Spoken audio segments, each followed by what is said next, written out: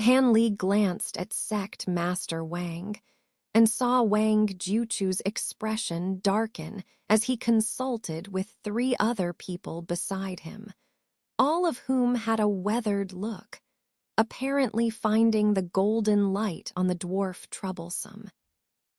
The golden-robed man chuckled again, tilting his head back arrogantly with nostrils flared, then arrogantly shouted, "This elder will stand still, and you can attack as you please.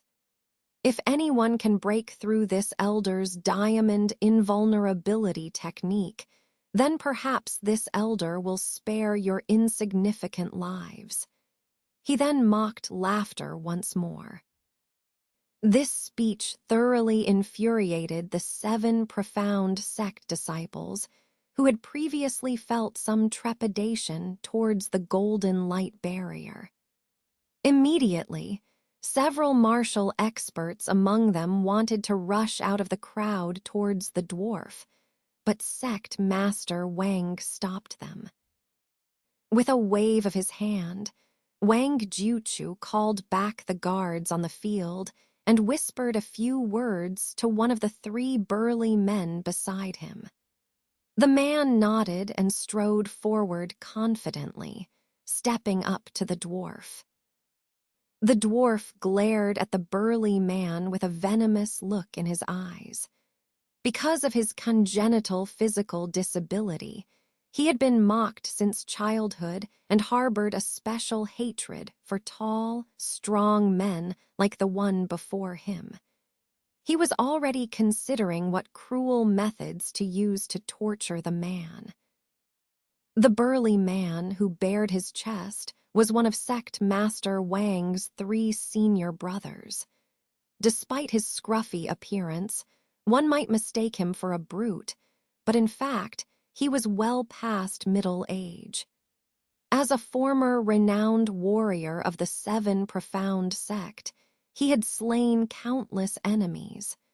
Faced with this strange golden barrier, he naturally wouldn't act recklessly. He carefully examined the golden light and then glanced at the golden-robed man.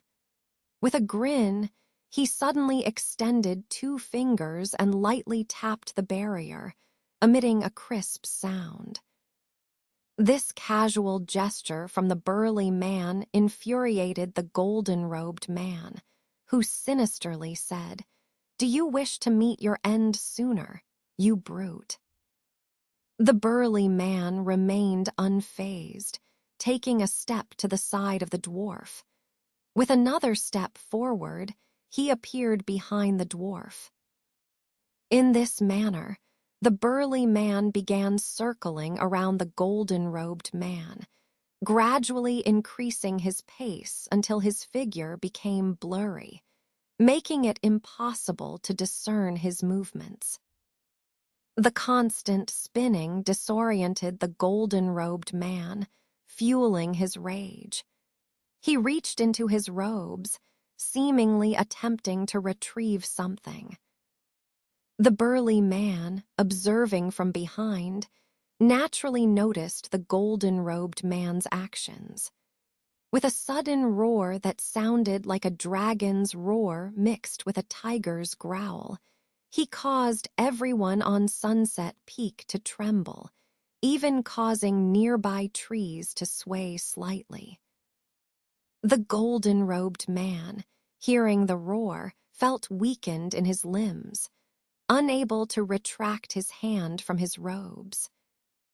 Suddenly, a series of crisp popping sounds came from the burly man's body, progressively increasing in speed until they merged into one continuous noise, almost drowning out the roar. As the burly man circled back to the front of the dwarf, his body stopped expanding, and both the roar and popping sounds ceased abruptly. At this moment, the onlookers, who had just recovered from their daze, noticed that the burly man's body had inexplicably grown larger, his muscles on his chest and arms bulging like black iron. Compared to the dwarf, he now appeared like a giant. Taking advantage of this brief respite, the golden-robed man finally retrieved a long, black wooden box from his robes. The box was covered in a layer of black and sealed with a piece of paper, apparently containing something valuable. Before the dwarf could tear open the paper seal, the giant-like burly man raised his massive hand like a palm leaf fan and ruthlessly slammed it onto the golden barrier. The impact caused the golden light to sway and distort, making the dwarf's figure shake uncontrollably, preventing him from removing the paper seal. The golden-robed man's face showed a hint of joy as he finally tore off the paper seal with a rip. Just then, a series of thudding sounds came from the barrier, and the golden light surrounding the dwarf fluctuated violently. Under the relentless onslaught of punches and kicks, the barrier seemed to deform like kneaded dough, becoming concave and convex with each strike, on the verge of shattering. Seeing this, the golden-robed man's expression changed drastically. He could no longer maintain his demeanor and began frantically chanting spells. Unfortunately, in his panic, he made numerous mistakes, but the black box remained unchanged. Watching all of this from behind, Jia Tianlong was somewhat astonished. On one hand, he was speechless at the golden-robed man's foolish behavior, and on the other hand, he was shocked by the martial arts prowess of sect master Wang's senior brother. He had personally tested the golden barrier's strength before and knew how impervious it was. Yet now, it was trembling and deforming under this man's relentless assault. It was truly incredible, and Jia Tianlong, for the first time, felt a twinge of regret for agreeing to the death match so hastily. Now he realized why the other party was so confident in requesting a death match. With 3 monstrous experts like this, even he would be eager to engage in a bloody battle. With this in mind, Jia Tianlong looked at the struggling dwarf, considering whether he should send someone to assist this esteemed elder. Otherwise, he might perish without even using his renowned flying sword technique. At first glance, the man in the midst of a ferocious attack seemed to have the absolute advantage.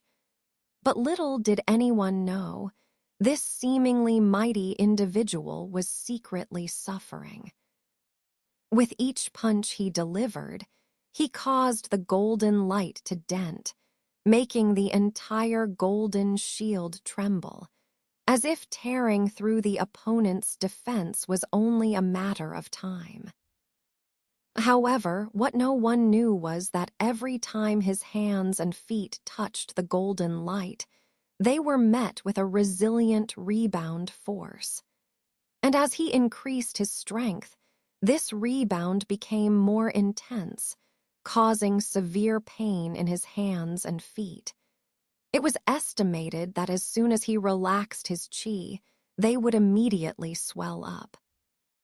Moreover, this layer of golden light was extremely resilient. The areas he hit would immediately return to their original shape after he withdrew his hand, as if they had never been struck. And even if he kept attacking the same spot, it would only maintain the depressed shape without further penetration. Despite the relentless assault by this burly man, the golden shield continued to tremble, looking as though it could break at any moment.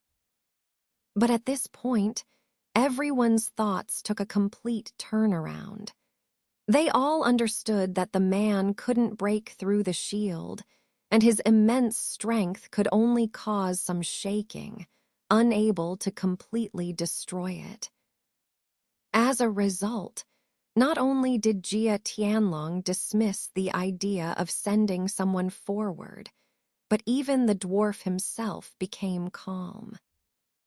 However, due to his earlier embarrassment, the expression of the golden light master showed a sense of shame, and his gaze towards the man became even more malicious. But because of the consecutive attacks he received, he couldn't stand steadily, and he kept making mistakes in his spellcasting during this time. So he simply stopped chanting the incantation and instead stared fiercely at the man, muttering incomprehensible curses under his breath. Yet the man seemed oblivious to all these changes, continuing his frenzied assault on the golden shield, even as everyone thought that the man, seemingly tireless, wouldn't stop. Bang, bang, crash. After exerting all his strength and suddenly attacking with 2 punches and a kick, the man suddenly turned around, ran backward, and his huge body's speed was surprisingly not slow. The man's actions left the onlookers initially surprised, but soon there was an uproar.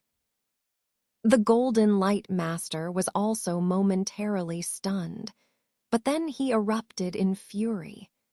He quickly sat cross-legged, placing the black box horizontally on his legs, and began chanting incantations. His fingers were raised in a strange posture in front of his chest, trembling with great effort. The exertion in his trembling fingers seemed as if each one was pulling 1,000 pounds of force. At that moment, the man was only a few steps away from the main formation of the 7 profound sect, about to retreat into the crowd. Suddenly, a loud Chinese letter came from behind him, and then he saw Wang Jiuchu and others' faces change drastically. They almost simultaneously shouted, "Be careful." Startled, the man quickly veered to the left and turned to look. Just then, a hazy gray beam of light, like lightning, flashed past him from where he had just been standing. The man's heart skipped a beat, but he quickly calmed down. Since he had avoided this projectile, he thought he could reunite with his 2 fellow sect brothers without worry, feeling reassured. Before he could finish this thought, he suddenly felt a sharp pain in his right arm. He couldn't help but lower his head to look, but before he could fully comprehend what was happening, another round of alarmed cries erupted. The voices of his 2 fellow sect brothers were among them, filled with anxiety. The man hesitated for a moment, feeling somewhat puzzled. Suddenly, a glimmer appeared before his eyes, and a gray streak pierced through his chest, the shape exactly like the projectile he had dodged just moments ago. The man was filled with questions and unwillingness as he exclaimed, "What's going on?" Moments later, his vision darkened and he lost consciousness. Even in his final moments, the man failed to comprehend what had just occurred. However, onlookers from the Wild Wolf Gang and the 7 Profound sect saw everything clearly. They witnessed that after the dwarf completed his chant and gestures, uttering the word rise, a streak of gray light shot out from the black box, circled around the dwarf's head, and then, following his finger, flew straight towards the man. Although the man cleverly dodged the initial strike aimed at his chest, The gray light grazed his shoulder, causing his arm to silently fall off. It seemed the man hadn't noticed the incident due to the sharpness of the gray light. Then something even more shocking happened. After being dodged, the streak of gray light following the dwarf's finger suddenly made a sharp turn about 20 feet past the man, turned back and struck him fatally, catching him off guard. Everyone was stunned by this scene, their eyes drawn to the gray light hovering above the dwarf's head. The term flying sword involuntarily came to the minds of most people. Although they were unaware of the existence of cultivators, they had heard plenty of legends about flying swords. This streak of gray light was remarkably similar to the flying swords used by legendary swordsmen, almost identical. Could this inconspicuous dwarf be a legendary swordsman? Most people, now looking at the golden figure, were filled with awe. After all, the title of a swordsman could impress many mortals. At this moment, the golden figure stood tall and proud, manipulating the gray streak arrogantly. It danced above his head, forming a long gray python, evoking awe from the wild wolf gang and silence from the seven profound sect. While Jia Tianlong's side was emboldened by the presence of a swordsman, the seven profound sect was thrown into confusion by this unexpected turn of events, dampening their fighting spirit. However, Han Li was the only one in the crowd who felt ecstatic upon seeing the gray streak. He realized that the incantation and gestures used by the golden figure to control the gray light were exactly the same as the manipulation technique he had learned. Although he wasn't sure if the gray streak was a flying sword, it was definitely the object controlled by the manipulation technique. This was undoubtedly a significant discovery. Now, Han Li's mind was filled with thoughts of killing and plundering treasures. It seemed his interest in cultivators was growing stronger. Just as the dwarf was feeling triumphant, Han Li had his own plans in mind. Two figures suddenly leaped out from the seven profound sect and dashed straight towards the dwarf without a word, moving as swift as lightning. They were the two remaining senior brothers of Wang Jiuchu. Their faces were filled with sorrow and grief, obviously deeply saddened by the death of the burly man. They harbored intense hatred towards the golden light elder and paid no heed to whether the dwarf was a swordsman or not. Their only goal was to kill him and avenge their fallen comrade. Initially, Wang Jiuchu intended to stop their reckless actions. However, upon second thought, he realized that the dwarf would inevitably face these two senior brothers sooner or later, and they were the only ones who posed a threat to him. Instead of intervening now, it was better to let them settle the score while their minds were consumed with vengeance. With this in mind, Wang Jiuchu refrained from calling them back. Having learned a lesson from the recent encounter, the Golden Light Elder didn't dare underestimate his opponents this time. He manipulated the gray light and pointed a finger at the two approaching figures. Immediately, the gray light transformed into a long rainbow and shot towards them. One of the two men, a Confucian scholar, saw what seemed like a flying sword approaching. He raised his eyebrows, and with a wave of his hand, A thin silver thread shot out from his sleeve, meeting the gray light head-on. Although the silver thread momentarily halted the gray light, it soon resumed its trajectory, seemingly unaffected by the obstruction. Others couldn't discern what the silver thread was, but Han Li, with his enhanced vision, could clearly see that it was composed of dozens of interconnected silver needles. He was intrigued by how the scholar managed to shoot out such lightweight needles with such force. The scholar, seeing that the silver thread had no effect, remained unfazed.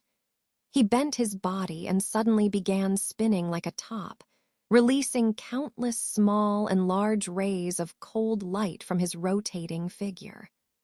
These cold rays split into two groups.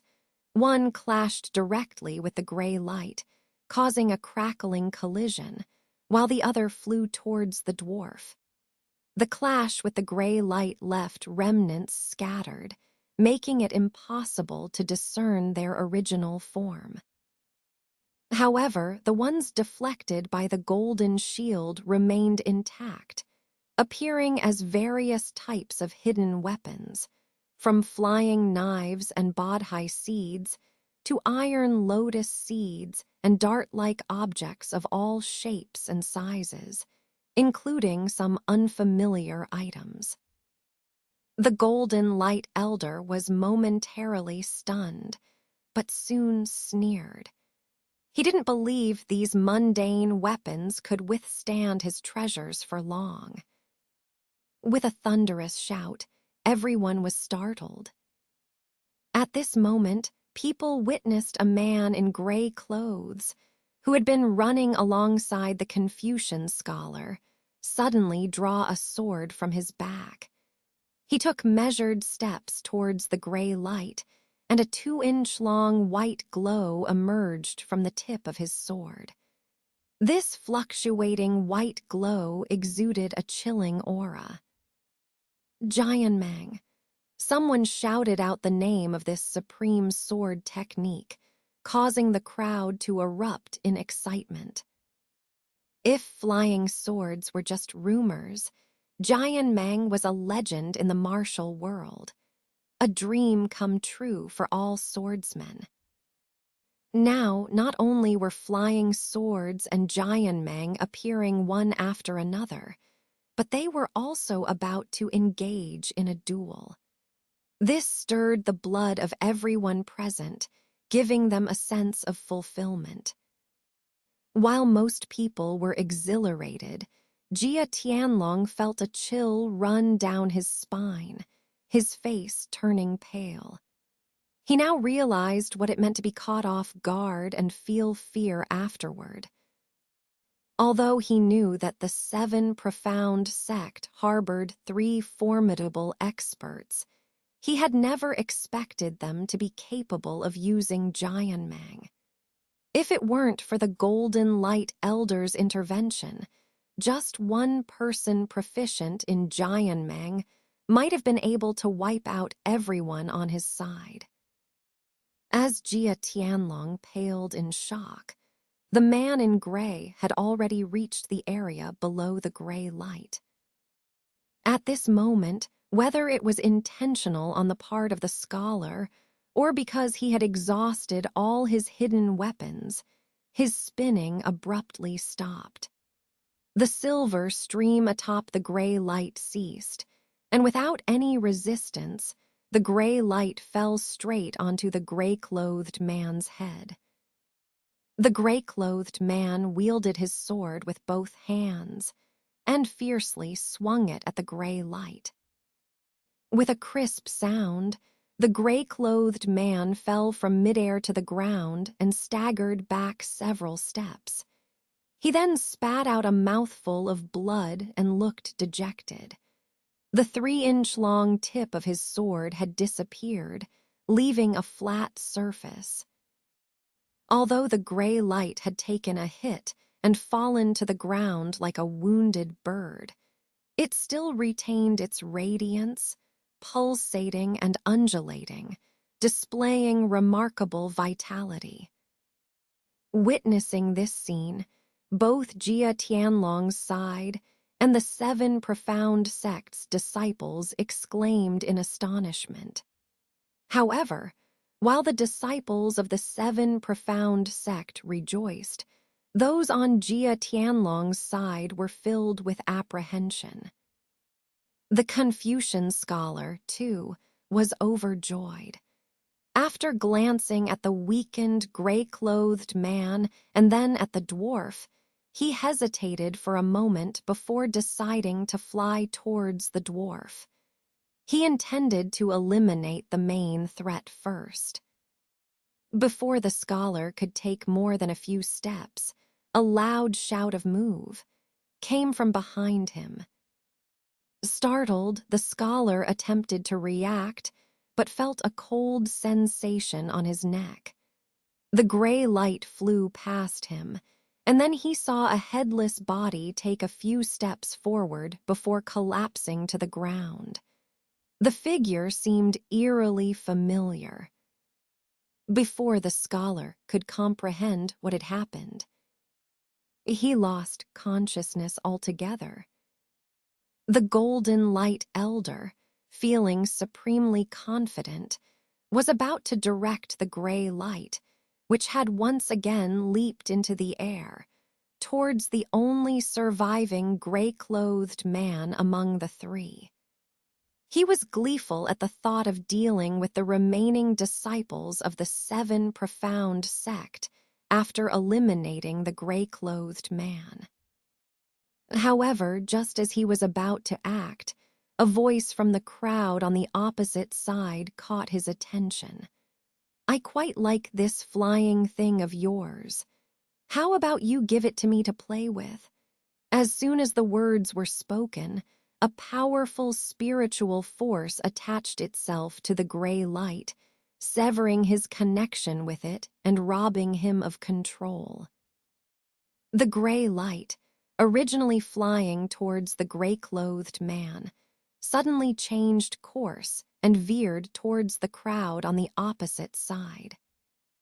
Panic ensued as people scattered in all directions to evade the approaching gray light. However, one seemingly ordinary young man, who appeared to be 17 or 18 years old, stood still. He smiled at the golden light elder, revealing a set of white teeth in stark contrast to his dark skin. Then he pointed a finger at the gray light, which obediently landed in his hand. An immortal cultivator. The dwarf's heart went cold, and his face turned ashen.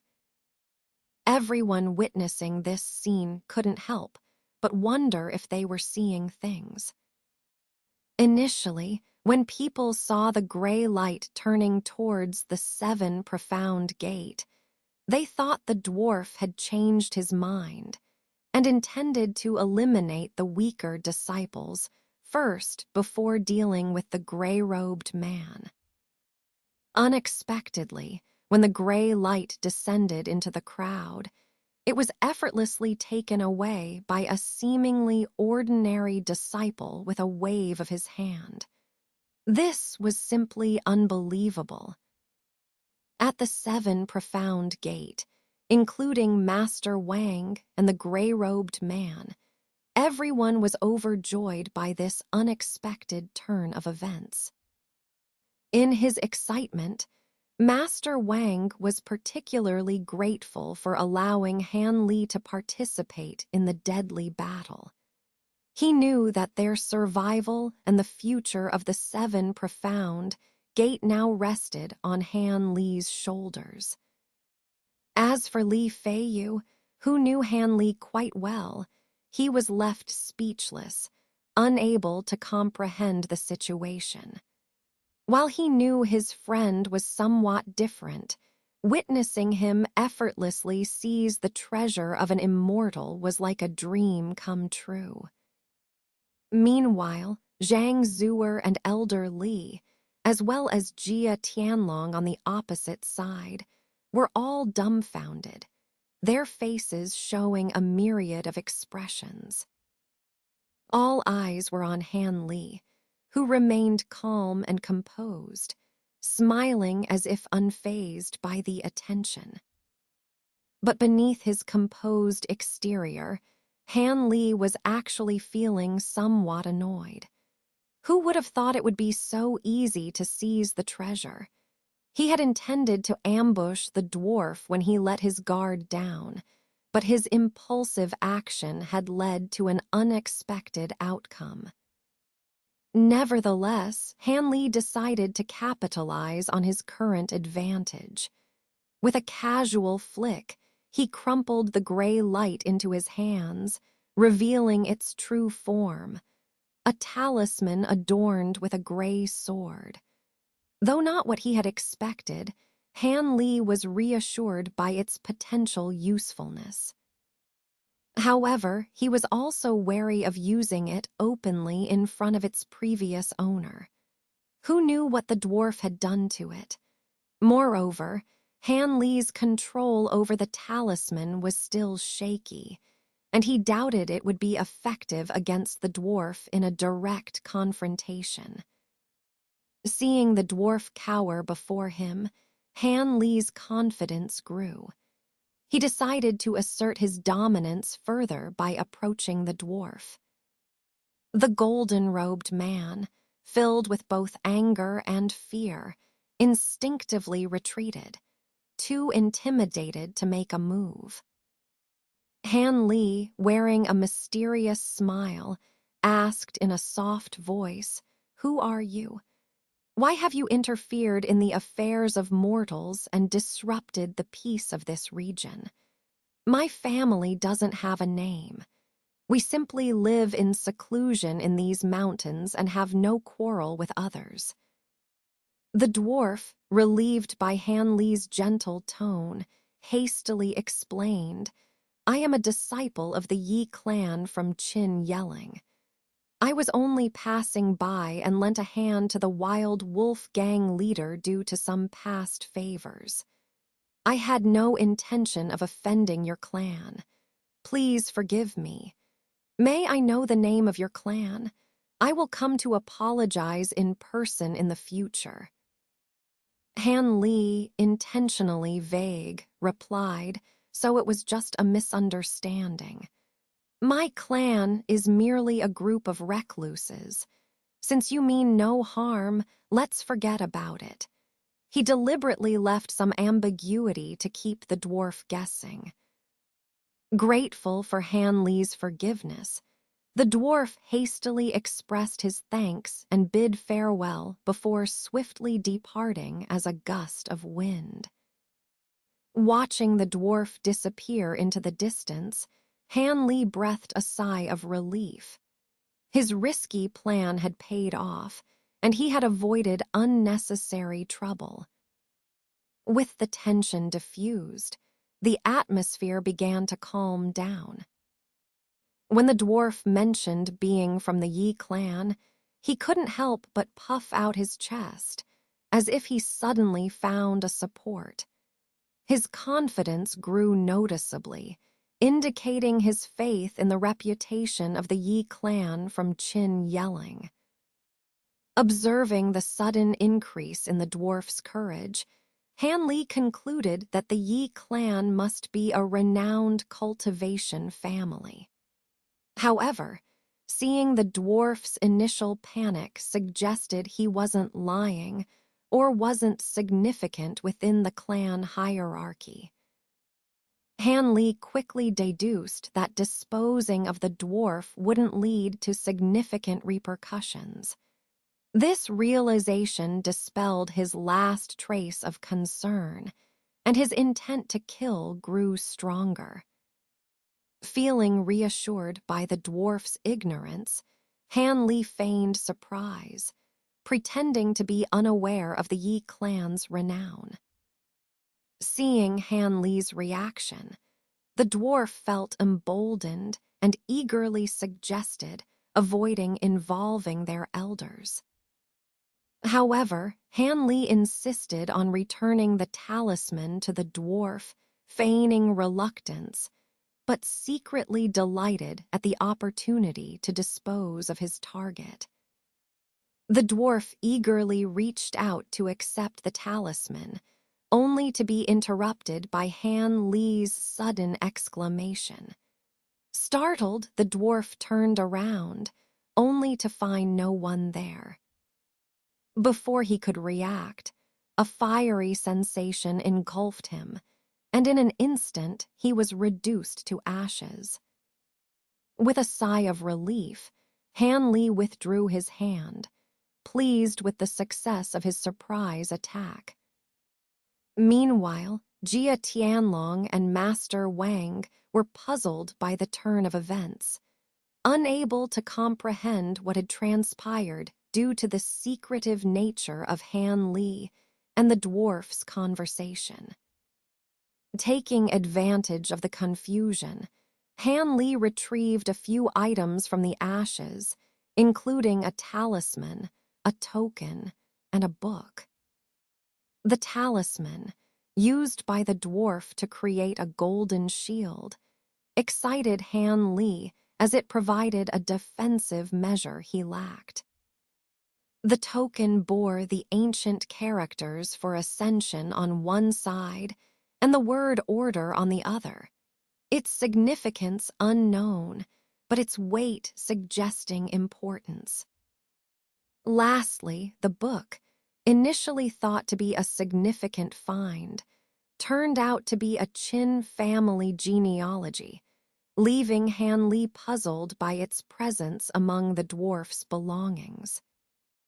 Han Li couldn't help but wonder if the dwarf, claiming to be from the Yi clan, was actually an illegitimate child of the Qin family, his disappointment turning into malicious speculation. Although none of the 3 items he obtained could be used immediately, Han Li still unceremoniously collected them all.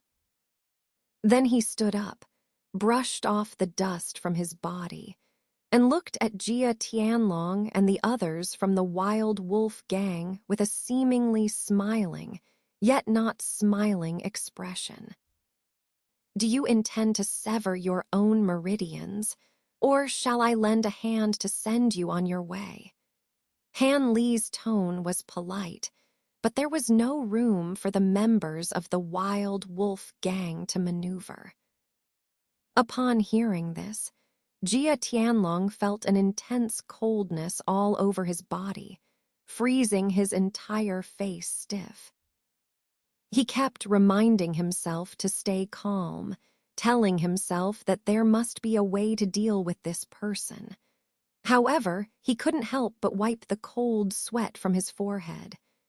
Jia Tianlong forced himself to turn his neck and glanced around at the others. He saw that they all had pale faces, filled with panic and despair. These people were at a loss, showing no sign of fighting spirit. Feeling disheartened, Jia Tianlong looked towards the 7 profound sect. He saw his archenemy, Wang Jiuchu, looking at him coldly with eyes filled with the satisfaction of revenge. Most of the others also wore expressions of revenge fulfilled. Jia Tianlong felt confused. His gaze unconsciously fell on the loyal subordinates who should have been outside the arena. Their expressions varied. Some were anxious, some indifferent, but a large number of them were wearing expressions of delight, whispering to each other, clearly reveling in the misfortune of others. No, I can't die here like this. I will definitely survive and continue to fulfill my ambitions. The expression of someone touched a nerve in Jia Tianlong, and a look of madness flashed in his eyes. Come, iron guards, step forward, prepare the crossbows. The rest, be on guard. Jia Tianlong suddenly exerted his internal energy and shouted loudly. As the leader of a gang, Jia Tianlong's shout, filled with internal energy, inspired everyone in the arena. Both the members of the Wild Wolf Gang and the elite fighters from other small and medium-sized gangs showed determination, flexing their fists and preparing for a deadly battle.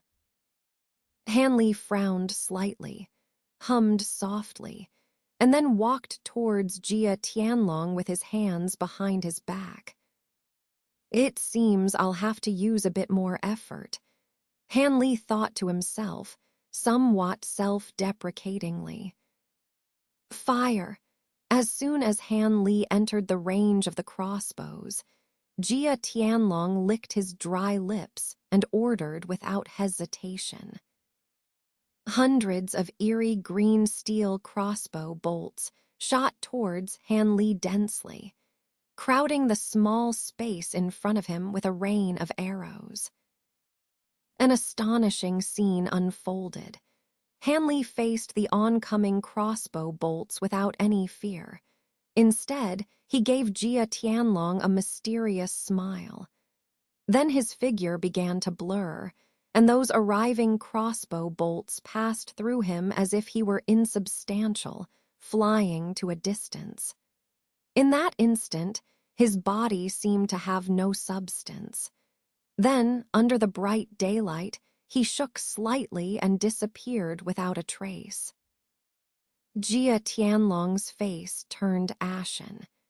Just as he was about to instruct his subordinates to be more careful, Hanley suddenly appeared only a dozen steps away from them, once again evading the volley of arrows unharmed. This time, without waiting for Jia Tianlong's command, the crossbows in the hands of the iron guards fired again, mixed with darts and other hidden weapons from the others, all swarming towards Hanley. But to their surprise, Hanley once again disappeared in front of their eyes. Jia Tianlong was in a state of shock, and he turned back abruptly when he heard two sharp screams from behind. Nearby, two iron guards standing side by side suddenly turned into two fiery figures. The young man who had disappeared then removed his hands from the two men, and in the moment his hands left their bodies, the two iron guards were reduced to ashes. Jia Tianlong vaguely saw a red light flashing in the palms of the young man's hands, but he had no idea what kind of magical technique it was. What Jia Tianlong witnessed was a perfect demonstration of Han Li's combination of spells and martial arts. The red light held in his palms was none other than the fireball spell. Han Li's spiritual energy flowed slowly within his body. He replenished the fireball, which had diminished due to consumption, to its original size, and then his figure disappeared again. However, he immediately appeared at the other end of the crowd and turned another person into a fiery blaze. In this way, Hanley flickered in and out among the crowd, and each time he appeared, there would be a casualty. Regardless of which part of the opponent's body his hands touched, that person would immediately ignite and disappear from this world. Jia Tianlong stared blankly ahead, his eyes devoid of any light, his face pale as death. In this short moment, more than half of his subordinates had vanished under the ghostly movements of the opponent. Now that only Jia Tianlong remained, he estimated that the flames of death would soon descend upon him. Hanley did not let Jia Tianlong, the leader of the gang, wait any longer. After eliminating his last subordinate, Han Li did not hesitate for a moment and immediately flashed behind him, using a complete version of the fireball spell as a gesture of mercy to send Jia Tianlong, the gang leader, on his way. After Jia Tianlong's demise, Han Li clapped his hands and muttered to himself, "It seems that killing a few more people isn't too difficult after all. It would have been much better if you had taken your own lives earlier. There wouldn't have been any suffering. Now that I have to do it myself, the taste of burning isn't pleasant at all." Han Li raised his head and looked outside the arena. He saw that whether it was disciples from the Seven Profound sect, members of the Wild Wolf gang, or individuals from other factions, they all looked pale and filled with fear as they stared at him. It's worth noting that whether it was collecting the flying swords, killing Golden Light Master, or turning dozens of experts, including Jia Tianlong, into ashes in an instant, these actions indicated that Han Li was not only a transcendent figure like the dwarf, but also ruthless and not a kind-hearted person. Therefore, wherever his gaze fell, everyone lowered their heads and avoided eye contact, afraid to confront him. At this moment, Han Li was truly feared by all. "Why aren't you leaving yet? Do you still want to stay on the mountain and let me send you on your way?" Han Li suddenly shouted towards the direction of the Wild Wolf gang, his voice not particularly loud. But to the thousands of people on the mountain peak, it was like a thunderbolt, immediately causing panic.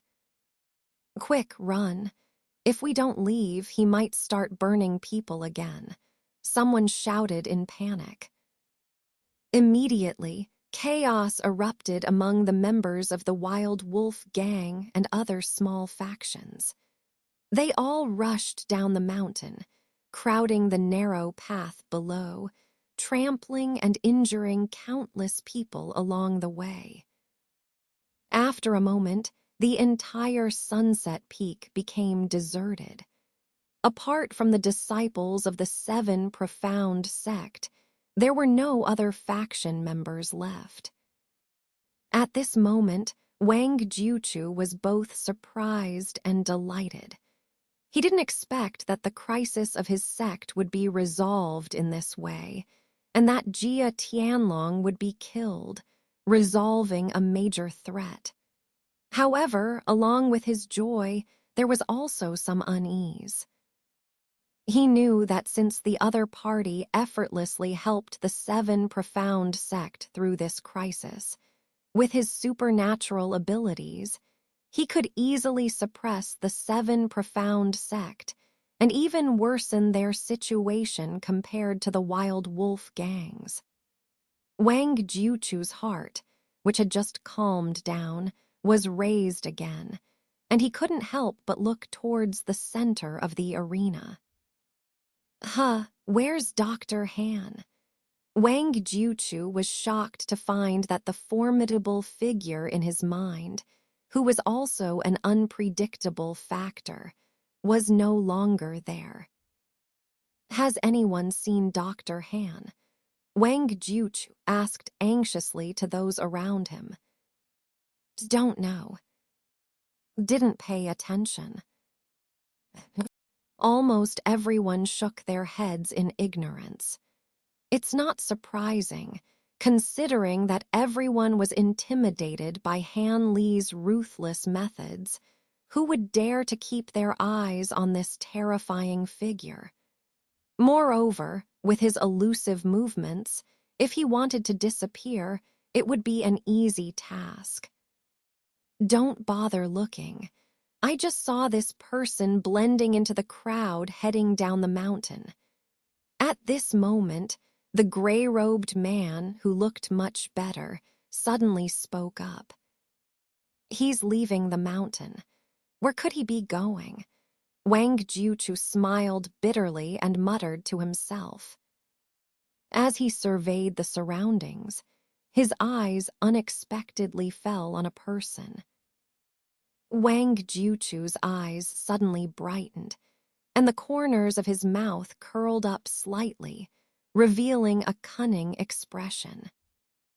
At this moment, Li Feiyu, who was exceptionally excited because his good friend had suddenly become a transcendent figure, was chatting with Zhang Zior about related matters, completely unaware that someone had set their sights on him.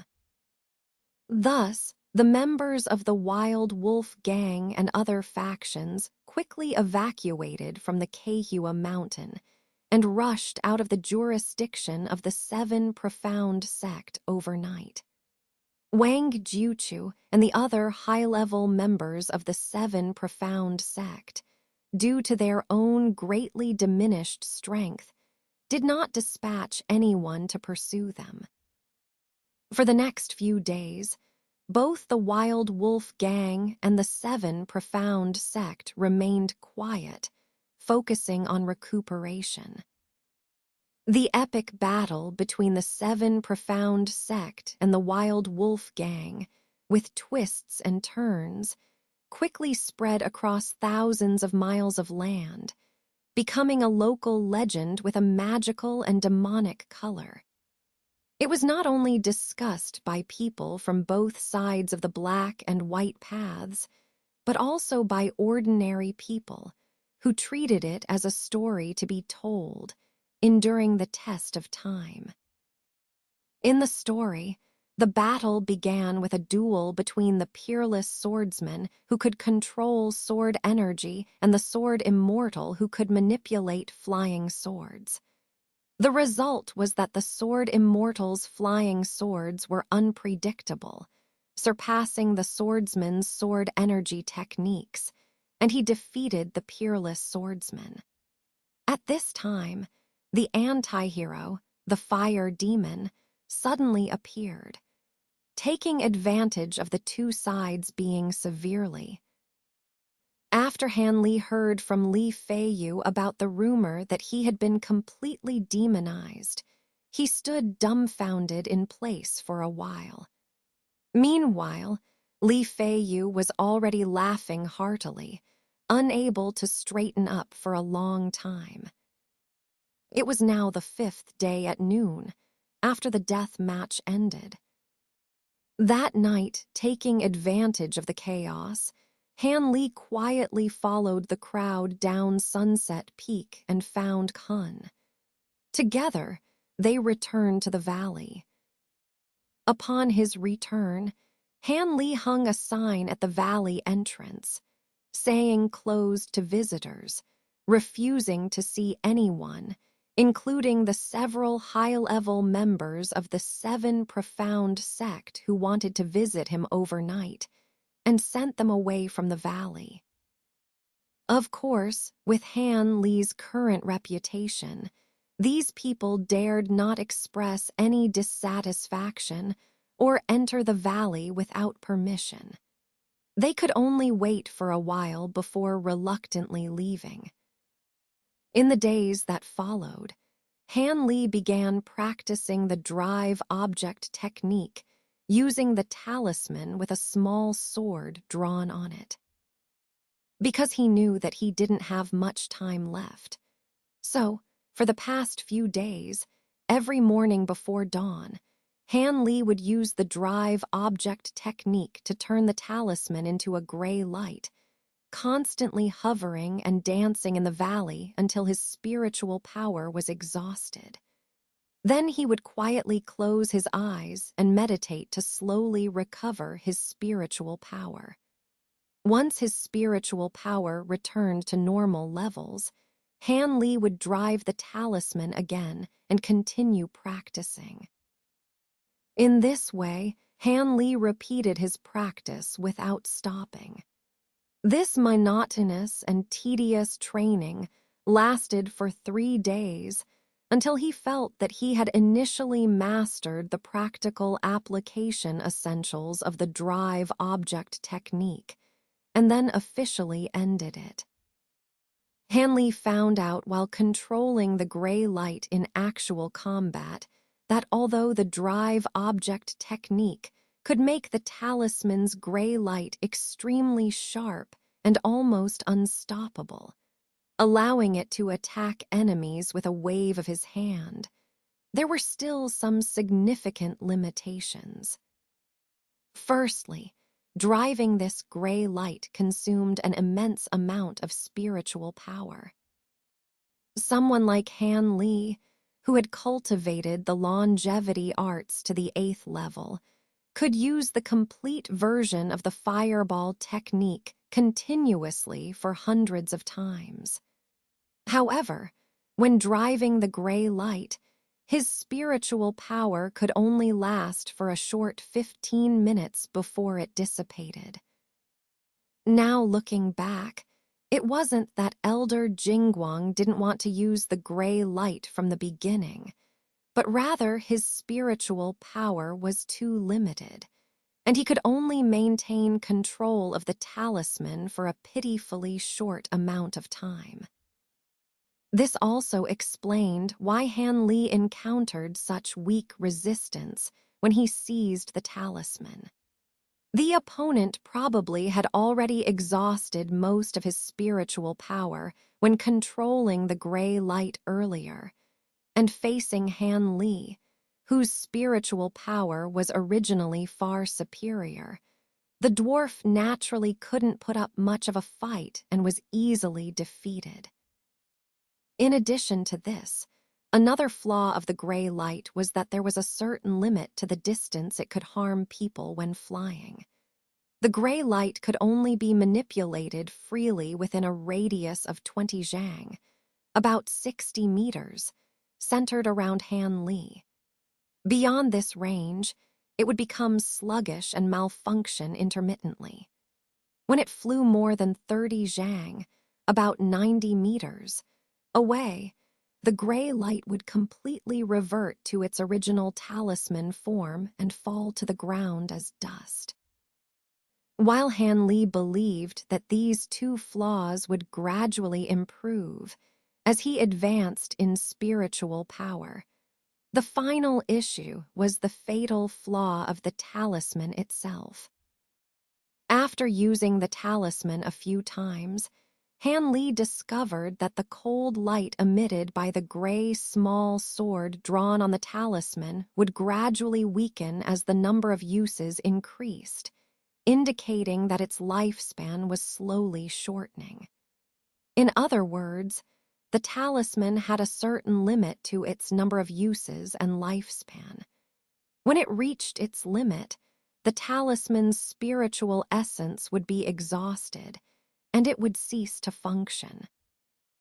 This was one of the reasons why Han Li stopped practicing immediately after he had learned to manipulate the gray light to some extent. After all, he wanted to keep such a powerful item for critical moments. Perhaps this item could save his life in some future crisis. Likewise, Han Li believed that the golden talisman capable of forming a golden light barrier should have similar limitations. But since he didn't know the activation method at the moment, he had to store it properly for later use. As for the triangular token and the Qin family genealogy, Han Li also studied them during his rest. But unfortunately, there was no gain. On the 5th day, just as Han Li removed the closed to visitors sign, Li Feiyu rushed in excitedly, and as soon as he saw Han Li, he began recounting the rumors about him being demonized. These rumors left Han Li feeling both amused and exasperated. He could only look at Li Feiyu with a straight face, feeling no amusement, and watched as the latter openly ridiculed him. Finally, Li Feiyu stopped laughing and adopted a solemn tone as he said to Han Li, "I believe you can guess why I'm here." Isn't it because those big shots are worried about me and sent you to sound me out?" Han Li said nonchalantly. He, it's good that you know." Li Feiyu let out a sigh of relief as if a burden had been lifted off his shoulders. "But how do you plan to explain to those guys about me? You know, they promised to officially appoint me as the Deputy Hall Master of the Outer Blade Hall in exchange for my loyalty." Li Feiyu then grinned playfully. Han Li furrowed his brows and, after some thought, muttered to himself, "It seems that unless I meet with Master Wang and the others and clarify some things, they won't be at ease." "All right, tell Master Wang that I will personally go to Sunset Peak to see him tomorrow at noon, so he doesn't need to worry." Han Li smiled. "Okay, with your words, I can report back with peace of mind." Li Feiyu shrugged, looking indifferent. After that, Han Li and Li Feiyu chatted for a while, and Han Li even performed the fireball technique up close to impress his friend and widen his horizons, leaving Li Feiyu in awe for quite some time. Shortly afterward, Li Feiyu took his leave from the valley and went back to report to Wang Jiuchu and the others. Standing at the door, Han Li watched Li Feiyu's departing figure, lost in thought for quite some time. Suddenly, he mysteriously smiled and then happily went back inside and closed the door. The next morning, just as dawn was breaking, Li Feiyu surreptitiously ascended Sunset Peak and quietly sneaked into Wang Jiuchu's room. When Wang Jiuchu woke up and saw the figure standing straight at the foot of his bed, his expression turned extremely unpleasant. However, he still managed to force out a smile and asked somewhat awkwardly, "Why has Dr. Han come? I didn't personally come to greet you, please forgive me. But weren't we supposed to meet at noon? Why did you come so early?" Han Li gave Wang Jiuchu a cold glance, causing Wang Jiuchu's whole body to feel a chill, making him feel extremely uncomfortable. But he still forced out some smiles, asking somewhat unnaturally, "Why has Dr. Han come? I didn't personally come to greet you, please forgive me. But weren't we supposed to meet at noon? Why did you come so early?" Han Li looked at Wang Jiuchu with cold eyes, and this glance made Wang Jiuchu's body hairs stand on end, feeling extremely uncomfortable as if he had been cut by a knife. After casting a glance at Wang Jiuchu, Han Li felt a bit smug. This glance was the special effect of using the heavenly eye technique after some research in the past few days. It was a new application of the heavenly eye technique he had discovered, which could spiritually intimidate ordinary people, causing them to feel anxious and uneasy, somewhat similar to the legendary martial art soul-capturing technique. "It's nothing. I just suddenly felt that if I came in the morning, everyone's minds might be clearer, and we wouldn't do anything to upset each other." Han Li's face showed no expression, but his tone seemed a bit unfriendly. Upon hearing these words, Master Wang's heart couldn't help but skip a beat, feeling a sense of unease.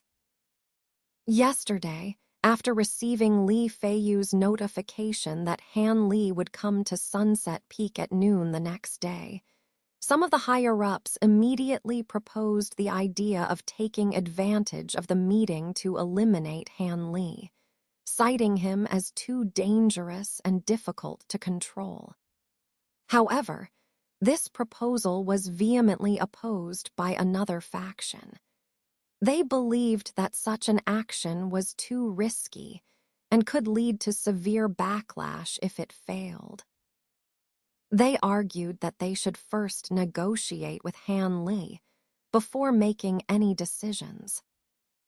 Those who intended to strike immediately argued vehemently against prolonging the time, citing reasons such as the risk of leaking information and the possibility of more trouble at night. However, everyone knew deep down that claiming Han Li was too dangerous was just an excuse. In reality, some people wanted to seize his cultivation techniques for their own benefit. Even those who opposed taking action probably had similar intentions, but they chose more subtle and covert methods. Under the watchful eye of Master Wang, the two factions argued fiercely until just before the meeting was about to disperse, and neither side had convinced the other. Finally, the surviving senior of the gray robe faction couldn't stand it anymore. He spoke coldly, silencing everyone immediately. "Are you all not afraid that if you kill this Han doctor, his elders will come looking for revenge?" The gray robe's words were like a bucket of cold water, awakening the hot-headed higher-ups. "Yeah, the other party is so young yet so powerful. There must be powerful elders behind him. If we kill him rashly when his elders come looking for us, we'll all have nowhere to hide." Realizing that harming Han Li meant harming themselves, those who had advocated for immediate action changed their tune immediately.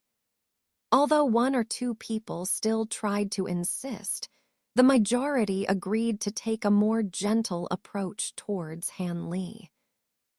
Now, when Master Wang heard Han Li's meaningful words, he naturally felt somewhat uneasy, thinking that the other party had vast powers and somehow learned about the dispute from yesterday.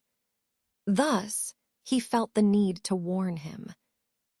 However, as the master of a sect for many years, Master Wang's mind and experience were extraordinary. He quickly shook off the influence of the heavenly eye technique, and his expression returned to normal. "Why did Dr. Han say such words?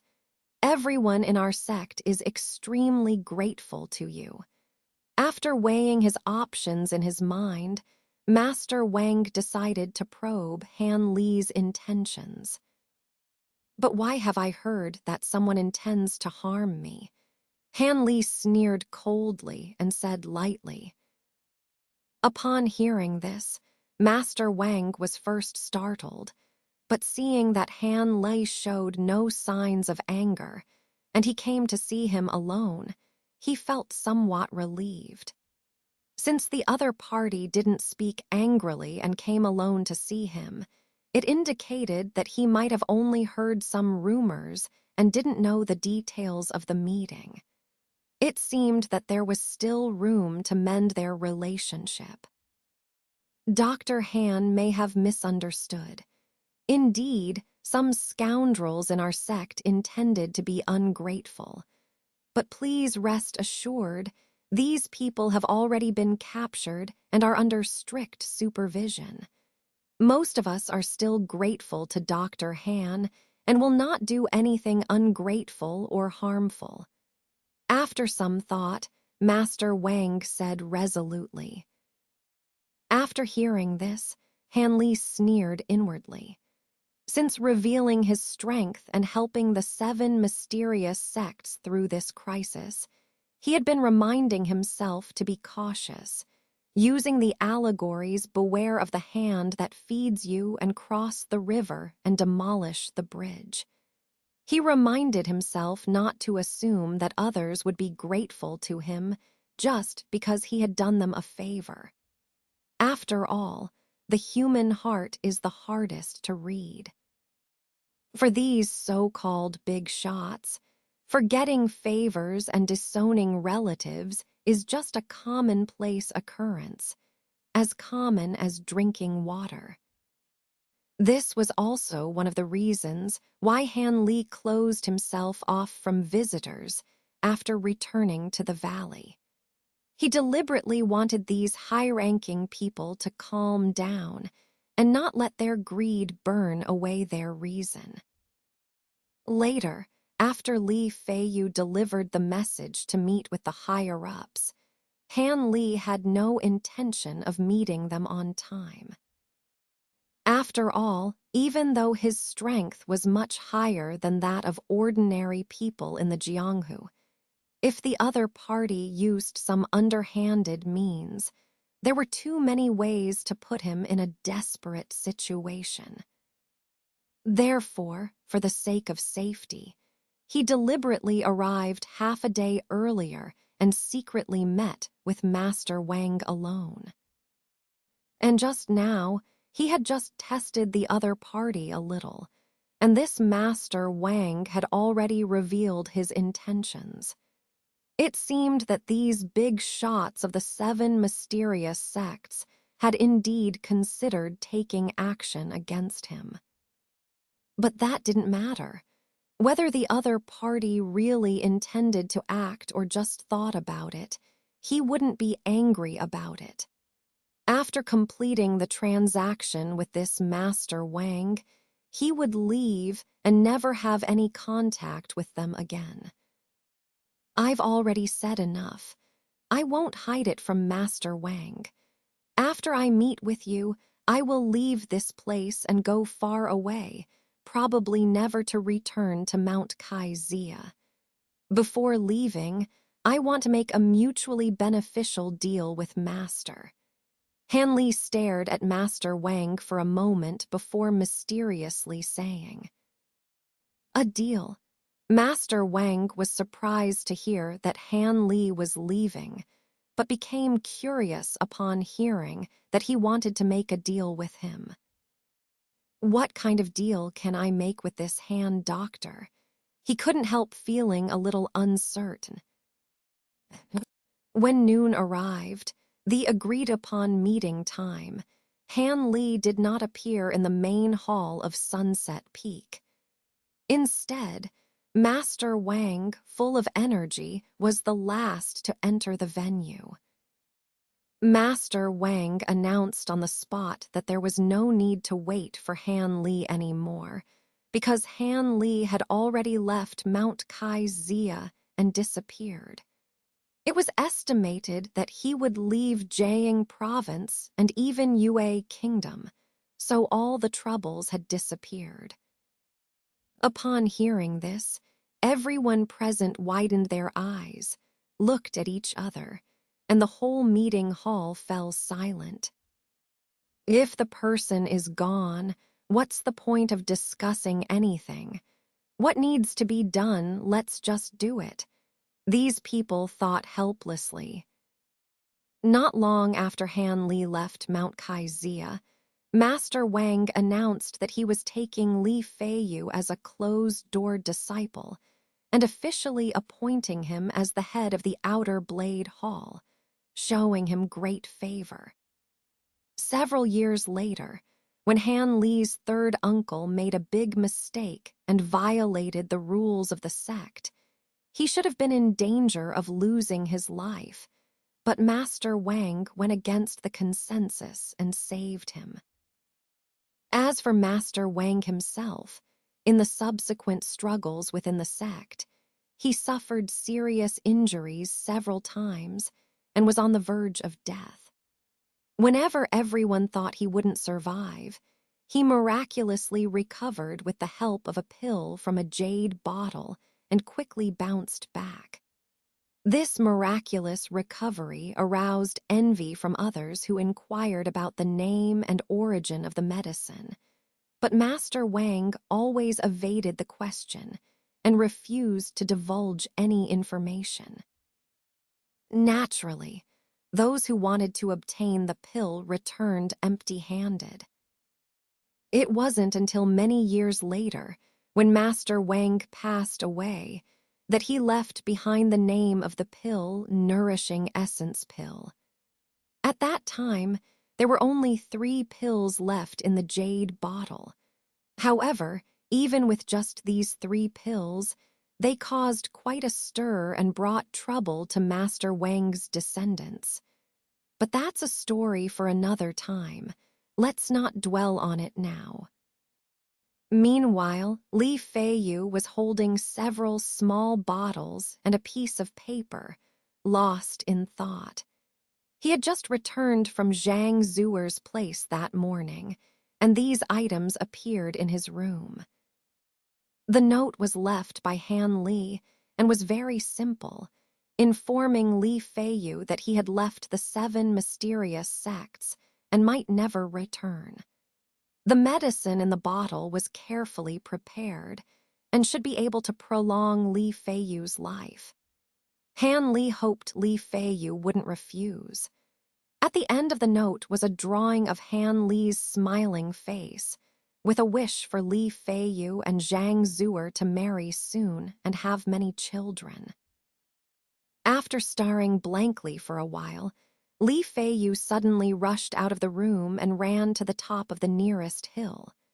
From there, he anxiously looked towards the direction of the 7 mysterious sects' gate, but all he could see was lush greenery with no trace of anyone. After standing motionless for a long time, Li Feiyu sighed and finally murmured softly, "Take care. Farewell." Then, with a lonely and melancholic expression, he slowly descended the hill. Meanwhile, a carriage was traveling on the ancient road, heading eastward. Han Li and Kun were sitting in the carriage. Although the carriage had plenty of space inside, only the 2 of them were sitting there. Han Li had rented the entire carriage temporarily for 3 taels of silver. The wooden carriage looked somewhat dilapidated on the outside, but was relatively clean inside. The 2 horses pulling the carriage were in their prime, running swiftly and efficiently, pulling the carriage quickly. The coachman driving the carriage was an ordinary, thin, middle-aged man who didn't speak much unless spoken to. This suited Han Li just fine. Beside Han Li sat the cloudwing bird with its yellow feathers, half-closed eyes indicating that it was resting. Hun, sitting at the other end of the carriage, carried a large package on his shoulder. Apart from some clothes for changing, the package contained mostly gold, silver, and various heavy items. As for the small items such as magical instruments and letters and books obtained from Dr. Mo, due to their importance, Han Li was afraid of losing them and kept them close to him. Now Han Li sat quietly in the carriage, listening to the creaking of the wooden wheels, his expression calm and unperturbed by leaving the 7 mysterious sects. The only thing he felt a slight reluctance to part with was his friend Li Feiyu. However, he believed that Li Feiyu should have received his message and seen the secret medicine he had prepared. He hoped that the medicine would be effective and that his friend could enjoy a long and prosperous life. With these thoughts in mind, Han Li stretched his body and leaned against the carriage wall, beginning to doze off. He had instructed the coachman to take him to the mountain village where he was born. Although he knew it was unlikely, he hoped that when he opened his eyes, he would see the faces of his parents and siblings. It had been so many years since he had left his parents. Even their faces were somewhat blurred in his memory. So before leaving for a distant place, Han Li had to see his parents with his own eyes. Otherwise, he would never be able to leave with peace of mind. I wonder how my little sister is doing now. She should be 16 or 17 years old, a grown girl. The last letter I received from home mentioned that she had already been promised to someone and had received betrothal gifts. Before drifting off to sleep, Han Li's mind conjured up the image of a short, skinny figure, constantly following behind him, calling out fourth brother in a childish voice. How time flies. Finally, Han Li fell into a deep sleep in a warm atmosphere, sleeping soundly and peacefully, just like he did when his parents guarded him and drove away mosquitoes when he was a child. 5 days later, Han Li finally saw the familiar and beloved village from afar. The low mud walls, rows of thatched houses, and the bumpy paths all appeared before Han Li's eyes, bringing back memories that were so vivid to him. Suppressing his excitement, Han Li asked the coachman to stop the carriage far from the village, leaving Kun in the carriage. He then walked quickly towards the village gate. The closer he got to the village, the faster his heart beat. Han Li hadn't felt this kind of uncontrollable excitement in a long time. In the end, Han Li stepped into the village step by step. As soon as he entered the village, he heard the joyous sound of musical instruments. Walking along the small path in the village, he didn't see a single villager. Han Li's heart stirred. This scene and sound were so familiar from his childhood, unmistakably a wedding celebration in some household. The villagers had all gone to celebrate or join in the festivities. Han Li focused his mind and slowly extended his spiritual sense. He found that all the villagers, young and old, had indeed gathered at one place. The location they gathered at seemed so familiar to him. Wasn't it where his own house was? Han Li was astonished. Could it be? Han Li vaguely guessed what was happening.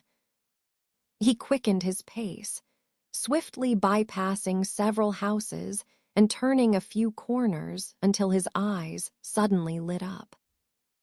Hundreds of villagers had gathered in front of a courtyard. Inside the courtyard were several tile-roofed houses that looked better than the nearby ones.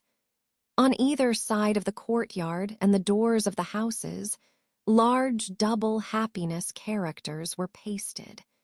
There was even a small group of musicians in front of the courtyard gate, playing lively music. The villagers, standing, squatting, or even sitting on the ground, gathered in groups.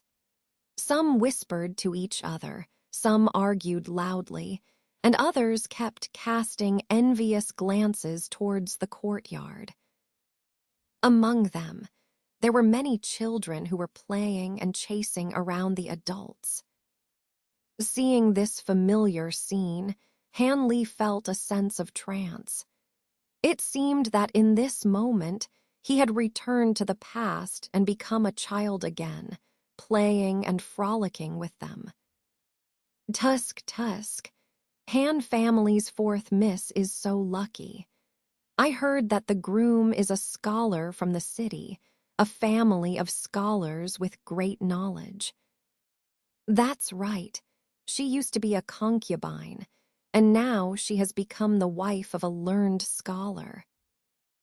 I heard that the dowry brought by the Han family was terrifyingly large, with dozens of taels of snowflake silver. They are really rich. The gossiping voices of the village women brought Han Li back from his reverie. Han family's fourth miss, isn't that my little sister? Is today really her wedding day? A mix of indescribable emotions surged up within Han Li, making him restless. For some reason, Han Li stepped back a few steps and hid behind a nearby big tree, staring fixedly at the courtyard gate. Suddenly, a loud shout came from afar. The bridal sedan is here. The groom is coming to pick up the bride. Hearing this, the villagers became restless. In an instant, the crowd was in an uproar. The bride is coming out. The new daughter-in-law is about to come out. Come and see. Even the children joined in the clamor. Han Li's spirits rose, and he eagerly looked towards the courtyard gate. Creak, the wooden courtyard gate opened, and a dozen or so men and women walked out from inside. Among them, a shy-looking girl in a red wedding dress was surrounded by them. The girl had a pointed chin and a delicate face, about 16 or 17 years old, looking shy at the moment. Han Li widened his eyes and carefully observed the girl's face, trying to find some resemblance to his memories of his little sister. Apart from a faint sense of familiarity in the corners of the girl's eyes and brows, Han Li couldn't associate her with his impression of his little sister. Cough, women change a lot after 18. This saying is really true. Han Li smiled bitterly, then began to scan the people around her. The chubby one is my third uncle. I can tell at a glance he's still as fat as before. The tall and dark one here is my eldest brother, and the woman next to him should be his wife. As Han Li named each one, he muttered to himself, seeming to ease his tension this way. When his gaze fell on two elderly people with white hair, Han Li stopped speaking. He stood still behind the tree, motionless, his expression becoming extremely complex. Among them, there was joy, there was cowardice, and there was a little confusion. The degree of aging of his parents far exceeded Han Li's expectations. He remembered when he went up the mountain, his mother still had black hair, but now her temples were gray, and his father's originally straight back was now bent. Han Li fell silent, his mind muddled, like a lump of paste. He was unaware of everything that happened next. When he came to his senses, his little sister had already sat in a carriage adorned with red silk and was far away. Beside the carriage, a scholar rode a green horse, following closely.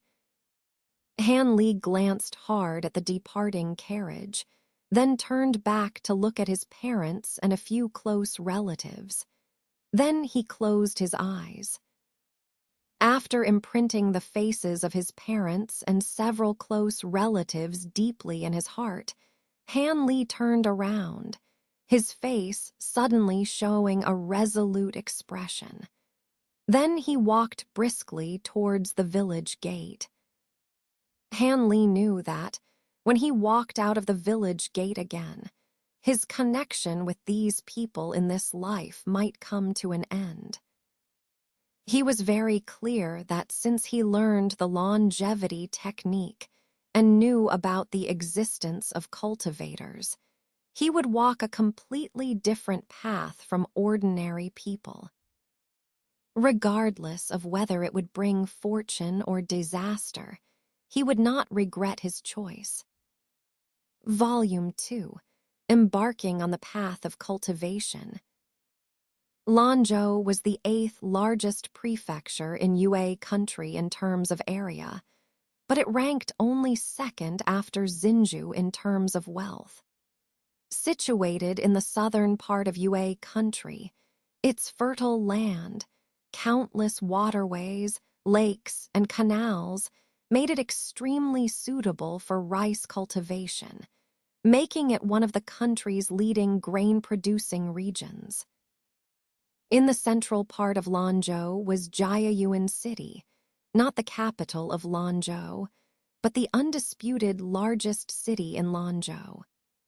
The Grand Canal, which runs from north to south through Yue country, passes through the center of this city. Coupled with several other water and land routes passing through, transportation was highly developed, making it a hub of water transportation and a key commercial artery. Every year, countless merchants and travelers passed through here, greatly boosting the economic activities of the area, thus making Jiayuan City the largest city in the entire prefecture was not surprising. In Jiayuan City, there were numerous cart shops, docks, and boat houses scattered throughout the city. Those engaged in this trade, such as cart drivers, porters, and boatmen, were as numerous as ants, numbering in the tens of thousands. Sun Ergu was one of those who earned a living by the dock. Sun Ergu was aptly named, with slanted eyebrows and crooked eyes, looking like a rascal. However, because he was good at observing and flattering others, he had become a small gang leader at the dock, overseeing dozens of porters and laborers, making a living by helping passing merchants and travelers transport goods and luggage. Therefore, when Sun Ergu arrived at this small dock early in the morning, several of his subordinates hurried over and respectfully greeted him. "Morning, Second Master." "The Second Master is here." Hearing these greetings, Sun Ergu couldn't help feeling proud. After all, being called master by others indicated that he was someone of importance in this place. So he straightened his back a bit and snorted from his nose, as if responding to these greetings. "What second master? Isn't it just Ergu?" "That's right, just a two-legged dog, a dog in human clothing." Ha ha ha. A burst of sneering laughter, unashamedly, reached Sun Ergu's ears. After hearing this, Sun Ergu's face suddenly darkened, and his mood turned sour in an instant. He slowly turned his head and looked at the dozens of people standing on the other side of the dock, fixing his gaze on a burly black man. A hint of resentment flashed in his eyes. If someone were to say that using all his wealth could make this black man disappear from the world, Sun Ergu might hesitate for a moment. But if the condition changed to just half of his wealth, he would agree without hesitation. Of course, he didn't have much wealth left due to his indulgence in eating, drinking, gambling, and whoring. This black man was originally called something, but no one knew his real name anymore. The people at the dock either called him Master Black or directly referred to him by his nickname, Black Bear. He was the leader of another small gang, the Iron Fist Society, and his status in his gang was not much different from Sun Ergu's in his square gang. Therefore, he was also sent to manage another group of porters at this dock. One mountain cannot accommodate 2 tigers, let alone this small dock. So the 2 gangs were not on good terms from the beginning. After several conflicts over the business of merchants, their relationship became even worse. Now, when they met, the 2 gangs either mocked and scolded each other or pushed and shoved, almost coming to blows. As for their own men, Sun Urgu and Black Bear, as somewhat influential figures, knew that the Iron Fist Society and the Square Gang were allied gangs, jointly resisting another larger gang, the Poison Dragon Gang. Therefore, although both of them wanted to drive the other out of this place and monopolize the dock, they could only restrain themselves for the time being. However, the dissatisfaction and anger they accumulated were vented through the verbal conflicts of their subordinates, becoming a daily routine for both of them. At this moment, while the 2 groups of people were arguing, suddenly one of Sun Urgu's men exclaimed, "A boat is approaching."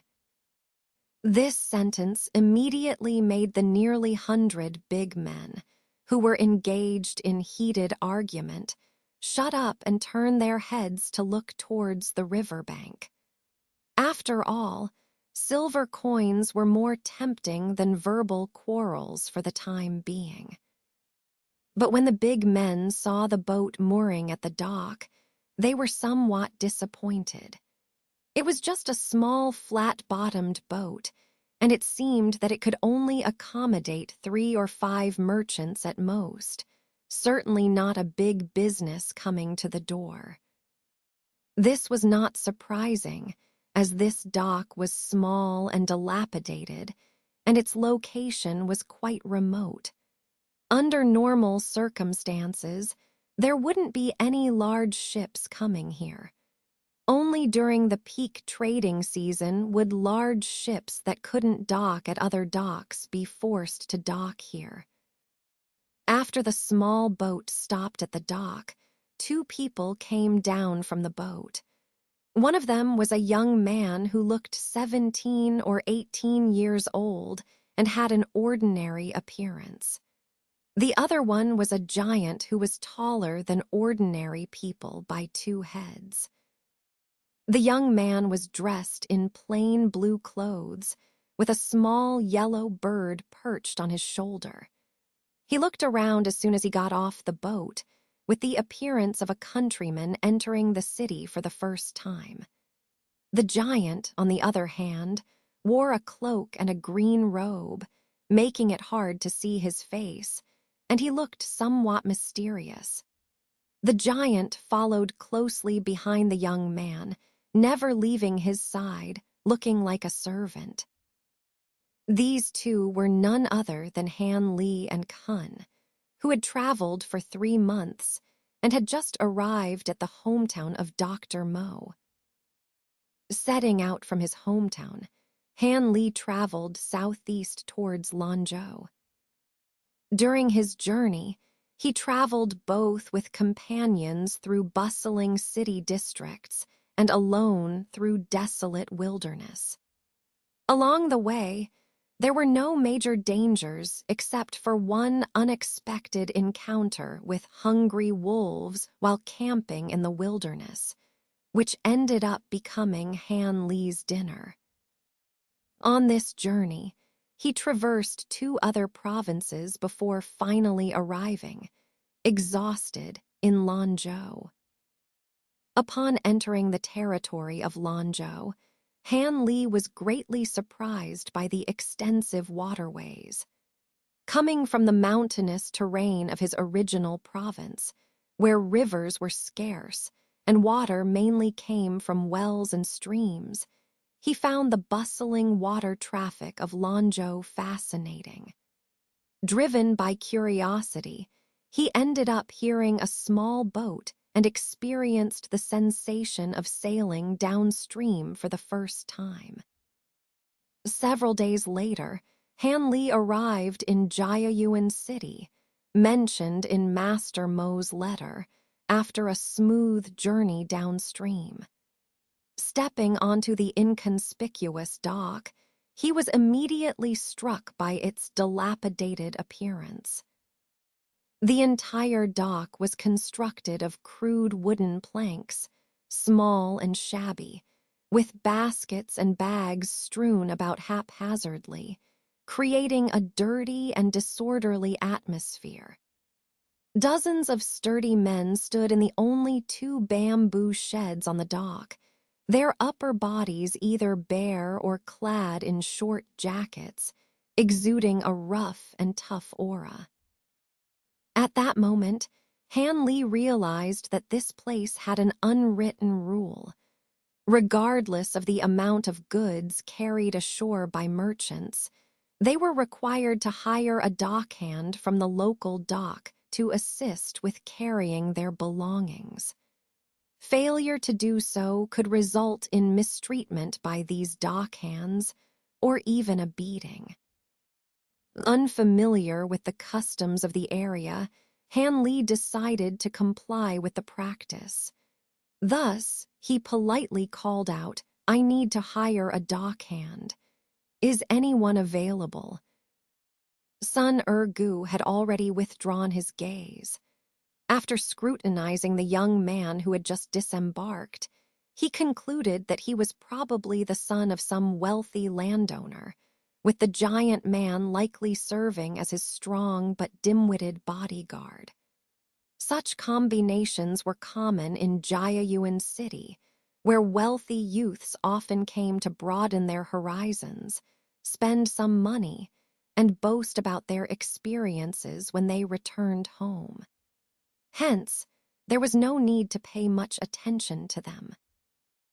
However, such individuals were often eager to flaunt their wealth, making them easy targets. As long as one flattered them with a few compliments, they would not only pay the agreed-upon fee but also give additional rewards. Therefore, it was a lucrative business for those hired as dockhands. However, this time, the opportunity did not fall to their side. According to the agreement made with Black Bear in advance, they took turns handling incoming business, and the outcome depended on luck. Since they had just received a sizable sum yesterday, it was now Black Bear's turn to handle the next transaction. Thinking of this, Sun Gu glanced at Black Bear and saw him whispering to his men. Subsequently, one of them eagerly ran towards the young man.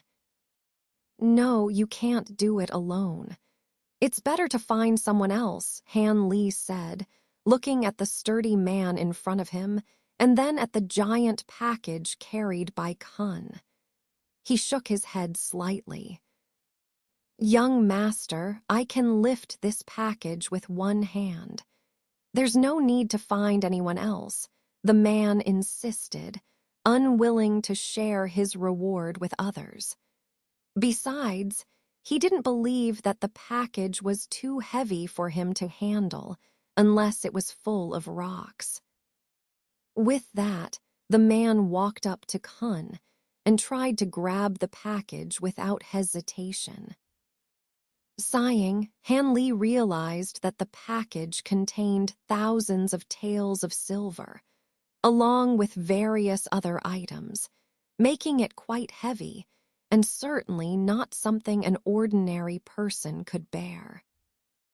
However, seeing the man's enthusiasm, Han Li reluctantly allowed Kun to hand over the package without resistance. As expected, as soon as the man took the large package, his expression changed drastically.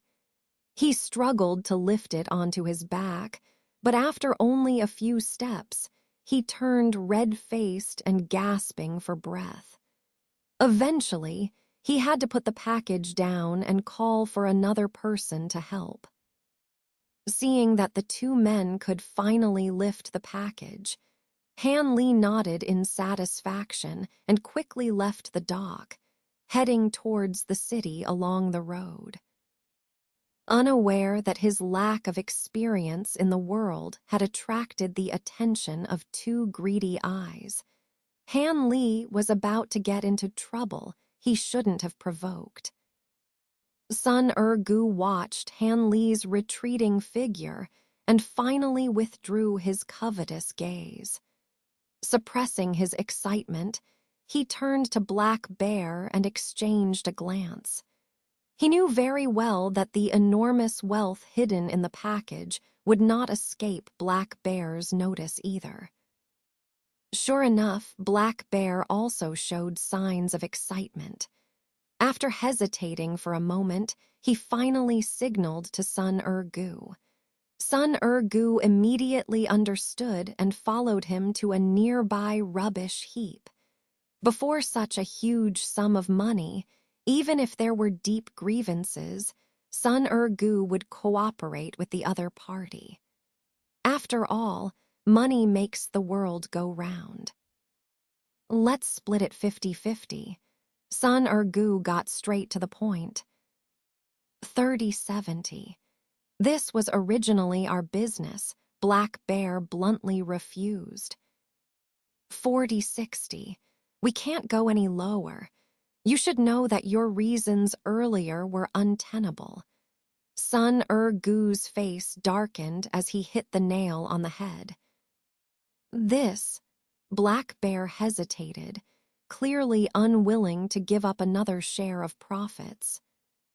Humph, think it over. If we don't act now, someone from another gang will surely snatch this fat sheep. With a snort, Sun Gu coldly declared. Fine, that's settled then. Let's shake on it as a pledge. Black Bear's nerves were clearly touched by Sun Gu's words, so he finally agreed. Smack, smack, smack after both men spat on their hands. They exchanged 3 handshakes as a temporary alliance. All right, let's catch up with them before this kid runs into a crowded area, Sun Gu urged. Hee, don't worry. I already had my men take them to Blackwater Lane. Now let's go and intercept them. Black Bear suddenly revealed a sly smile that didn't match his appearance. That's great. Well played, buddy. While Sun Gu outwardly showed surprise, inwardly he became more wary of Black Bear and strengthened his guard. As soon as Han Li stepped out of the pier, he instructed 2 porters to walk ahead, leading him to a nearby inn for a rest before considering other matters. The 2 men agreed and led Han Li towards the city. However, after wandering through several streets and alleys for some time, they still hadn't found the inn. Although Han Li followed behind the porters, he noticed that the paths they took were getting more remote, with fewer people encountered along the way, which made him furrow his brow. Despite lacking experience staying in large towns, Han Li knew that an inn wouldn't be located in such secluded areas where hardly any guests would visit. Therefore, when they arrived at a filthy, dark alley, Han Li couldn't help but smile bitterly, feeling that he should take immediate action against the 2 men and interrogate them to see what their intentions were. Just as Han Li was about to act, a group of a dozen or so burly men suddenly emerged from the depths of the alley, looking somewhat familiar, as if Han Li had seen them in the sheds at the pier. These men, wielding various iron rods and knives, now regarded Han Li and Kun with hostile intentions. while the two porters who were carrying parcels suddenly rushed into the crowd, turned around, and smirked at Han Li. Han Li sighed. It seemed he didn't need to interrogate them to understand their motives. Unexpectedly, he encountered a plot of robbery and murder as soon as he set foot in Dr. Mo's hometown. Kid, don't blame us for being ruthless. It's your own fault for carrying so much silver. Blame your bad luck. A rough voice came from behind. Hanley turned around to see 7 or 8 sturdy men behind him, 2 of whom were particularly notable. One was stout and burly with a dark complexion, while the other was thin with a crooked head and shifty eyes. Black Bear and Sun Gu. These 2 were no strangers to robbery and murder for money. They understood that as long as they finished the job cleanly, leaving no survivors, cases like the disappearance of non-locals wouldn't be investigated by the authorities.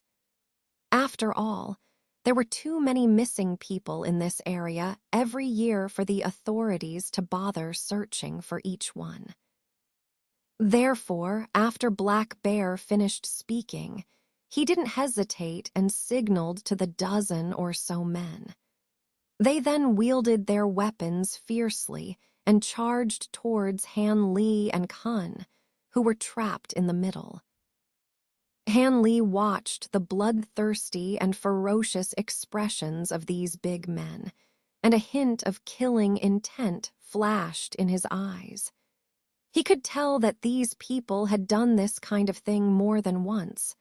Otherwise, they wouldn't all carry the smell of blood. Kill them, no need to hold back, Han Li coldly commanded Kun. Upon hearing Han Li's words, Kun let out a few low roars, mixed with a hint of excitement. He suddenly leaped out and rushed into the crowd coming towards them. With a swift punch, he struck a big man's head like lightning. The burly man flew sideways like a sandbag, crashing against the stone wall, blood and brain matter spilling all over the ground, leaving only half of his head intact. At this moment, however, a sharp knife and a thick iron rod simultaneously descended towards Kun's back. Without turning his head, Kun swung his other hand back in a half-circle. With 2 bangs, the weapons of the 2 men barely made contact with his arm before flying into the air, their hands dripping with blood. Then Kun planted one leg on the ground and swept his other leg like a sickle, swiftly striking the 2 men in the waist and abdomen. They flew horizontally over 10 feet away, falling to the ground motionless. This scene sent chills down the spines of those watching, and even the men surrounding him showed fear, some hesitating to step forward. But even if they stopped, Kun continued mercilessly, smashing the skulls of 2 men beside him without waiting for Han Li's command. Sun Gu and Black Bear's faces looked ugly. It was evident that they had made a mistake. This big guy was no ordinary bodyguard, unexpectedly very capable. Kill this giant man, and each person will be rewarded with 20 taels of silver. Sun Gu's heart had an ominous premonition, and he hurriedly announced a hefty reward to the experts around him. Upon hearing Sun Gu's words, the faces of the men around him showed delight. They were all crude martial artists who knew a little about fighting and couldn't tell the vast difference between them and Kun. They thought the other was just a bit stronger and more skilled, and didn't feel any fear. Now, Stimulated by this substantial reward, they rushed towards Hun one after another. At that moment, Black Bear was silently cursing his luck. Unlike Sun Gu, he had reached his current position through sheer grit and bloodshed, relying on real combat rather than just talk. This meant he not only had decent fighting skills, barely enough to be considered a third-rate fighter, but also possessed keen eyesight. So when he saw Kun take action, his heart sank. He immediately recognized Kun's exceptional skill. Even if their leader came in person, they might not stand a chance, let alone them, mere small-time thugs. But he didn't dare to turn and run because it was obvious that this giant hadn't exerted his full strength yet. If he showed any sign of wanting to escape, he might end up dead even sooner. In order to survive, it seemed the only option was to target that rustic young man. It was clear that this young man's status was much higher than the giant's. Only by taking him hostage would they have a chance to escape. As for the idea of that money, he dared not even consider it anymore. With such a formidable bodyguard by his side, how could he possibly be the son of some wealthy man? Clearly, he was a young master from some prestigious family, disguised and wandering around. Even if he could escape today, it would be a miracle, let alone carrying such a heavy package. That was out of the question. With these thoughts in mind, Black Bear discreetly signaled to Sun Gu as a few of his subordinates charged forward. Then, he quietly edged closer to the center of the scene. Han Li stood with his back to the Black Bear, facing the crowd of fighters. Although the Black Bear tried to tread lightly, he couldn't escape Han Li's keen senses. So when the Black Bear, just a few steps away from Han Li, began to aggressively lunge forward, Han Li subtly shifted his body, suddenly turning to face the Black Bear with a mysterious smile as he approached. The Black Bear was taken aback, but already in mid-lunge, he couldn't retreat. Helpless, he roared and thrust out his two hands, covered in black fur, aiming to grab Han Li. He hoped this young man had no combat experience, that his fierce demeanor would intimidate him enough to succeed. Seeing the Black Bear still daring to attack, Han Li's expression darkened. With a swift motion, he disappeared from the Black Bear's sight. The Black Bear realized he was in trouble and hastily halted his steps, intending to turn and run. But suddenly feeling a cold sensation at his neck, a sharp sword tip emerged from his throat. Then just as suddenly, it disappeared. The Black Bear desperately clutched his neck, blood spurting out, trying to speak, but only managing a few dry gasps before collapsing to the ground. Sun Gu's face turned waxen. He watched in horror as the young man, like a ghost, appeared behind the Black Bear and effortlessly pierced his throat with a flexible sword drawn from his waist. Meanwhile, the other party was wiping the blood off the gleaming sword with a piece of white cloth. The young man seemed to sense Sun Gu's gaze. He looked up, flashed a light smile at Sun Gu, who recoiled as if he had seen a venomous snake. Sun Gu realized the death of his adversary brought him no joy. Instead, he felt a sense of impending doom. He now fully understood. The young man wasn't a lamb to slaughter, but a grim reaper. And he and his men had blindly walked into this trap.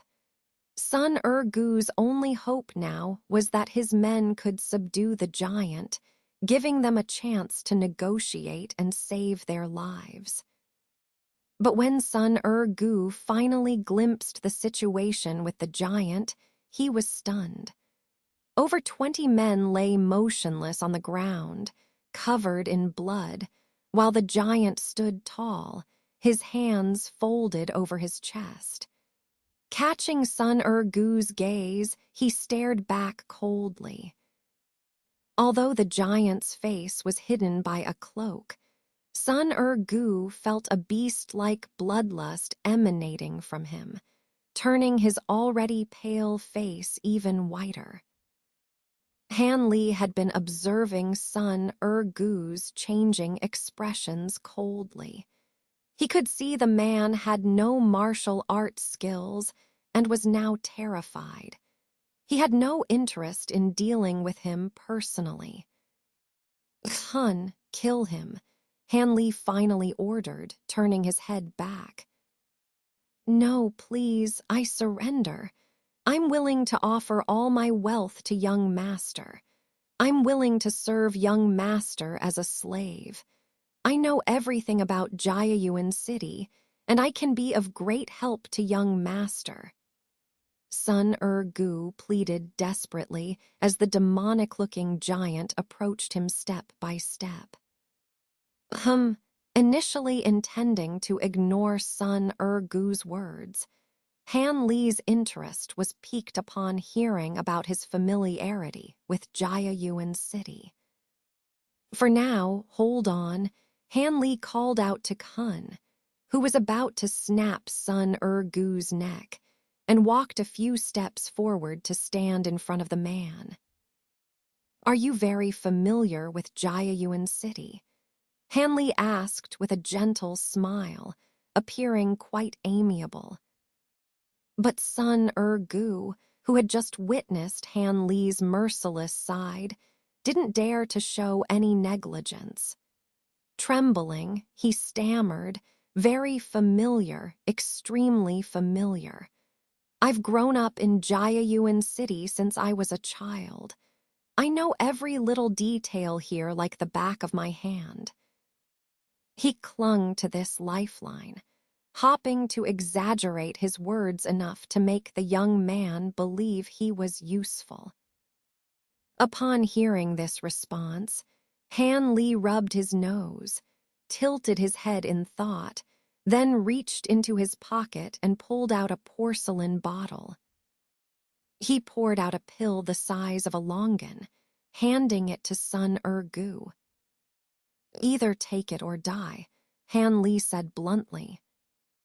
Sun Urgu's hand trembled as he held the pill. He hesitated, but when his gaze met the icy stare from across, he shuddered and reluctantly swallowed the pill. "Good, now I'll believe you," Han Li nodded in satisfaction. "This pill is called the corrosive heart pill, my exclusive poison. You must take the antidote once a month, or your organs will rot, leading to death. I believe you're a sensible person and won't have any second thoughts," Han Li said ominously. Although mentally prepared, Sun Urgu's face still showed despair upon learning the pill's effects. "Don't worry. Once you help me with Jiayuan City, I'll completely remove the poison and grant you your freedom. With your skills, I won't need you elsewhere," Han Li assured him, knowing that dangling a carrot and wielding a stick would make Sun Urgu obedient. "Really, young master." Sun Urgu's spirits lifted slightly upon hearing this. "I'll leave the money for you to handle things here. I don't want anyone to know what happened here. Understand?" Han Li tossed Sun Urgu a bag of silver, giving him a casual order. Taking it, Sun Urgu felt a glimmer of hope. Perhaps working for this generous young man wasn't such a bad thing after all.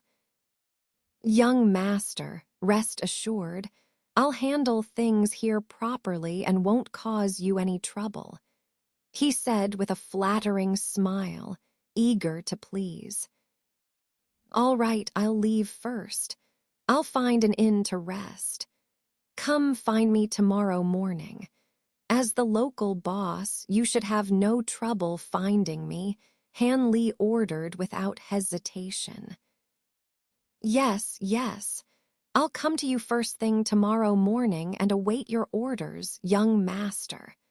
Sun Gu, now in this situation, eagerly took on the role under Han Li's command. Han Li smiled and motioned for Kun to carry the large bundle as they slowly left the area. After walking a considerable distance, Han Li turned to look back at Sun Gu, who was still standing obediently in place, watching him leave with a loyal expression. Fascinating. Han Li suddenly found this person very interesting, realizing he might be quite perceptive and could prove to be very useful.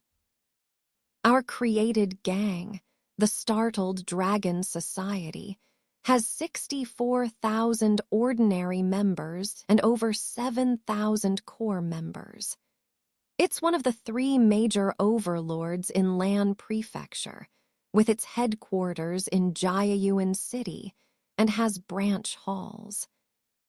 My life includes marrying 5 wives, having 2 daughters, and taking in disciples. The first wife, Lady Jin, is gentle-natured, the only daughter of Jin Kan, the head of the Jin Lion Escort Agency, who has been murdered and left behind a daughter named Moyu Zhu. The second wife, Lady Li, is knowledgeable and sensible, the daughter of a wealthy family, but hasn't borne any children. The third wife, Lady Liu, is bold but ambitious, the younger sister of Liu Feng, the head of the Feng Gate in Quilang City, who hasn't borne any children and needs more attention. The fourth wife, Lady Yan, is my cousin, composed and calculating, with a dignified manner. She has a daughter named Moyu Keihyun. When I left, most of the Startled Dragon Society's power was transferred to Lady Yan, and she can be trusted. The fifth wife, Lady Wang, is silent and devoted to me, originally Lady Jin's personal maid, who hasn't borne any children but secretly holds significant power and can be absolutely trusted. My adopted daughter, Moyu Fengwu, was originally a close subordinate's daughter. Her parents died, and she was taken in as my adopted daughter. At the time of my departure, she was only 7 years old but very clever. Yang, my eldest disciple, has average aptitude and has been taught the ultimate skill, the Devil's Silver Hand. At the time of my departure, he was 12 years old and still undecided in his character. Jae-kun, my second disciple, has outstanding aptitude and has been taught the ultimate skill, the dragon trapping technique. At the time of my departure, he was 10 years old and still undecided in his character.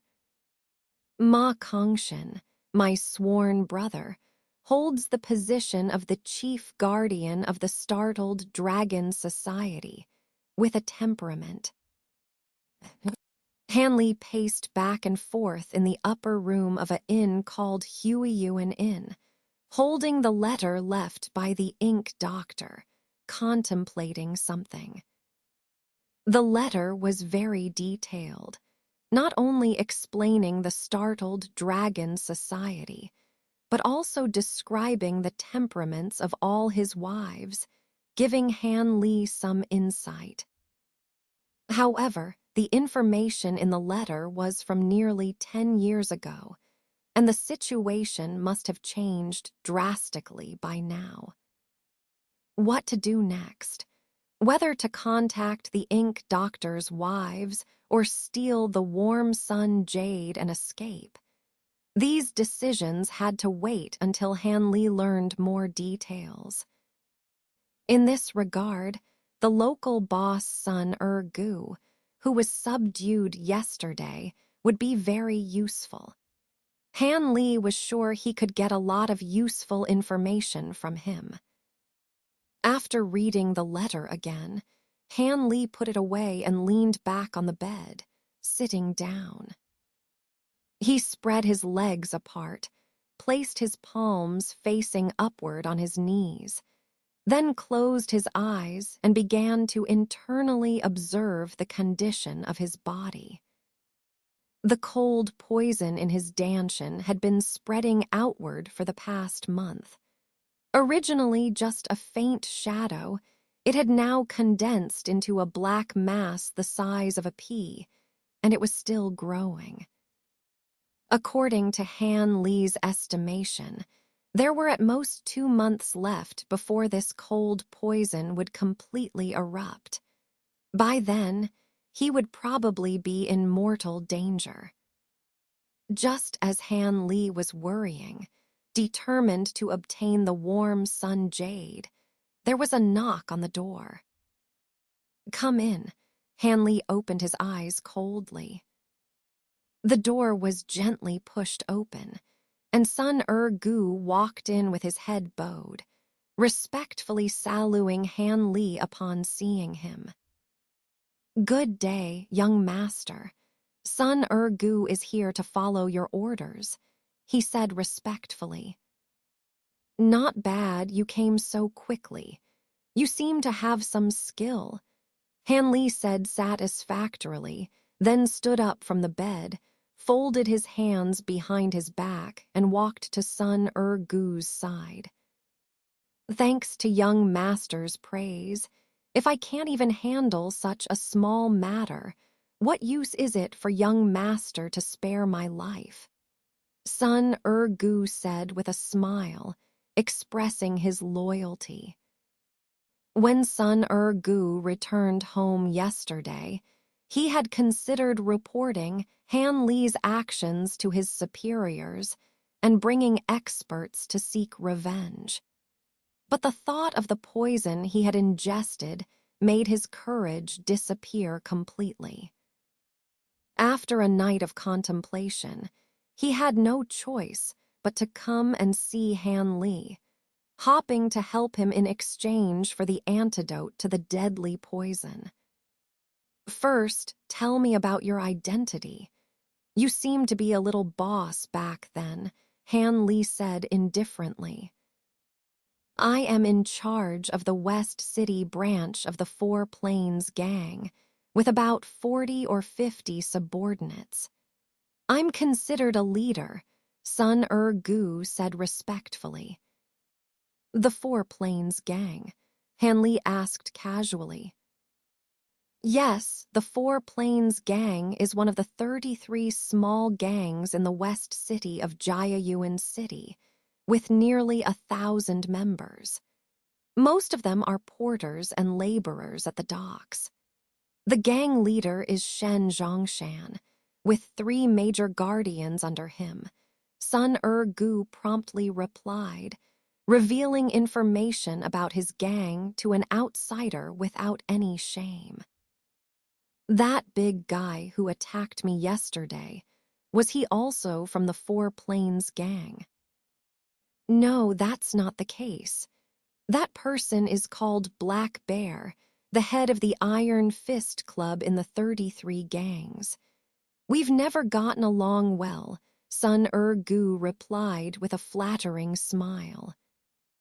"With so many small gangs in the West City alone, there must be even more gangs in the whole Jiayuan City, right?" Han Li, leaning on the bed, asked calmly. "Yes, indeed. In Jiayuan City alone, There are over 40 gangs with less than 1,000 members, 7 or 8 medium-sized gangs with 2 or 3,000 members, and as many as 3 large gangs with over 10,000 members. Sun Gu replied honestly, standing still. Tell me about the large and medium-sized gangs. Forget about the small ones. Han Li straightened his clothes, sat on the edge of the bed, and then waited quietly for Sun Gu's narration. The 3 major gangs in Jiayuan City are the Brotherhood League, the Startling Dragon Society, and the Sky Dominators. There are also smaller factions like the Iron Spear Society, the Brotherhood of Brotherhoods, the Green Cloth Gang, the Spring Rain Tower, the Golden Sword Gate, the Kang Ship Gang, the Diamond Gate, and the Sunset Faction. Sun Gu listed all these gang names in one breath, then took a moment to catch his breath before continuing. Among the 3 major gangs, the Sky Dominators are the strongest. They, along with the Golden Sword Gate and the Green Cloth Gang, control the wealthiest East City district. The Brotherhood League, slightly weaker, allied with the Iron Spear Society, the Kang Ship Gang, and the Brotherhood of Brotherhoods, occupies the North City district. The weakest, Startling Dragon Society, along with the Spring Rain Tower, the Diamond Gate, and the Sunset Faction, dominates the South City district. The remaining West City district is relatively chaotic, divided among numerous smaller gangs. Despite their internal conflicts, these smaller gangs unite against external threats. So, Jiayuan City can be said to have a balance of power. Sun Gu spoke fluently, outlining the situation of each faction. After listening to this, Han Li pondered for a moment before speaking again. I've heard someone say that the Startling Dragon Society was one of the 3 overlords in Lanzhou, and Jiayuan City seems to be its headquarters. How did it become the weakest among the 3 major gangs? Young master, you're referring to the past. Several years ago, the Startling Dragon Society was indeed formidable, almost controlling the entire Lanzhou. At that time, under the intimidation of the Startling Dragon Society, no other gangs dared to interfere in Jiayuan City, allowing the Startling Dragon Society to dominate the entire city. Other gangs were practically non-existent here. However, for some reason, the Startling Dragon Society suddenly declined overnight, losing not only territories elsewhere, but also shrinking its influence in Jiayuan City. Seizing this opportunity, other gangs emerged, leading to the current situation after several bloody battles. Sun Gu explained respectfully. Do you know the reason for the sudden decline of the Startling Dragon Society? Han Li furrowed his brows and asked slowly. Well, to be honest, I'm not high-ranking in the gang, so I don't know much about it. I've only heard rumors that it was caused by internal conflicts and external pressure from other major forces. Sun Gu looked somewhat embarrassed, giving a vague answer. Oh, I see. Han Li smiled faintly, seeming to have prior knowledge. Do you know who leads the Startling Dragon Society now? Han Li asked. I do.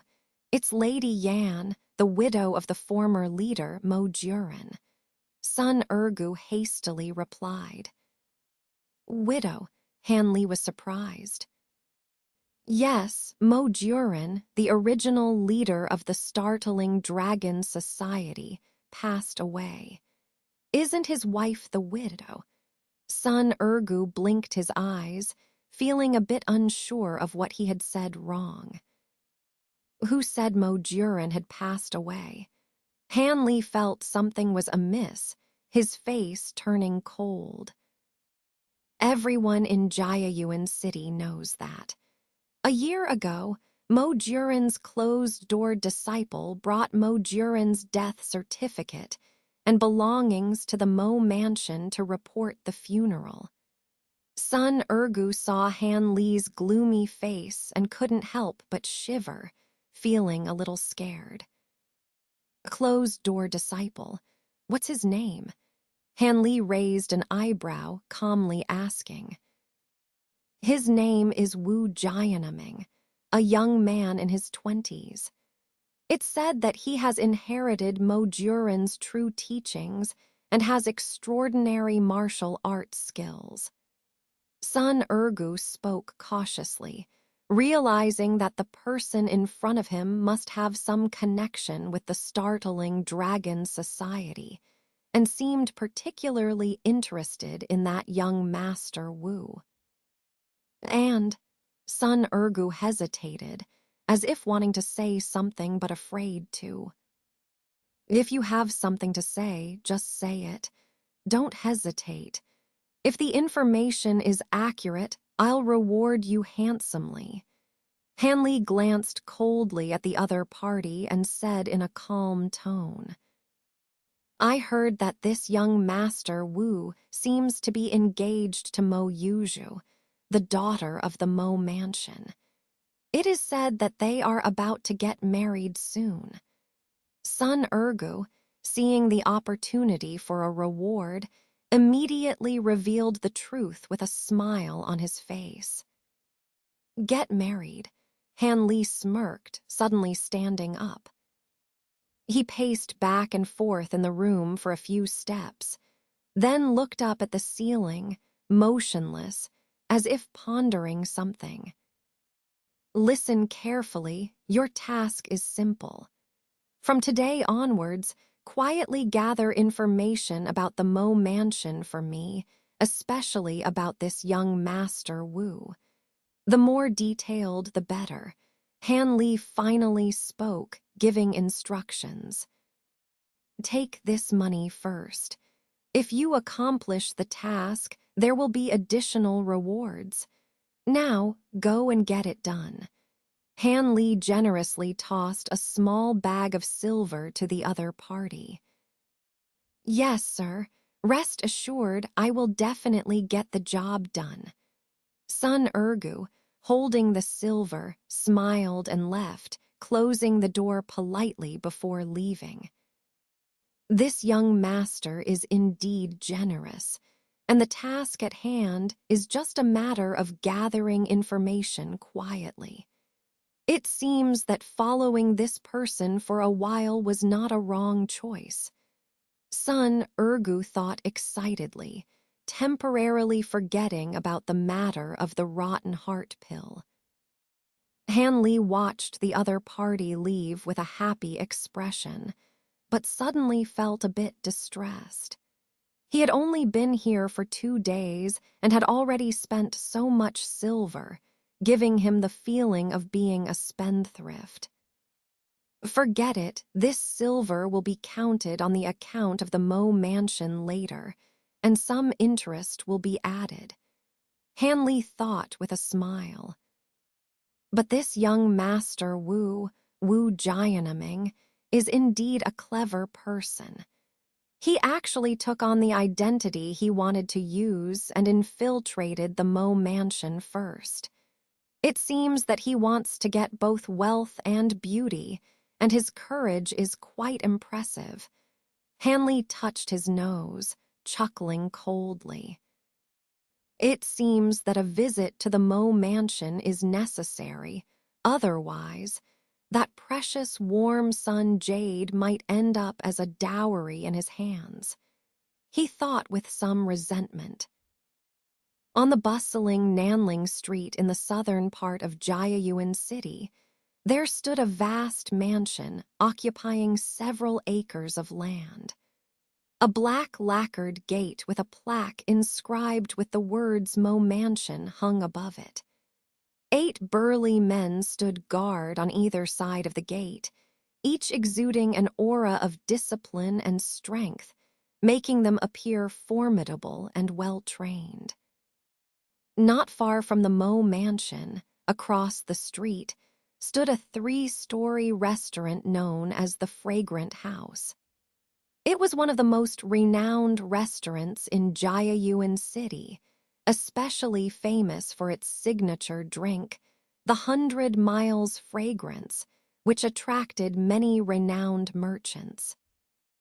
At this hour, during lunchtime, the Fragrant House was bustling with customers. Every table, from the first floor to the third, was occupied, filled with people enjoying their meals. Sitting by a window on the second floor was a young man. On his table were delicious dishes and a bottle of the famous 100 Miles Fragrance liquor. Standing behind him was a fearsome giant, none other than Han Li, who was here to gather information. Han Li looked out of the window absent-mindedly, his hand idly playing with a small cup filled with liquor. The food on his table remained untouched, and he appeared distracted and disinterested. Through his inquiries, Han Li had learned that the 2 biological daughters and the adopted daughter of Dr. Mo were renowned beauties in Jiayuan City, often referred to as the 3 beauties of the Mo Mansion. Due to their fame, they had countless suitors, especially Mo Yuju, who attracted the most attention.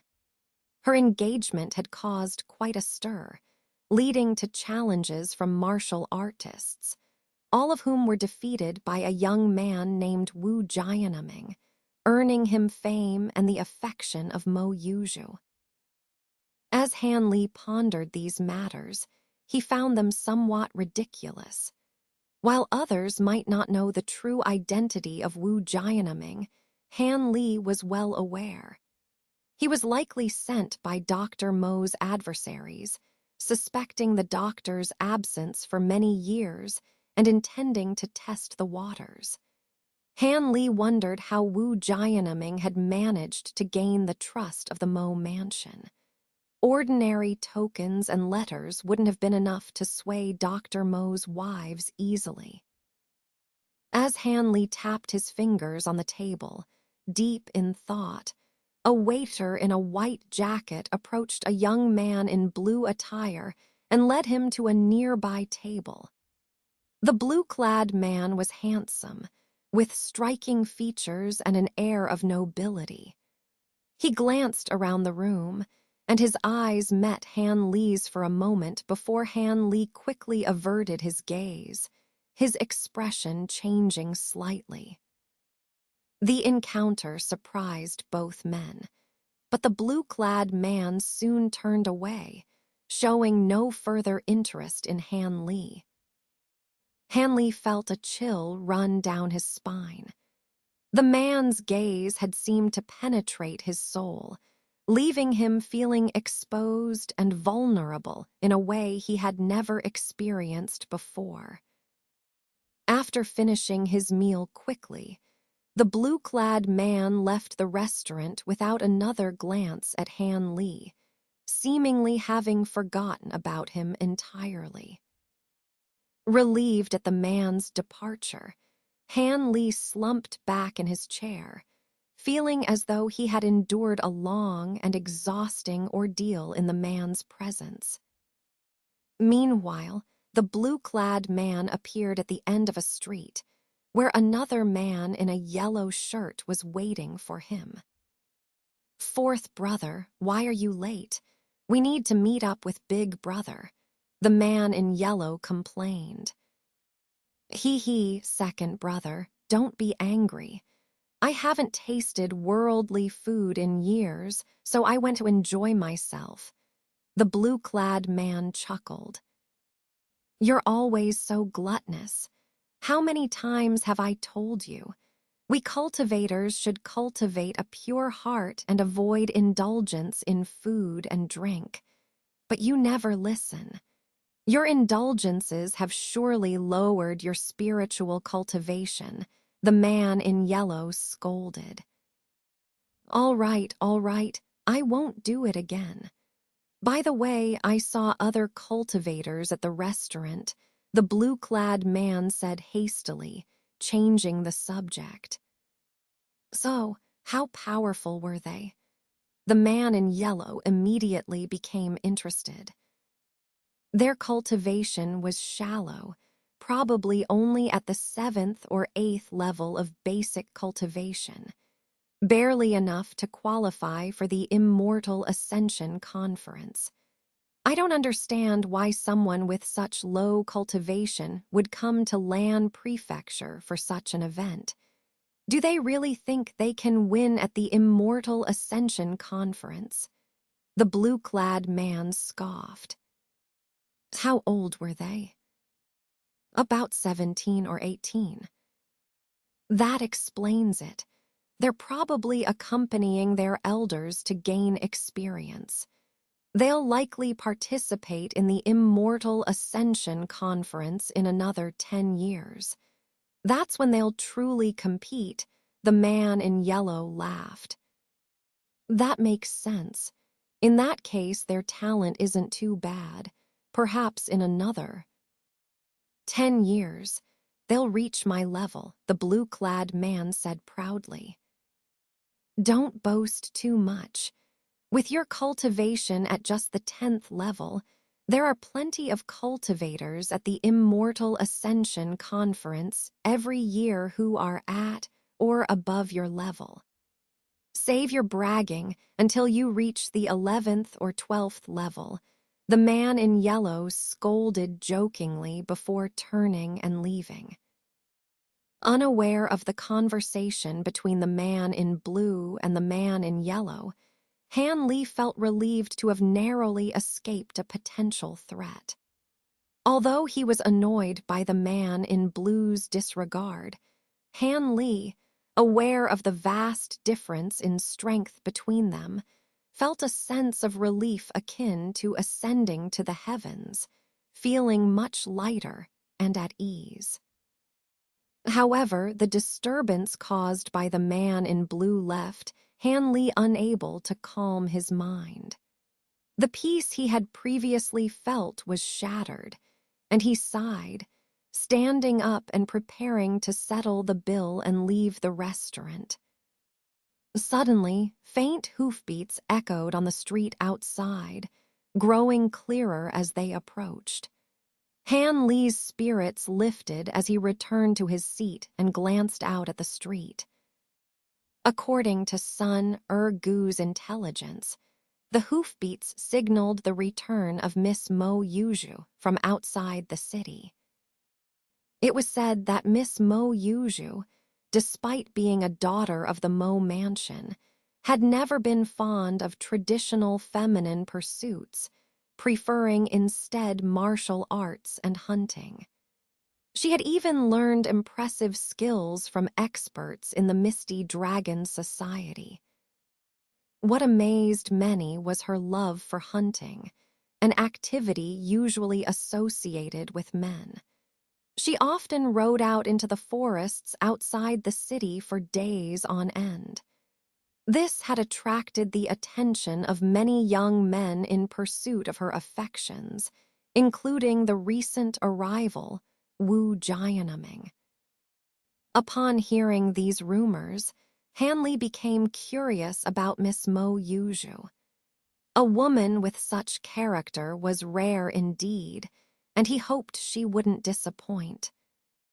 As Han Li observed from the restaurant, a group of riders, led by a young man and a woman, approached the Mo mansion. The woman wore hunting attire, her face partially obscured by a purple cloak. As the riders passed the restaurant, Han Li caught a glimpse of the woman's face.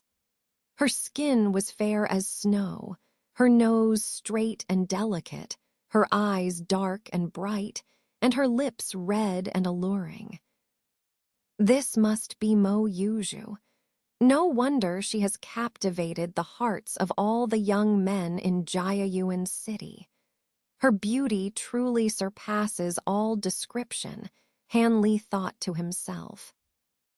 The handsome young man approached Mo Yuju, and after a few words, she blushed and playfully scolded him before entering the mansion. The young man followed with a smile. That must be Wu Jianming. He's quite skilled at charming women, and he's not bad-looking either. Han Li thought sourly, acknowledging that he wouldn't match up to him in terms of appearance. It seems that Mo Yuju and this Wu gentleman have a good relationship. This complicates matters. Han Li frowned, realizing that the situation might not be as easy to handle as he had thought. Regardless, I must obtain the Nguyen Yang jade quickly and be cautious. Its toxicity is not to be underestimated. It may erupt at any moment, Han Li thought with concern. After taking one last glance at the Mo mansion, Han Li settled the bill and left the restaurant, returning to his inn. After careful consideration, Han Li decided to adopt the most direct and effective approach: to meet with Madame Yan, the organizer of the Misty Dragon Society, and use the token doctor Mo had given him to expose the impostor who had gained the Mo mansion's trust. As for obtaining the Nguyen Yang jade, he would have to act opportunistically. With his decision made, Han Li no longer hesitated. He rested in his room, preparing for his nocturnal activities. However, during this time, the image of Mo Yuju's stunning face kept resurfacing in his mind, refusing to dissipate completely. Could it be that I've developed feelings for her? Han Li thought uncomfortably. But then he reassured himself, it's perfectly normal to be attracted to such a beautiful woman. It doesn't necessarily mean I like her. As someone who had only dipped his toes into the path of cultivation, Han Li instinctively avoided matters of love and romance. At midnight, Han Li dressed in black and slipped out of the inn. With stealth and caution, he navigated rooftops, evading patrols, until he reached the outskirts of the Mo mansion. The backyard of the Mo mansion was a spacious garden filled with rare flowers and herbs. Though shrouded in darkness, the intense fragrance permeated the air, causing Han Li to take a deep breath. Han Li exclaimed softly, recognizing the familiar scent of medicinal herbs amidst the floral aroma. Someone is cultivating medicinal herbs here, Han Li chuckled. The unmistakable scent piqued his curiosity, indicating that someone in the Mo mansion had inherited Dr. Mo's medical skills. Not wanting to delay any further, Han Li stealthily made his way along the garden path towards the illuminated area. Along the way, Han Li noticed several well-concealed sentries, difficult to detect without his heightened senses. It seemed that the security in the Mo mansion was tight. However, now that he had been discovered, bypassing these guards was an easy task for him.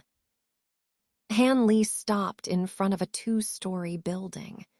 He had chosen this spot because the guards here were more numerous and vigilant than elsewhere, with about 20 to 30 stationed nearby.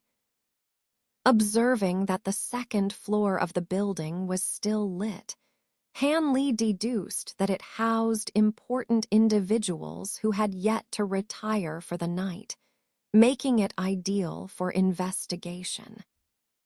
With the agility of a shadow, Han Li swiftly approached the building and effortlessly scaled the second floor without alerting the guards. None of the sentries noticed his intrusion. Pressing himself against the wall of the building, Han Li concealed himself in the shadows and listened carefully to the activity inside the room. With his extraordinary hearing, Han Li discerned the presence of a woman speaking inside, indicating that there was more than one person in the room. 7,300 tales from Changping Town's secret branch, the woman's melodious voice rang out, vibrant and energetic, clearly belonging to a young woman. However, her last sentence carried a hint of dissatisfaction. Mother, the amount of silver delivered by the secret branches last month was significantly reduced compared to previous years. The young woman complained. I'm aware of that. Another woman with a low, magnetic voice responded. Could this be one of the three beauties of the Mo clan? Han Li's spirits lifted, feeling fortunate to have stumbled upon Madame Yan, while the young woman was likely Mo Kei-Huan, the daughter of Dr. Mo and the woman he was looking for. You keep saying you're aware, but why not come up with a solution? If this continues, those secret branches will soon lose respect for our main branch. The young woman vented her frustration. I don't have a good solution at the moment. You must know that the secret branches have always been under the control of your fifth sister alone. The other members of the Mo clan have no say in it, the woman replied helplessly. Han Li was now certain that the woman inside was Madame Yan, while the young woman was Mo Kei-Huan. He felt lucky to have found the right place so quickly. Reaching for the token and letter left by Dr. Mo, Han Li prepared to reveal himself to the two women. Mother, that imposter is so annoying. He tried to flirt with me in the garden today, boasting about his wit and talent. He's truly despicable. The young woman suddenly exclaimed, causing Han Li, who had just lifted his foot, to hesitate. Be more polite to that man with the surname Wu. After all, he's your future brother-in-law. Don't let him see through your facade. Madame Yan's tone became serious. Eldest sister is always bothered by him. She even pretends to be interested in him. It's so annoying. If it were me, I would have drawn my sword and dealt with him already, the young woman sighed. We have no choice. Although we know that Wu is a fake and have investigated his background, we need to delay him as much as possible to buy time. The enemy's influence is too great. If they realize they can't trick us, they might launch a full-scale attack, and we wouldn't stand a chance. Madame Yan's voice was filled with exhaustion, hinting at the toll the situation had taken on her. Han Li now confirmed that the woman inside was Madame Yan, and the young woman was Mo Kei-Huan. He was fortunate to have found them so quickly. Placing his hand on the token and the letter hidden on his person, Han Li prepared to reveal himself to the two women. This Wu fellow is truly despicable. He even wrote a fake letter using father's name to propose marriage to eldest sister. It's infuriating. Mo Kei-Huan expressed her extreme dislike for Wu Jianming. But it's fortunate that he specifically targeted your eldest sister. If he had chosen you or Fengwu, I wouldn't know how to handle it. You and Fengwu wouldn't tolerate his hypocrisy. It's just unfortunate for Yuju. I wonder if your father will blame me when he returns." Madame Yan sighed softly, speaking with a hint of regret. "Mother, why would father blame you? Eldest sister volunteered for this situation with Wu, didn't she?" Mo Kei-Huan hurriedly tried to reassure Madame Yan.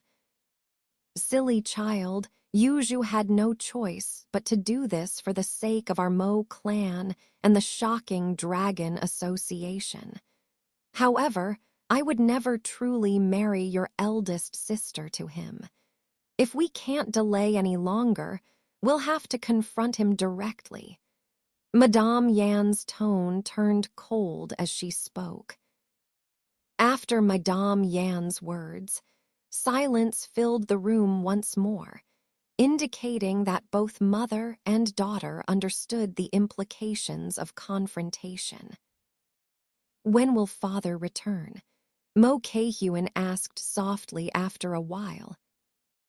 "Your father said he would be back in 2 to 3 years at the earliest, 5 to 6 years at the latest," Madame Yan replied sadly. "But it's been almost 10 years now, and I can barely remember father's face," Mo Kei-Huan said slowly. "Don't worry. Your father is a remarkable man with extraordinary skills. He'll be fine. There must be other important matters delaying him, but he'll return to the Mo mansion soon." Madame Yan reassured herself as much as her daughter. "Oh, by the way, second sister Fengwu sent a rejuvenating and refreshing elixir. She asked me to give it to you, mother. You should try it. It's said to be very effective." Mo Kei-Huan changed the subject suddenly, trying to lighten the mood in the room. "You silly child." After that, mother and daughter engaged in casual conversation, and Han Li couldn't glean any useful information. From their conversation, Han Li gathered that Madame Yan and Dr. Mo had a deep bond and were trustworthy. After pondering for a moment, he decided it would be best to make contact with the Mo mansion even though they knew Wu was an imposter. After all, the poison in his body could flare up at any moment, so it would be wise to secure the warm sun jade before anything else. With this in mind, Han Li reached into his pocket and took out Dr. Mo's token, a dragon-shaped ring. Then he quietly approached the window of the room and tossed the ring inside. The clear sound of the ring hitting the floor startled the occupants of the room. After a moment, Madame Yan's composed voice echoed from inside the room. "Whoever has honored our humble abode, please forgive us for not welcoming you properly." Han Li smiled faintly and was about to respond when he heard the young girl's exclamation. "How strange. Why did a ring come in? And it looks so similar to the one you're wearing, mother." "Mother, take a look." Mo Kei-Huan had already picked up the ring and handed it to Madame Yan. "The dragon ring," Madame Yan exclaimed. Han Li listened as Madame Yan recognized the token. Then he lightly tapped on the door and announced, "Disciple Han Li, under the orders of Dr. Mo, I've come to pay my respects to Mother Master." The room fell silent at Han Li's words, indicating that the occupants were shocked by his sudden appearance. "Please come in." After a while, Madame Yan's voice invited him inside. Han Li gently pushed open the door and entered the room. Inside, he saw a beautiful woman in her 30s sitting on a wooden chair, with a delicate girl of 15 or 16 standing behind her. The resemblance between the girl and the beautiful woman was evident, indicating a close blood relation.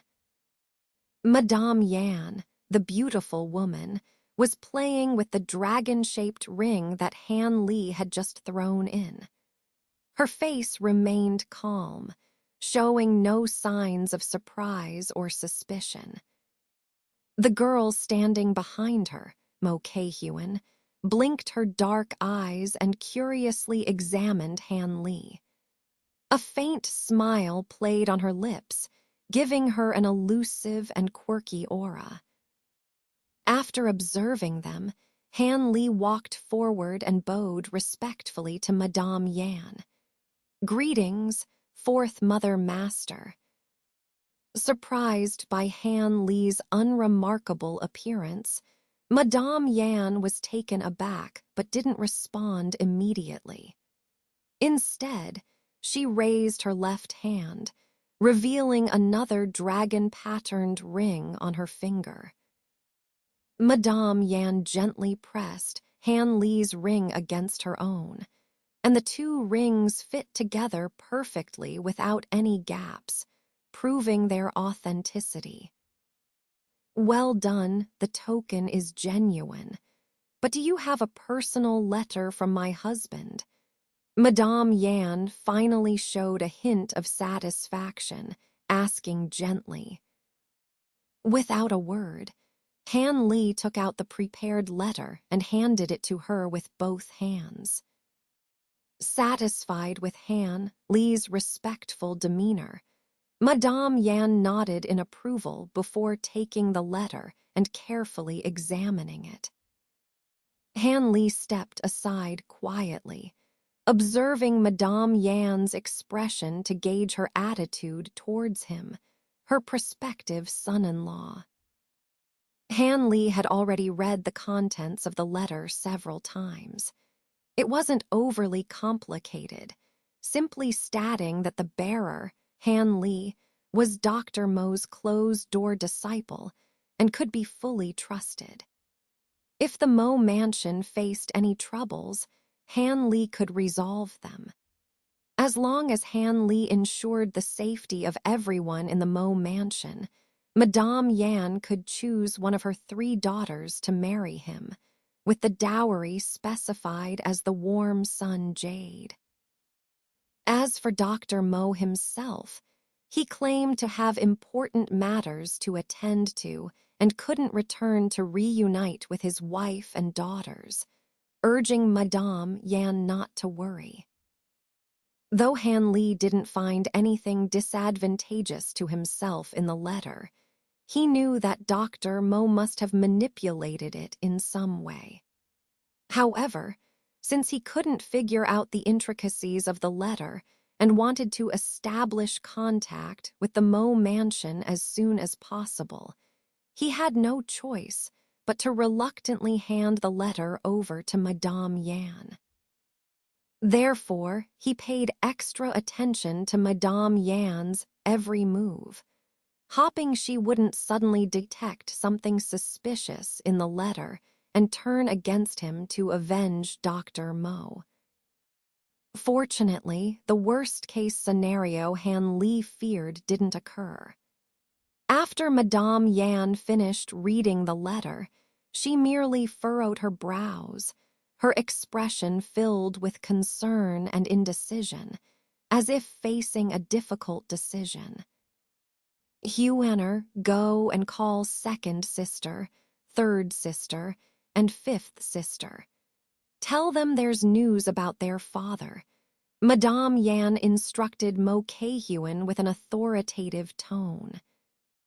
"Yes, Mother, I'll go now." Mo Kei-Huen understood the seriousness of the situation and obediently left the room. However, just before leaving, she flashed a smirk at Han Li, showing some interest in him. "Are you Han Li?" Madame Yan lifted her head, her expression turning elegant and refined. "Yes, Mother Master," Hanley answered honestly. "Can you tell me how my husband accepted you as his disciple?" Madame Yan smiled gently. "Yes, Mother Master."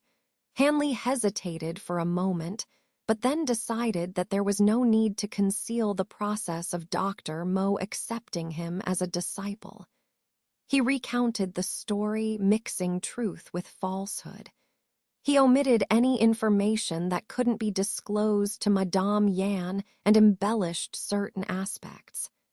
However, even with these alterations, Madame Yan listened intently, seemingly enjoying the tale. And that's how, 3 months ago, Dr. Mo, burdened with important matters, couldn't spare the time to meet me personally. However, he didn't want to leave the Mo mansion for too long, fearing trouble from enemies, so he sent me ahead to the mansion to await the instructions of the madams. What important matters does my husband have? How could he not even return home first?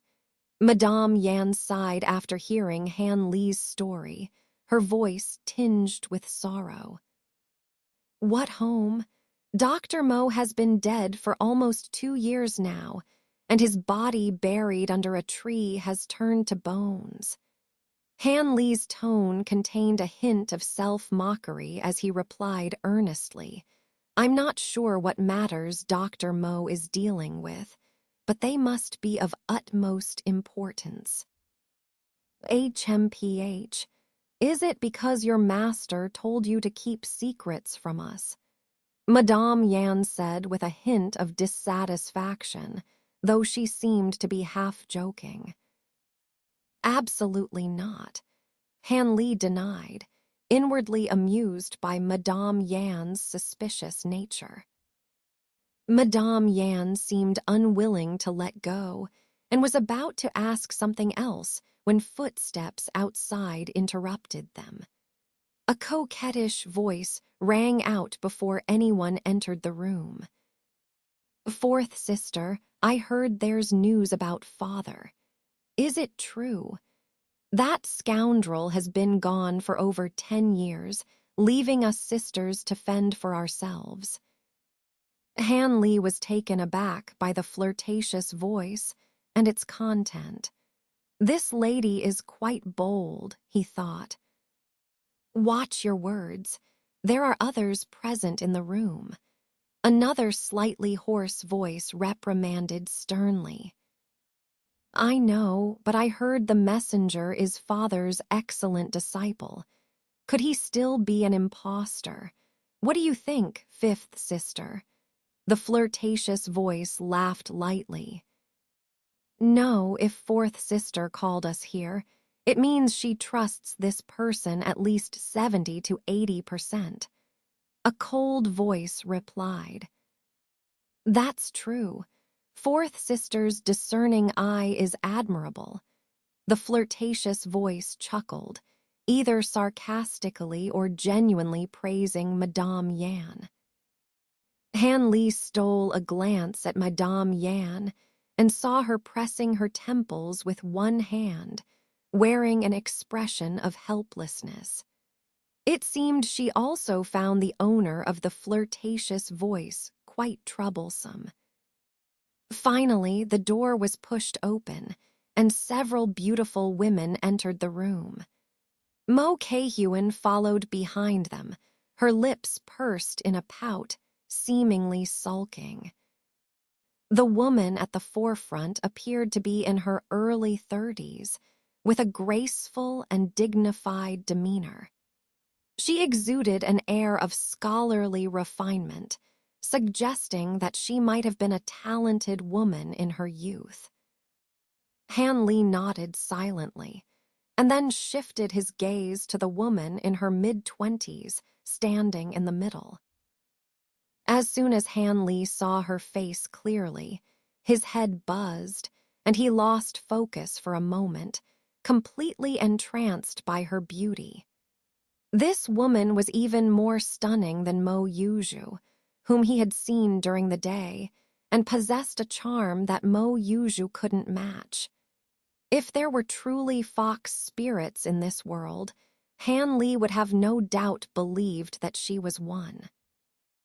As Han Li was dazed and unable to think clearly, a surge of cold energy suddenly rushed out from his dantian, circled through his meridians, and cleared his mind, allowing him to regain his composure immediately.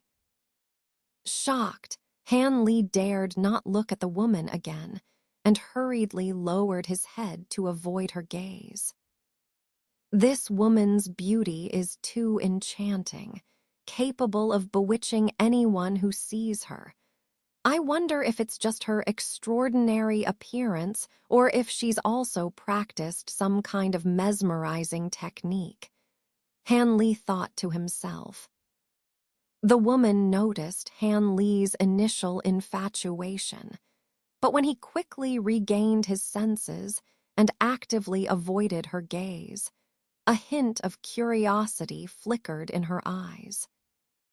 Han Li silently activated his longevity art to stabilize his mind before daring to lift his head and skip past the enchanting woman to assess the next one. The last woman to enter was about 26 or 27 years old. Although she was beautiful, her icy demeanor made people hesitate, and the moment she entered the room, she fixed her cold gaze on Han Li, her eyes flashing with a sharp light, indicating she was a master of internal energy. Madame Yan immediately stood up from her seat upon seeing these women and greeted them with a slight bow. Sisters, greetings. Fifth sister has also come. Fourth sister, don't be so formal. We're all family, no need for such courtesy. Before the lead woman could speak, the flirtatious woman laughed lightly, her laughter carrying a seductive tone that once again stirred Han Li's heart. Youngest sister, please don't be modest. Please, sisters, take a seat. Madame Yan smiled slightly, giving up her seat for the lead woman while she herself sat below the stunning woman. The cold and elegant woman called fifth sister sat down silently across from Madame Yan. Mo Kei-Hyun, who followed the women into the room, closed the door obediently and stood behind her mother. Her bright eyes rolled around, revealing that she was thinking about something. Is this young man the messenger? The woman in her 30s glanced at Han Li and asked casually. Yes, according to the letter, he is a closed-door disciple accepted by my husband. Madame Yan replied openly before turning to Han Li and sternly saying, "This is your second mistress. Go and pay your respects." Respects to second mistress. Han Li promptly stepped forward to salute the woman. You may rise. Since you are my husband's beloved disciple, there's no need for excessive formality. The woman's face softened, and she smiled gently. This is your third mistress and fifth mistress. Madame Yan then pointed to the exceptionally beautiful woman and the cold woman, introducing them to Han Li. Greetings to third mistress and fifth mistress.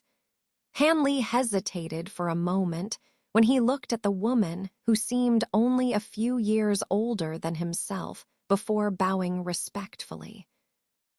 Madame Yan noticed Han Li's doubt and smiled warmly. Your third mistress maintains her youthfulness well. Despite her appearance, she's around the same age as your second mistress.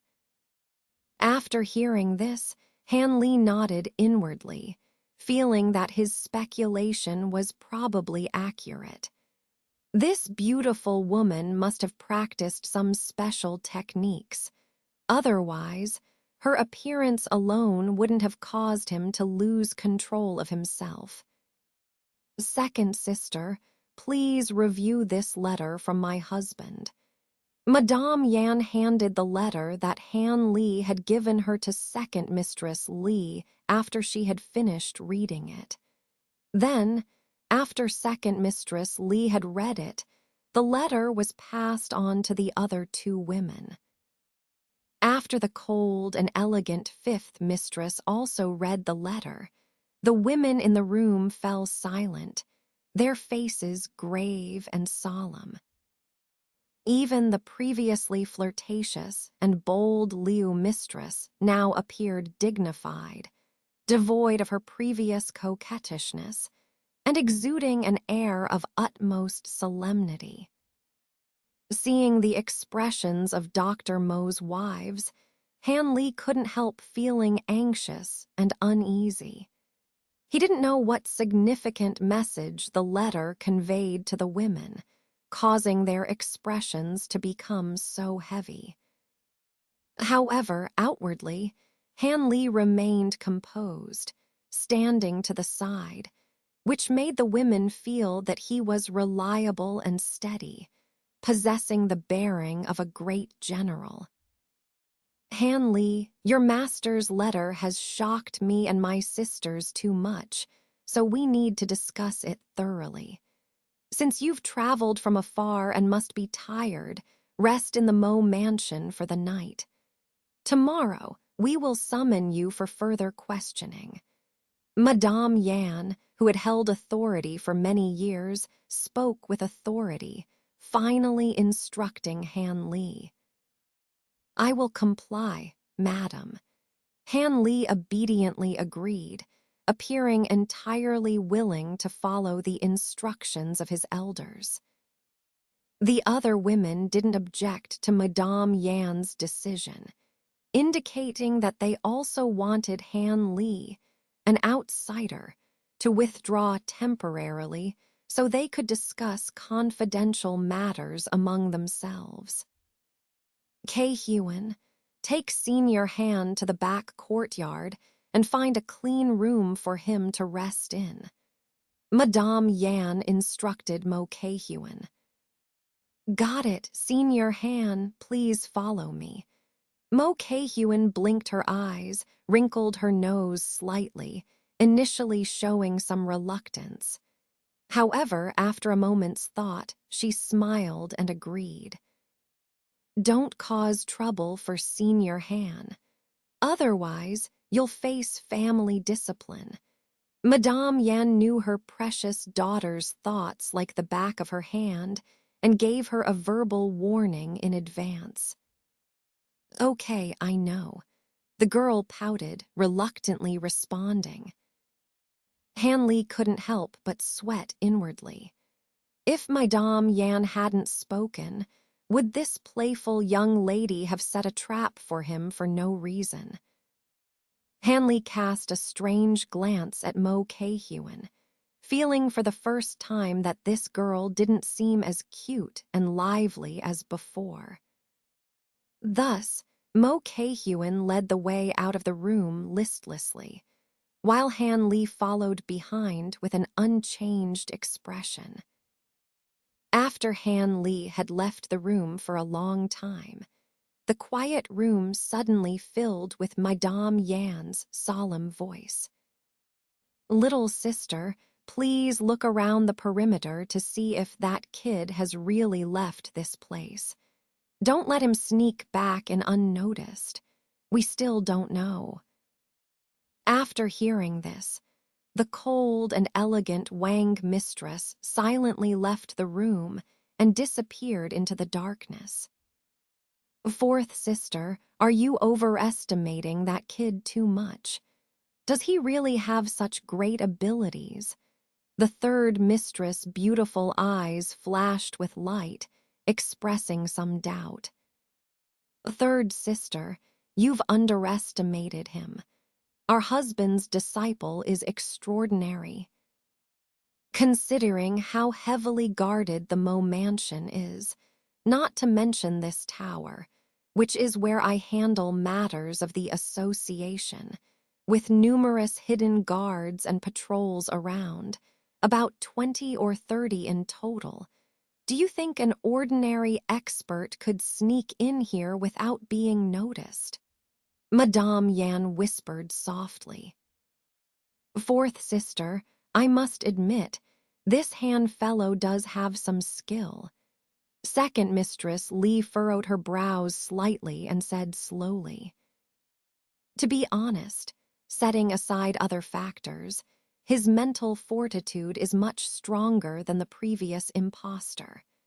I remember that young Master Wu, after meeting me, was mesmerized by my fox charm technique for a whole day before returning to normal.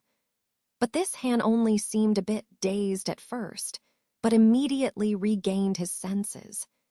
It shows that his mental strength is extraordinary, not an ordinary person. Third mistress hesitated for a moment, sighed, and finally spoke her mind. With this statement, silence fell among the three women, each lost in thought, seemingly unable to find the right words to say. After a while, Madame Yan smiled bitterly and finally spoke up. With this person being so formidable, I wonder if it's a blessing or a curse for our Mo family. Take out the secret letter, and we'll all understand. Madame Yan's voice had just fallen when the cold and elegant fifth mistress's voice, devoid of any emotion, joined in from outside the room as she walked in. I've checked. There are no outsiders within a radius of 200 meters, and the guards have been doubled. Fifth mistress said expressionlessly. Madame, Yan pondered for a moment before finally speaking up. You must all remember what my husband said before he left. If he leaves with a letter containing only the obvious message and no secret content, it means he's safe, and we can rest assured. But if the letter contains a hidden message, then there's likely to be some unpleasant news coming our way, and we should prepare ourselves mentally. As for this letter, we've all seen it. The letter indeed indicates that there is a hidden message. Whether it brings good news or bad news, we'll have to face it sooner or later. Let's take out the real message and see. Third mistress's voice was no longer flirtatious, but filled with pain. All right, since everyone is prepared, let's reveal the hidden message, Madame Yan decisively said. She no longer hesitated, picked up a teacup from the nearby table, poured half a cup of cold water into it, and then twisted her dragon-shaped ring a few times, splitting the ring in half to reveal the white powder hidden inside. Madame Yan carefully poured the powder into the teacup, then looked at the others. Second mistress, Li, was the first to stand up under Madame Yan's gaze. She elegantly walked to the table, and with a slight raise of her hand, revealed a similar ring on her white fingers. Li extracted a considerable amount of red powder from the ring and poured it into the teacup. However, the color of her powder was different from Madame Yan's. Following suit, third mistress and fifth mistress each made the same move. They also had a dragon-shaped ring, and the powders hidden inside were yellow and black, respectively. After everyone had done what they were supposed to do, Madame Yan picked up the teacup and gently shook it. As a result, The originally colorful liquid in the cup gradually became clear and transparent as it was gently stirred. All right, the revealing solution is ready. Second sister, you are the most skilled. It's better for you to apply the solution to the letter, Madame Yan modestly said to second mistress. Li listened to Madame Yan's words, smiled slightly, and did not refuse. She took the cup of solution and the letter and started her work. For the next period of time, except for Li applying the solution to the letter, everyone else remained silent, making the atmosphere in the room even more tense. It's done. I've coated all the letter paper. Now it's fifth sister's turn to help. Use your inner energy to dry it a bit. Li straightened up, wiped the sweat from her forehead, and smiled at fifth mistress. The cold and elegant woman nodded, quickly took the wet letter, and then extended her other hand, slightly exerting her inner energy to make her palm emit a faint heat. She then placed the letter on her palm about 2 or 3 inches above it and stopped moving. She began to slowly dry it. In no time, the letter was completely dry, and the black ink on the letter had disappeared, revealing some faint red characters. This was the secret message that Dr. Mo had painstakingly prepared for Han Li to deliver to his wife and daughters, a hidden message. Han Li was unaware of everything that had happened in the room after he left. At this moment, he was feeling a headache for the little demon in front of him. Miss Mo actually, shamelessly demanded a gift from him on the way. So-called seniority gift. What kind of gift do you want, junior sister? Han Li, helpless, had to pinch his nose and prepare to satisfy her request. Anything will do, whether it's jewelry, something fun, or interesting. I'm not very picky. If you can't think of anything, just give me 7 or 8,000 taels of silver. That'll do, too. Mo Kei-Huen blinked her black eyes innocently and said, 7 or 8,000 taels of silver. Han Li was nearly floored. This little demon really has a lion's mouth. She's not afraid of asking for too much. Even if I count all the silver on my body, I don't have that much. And even if I did, I wouldn't be able to give it to her. She really thinks of herself as a big fool. Han Li thought to himself, though his expression remained unchanged. But there was a hint of meaning in his eyes as he looked at the girl. Mo Kei-Huen was clever and immediately noticed some of Han Li's thoughts.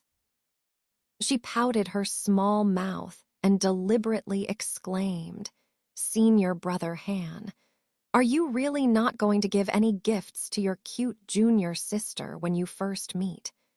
You know, that young Master Wu who came 2 years ago gave me over 10,000 taels of silver as pocket money as soon as he met me." Han Li heard this and felt angry. That Wu fellow is just taking advantage of your family's wealth and beauty. I didn't even have such thoughts, and now I'm being targeted by your father's treacherous scheme. I could lose my life at any moment. Han Li, angry, pretended to look up at the sky and didn't say a word. He wanted to see how this little demon would take advantage of him. The little demon, Mo Kei-Huen, seeing Han Li's rustic appearance and pretending to be ignorant, became somewhat anxious. The moonlit night wasn't particularly cold, but the lovely face of Mo Kei-Huen had a tinge of green to it. She glared resentfully at Han Li, gritting her teeth in frustration. The two of them had been standing on this path in the backyard for over a quarter of an hour, but neither had taken a step forward. Mo Kei-Hyun, seeing that Han Lee was ignoring her three major tactics, acting cute, being coquettish, and crying, decided to stop leading the way forward. She resorted to biting her lip, refusing to move forward. She intended to use this tactic to coerce Han Lee into giving in, all while giving him pitiful looks, hopping to make him yield. But when Han Lee saw Mo Kei-Hyun's pitiful expression, he couldn't help but laugh. It reminded him of his friend, Lee Fei-yu. Whenever Lee Fei-yu needed Han Lee's help with some troublesome matter, he would use a similar expression to move Han Lee. Over time, Han Lee became completely immune to such expressions. So when Mo Kei-Hyun looked at Han Lee with eyes like an abandoned puppy, Han Lee stood there enjoying the performance, occasionally shaking his head and reciting a few sarcastic lines of poetry. Under Han Lee's mocking retaliation, Mo Kei-Hyun quickly lost her composure. She abandoned her pitiful look and replaced it with a furious glare, which she maintained until now. In fact, Mo Kei-Hyun was already regretting her actions. If her mother found out about the current situation, not only would she fail to get anything, but she might also face punishment. Thinking about this, she glared at Han Lee a few more times. This rustic fellow, couldn't he just give her something? Didn't he know how to please a girl? He was truly a bumpkin. At this point, the girl had completely forgotten about demanding outrageous gifts from Han Lee. Although Han Lee had no experience in coaxing girls, he knew that he was still a guest in the Mo family and couldn't afford to offend them. So when he felt that he had mocked her enough, he leisurely reached into his bosom to see if he could find something suitable to dismiss this little demon. Finally, Han Lee found a small porcelain bottle in a shade of emerald green. Inside were several pills emitting a delightful fragrance. These pills were called fragrance-retaining pills and were said to be used by palace concubines as royal medicine. Other than emitting a charming fragrance, these pills had no other effects. The unique fragrance not only lasted for a long time, but also repelled insects, making it a favorite among palace beauties. Unfortunately, the main ingredients required to make these pills were rare and aged herbs. Even in the wealthy imperial palace, there were often shortages, so it was impossible for commoners to see these pills. Originally, Han Lee would never have prepared such useless pills for himself, but during his time in the Seven Profound sect, Lee Fei-yu had persuaded him to take a few of these pills to coax a girl he liked. This small bottle was the remaining few pills. Originally, Han Lee used them to prevent insect bites when camping in the wilderness, but now he had to take them out to appease this little demon.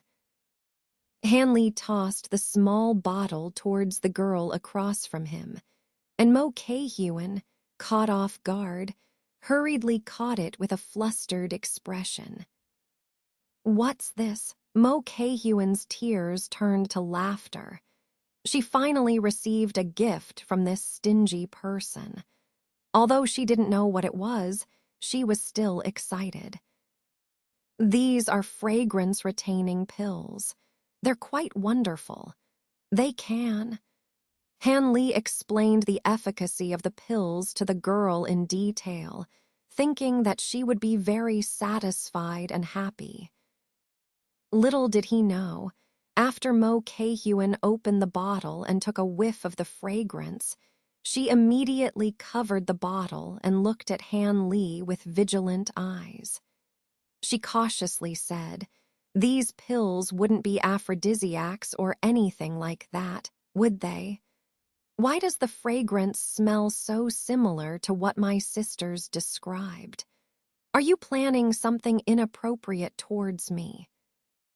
Han Li was dumbfounded for a while, then remained silent. He suddenly felt like he was going to spit blood 3 bowls. Could this girl's mind be any more difficult to understand? She actually associated fragrance-retaining pills with aphrodisiacs. Now Han Li didn't know whether to admire the girl's caution or shout 3 times in frustration for being falsely accused for no reason. "It seems what you said is true, but I still have to take it to my second sister for inspection before I can use it. After all, we girls have to be cautious," Mo Kei-Huen said seriously to Han Li. "Cough, cough, whatever you say." Han Li was speechless. He could only cough a few times to cover up his embarrassment. He now felt that it was better to keep a distance from this little demon. Otherwise, he might be driven crazy by her at any moment. "However, if these pills are as useful as you say, then even if you pass the test, in the future, if senior brother encounters any difficulties in the Mo family, feel free to come to Kei-Huen for help. As long as I receive a small reward, I can definitely help you solve the problem completely." Mo Kei-Huen tossed the small bottle in her hand a few times, laughing and joking. "All right, junior sister. If senior brother has any trouble in the future, he will definitely come to you for help." Han Li responded to her words with a smile, but in his heart, he was thinking viciously, "Finding you. A little money lover is indeed strange." Mo Kei-Huen naturally couldn't hear Han Li's thoughts. She was delighted that Han Li had become more compliant, and suddenly felt that this Han's senior brother was quite interesting, and even looked a bit more pleasing to the eye. "Let's go, senior brother Han. I'll find you a bigger room that won't inconvenience you," Mo Kei-Huen said with a smile. She walked ahead with her head held high and chest puffed out, while Han Li followed behind, sighing quietly. This eccentric little girl is definitely not worthy of him. Forget about the fact that such a miss wouldn't even look at someone as ordinary-looking as him. Even if she did, he would refuse without hesitation. Otherwise, with her difficult temperament, he would be unable to bear it. Han Li thought to himself, decisively striking Mo Kei-Huen off his list of potential admirers. Han Li finally settled down in a room in the backyard of the Mo family's mansion. Mo Kei-Huen, being tactful, didn't linger around and soon took her leave. Her sudden display of ladylike behavior surprised Han Li. Due to not being sure about the attitudes of the people in the Mo family towards him, and whether there was any danger, Han Li didn't sleep well the whole night. He only managed to doze off for a short while on the bed. The next morning, while Han Li was still groggy, he heard a knocking sound at the door. Could it be that little demon again?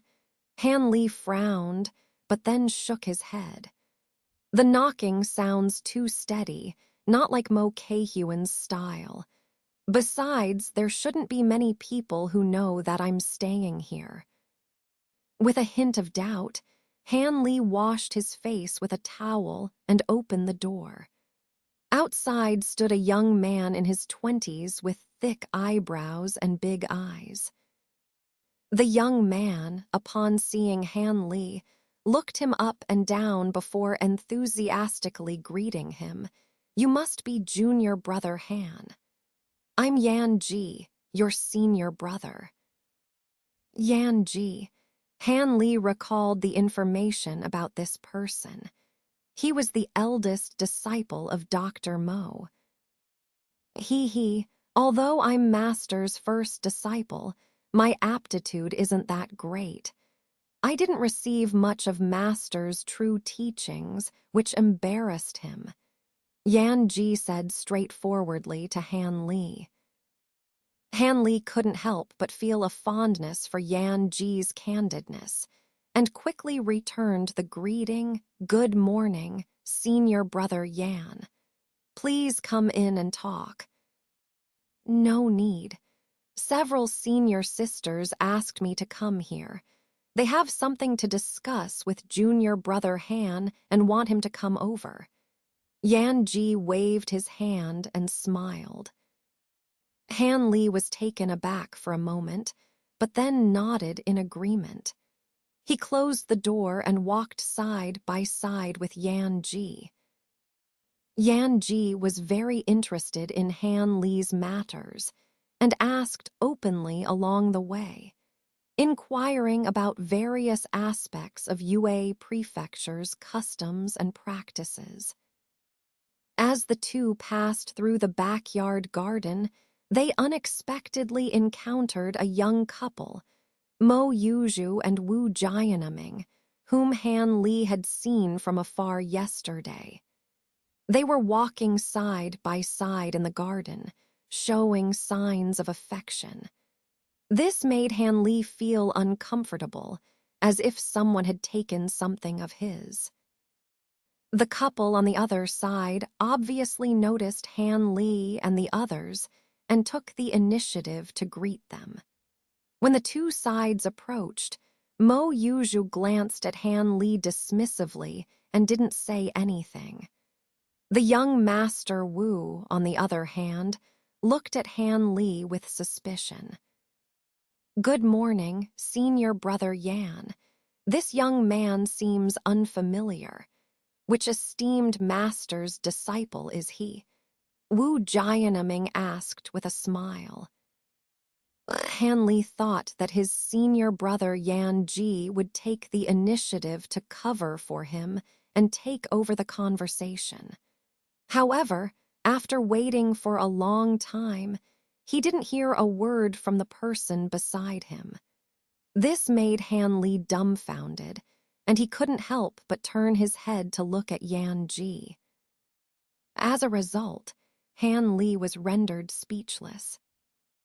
At this moment, Yan Ji had a look of infatuation on his face, staring blankly at Miss Mo Yuzhu, completely lost in his own world. How could he respond to Wu Jianming's words? "I am a distant cousin of the third madam, sent by my parents to pay respects to the third madam. I also hope that madam can give me a task." Han Li had no choice but to take matters into his own hands, so he pretended to be shy and embarrassed, saying with a humble and apologetic expression, "Oh, I see." Wu Jianming lost interest in Han Li after hearing his first sentence. It was understandable, as Han Li's appearance was too inconspicuous, and he didn't have the characteristics of a martial artist, so it was easy for Wu Jianming to overlook him.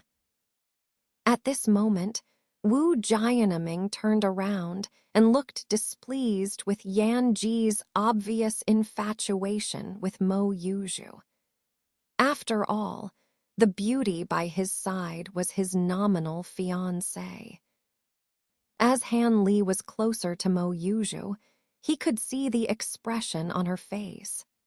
She frowned slightly, her face showing some displeasure, obviously not liking Yan Ji's blatant admiration. "Senior brother Yan, if there's nothing else, my sister and I will take our leave." Mo Yuju pursed her lips and gave Yan Ji a cold nod, then gracefully left the scene. As for Wu Jianming, he just snorted at Yan Ji and followed her. Watching the two figures gradually disappearing into the distance, a strange smile appeared on Han Li's lips. Then he turned his head to look at Yan Ji, only to find that he was still standing there, staring blankly at the direction where they had left. Han Li sighed. This guy was really a hopeless romantic.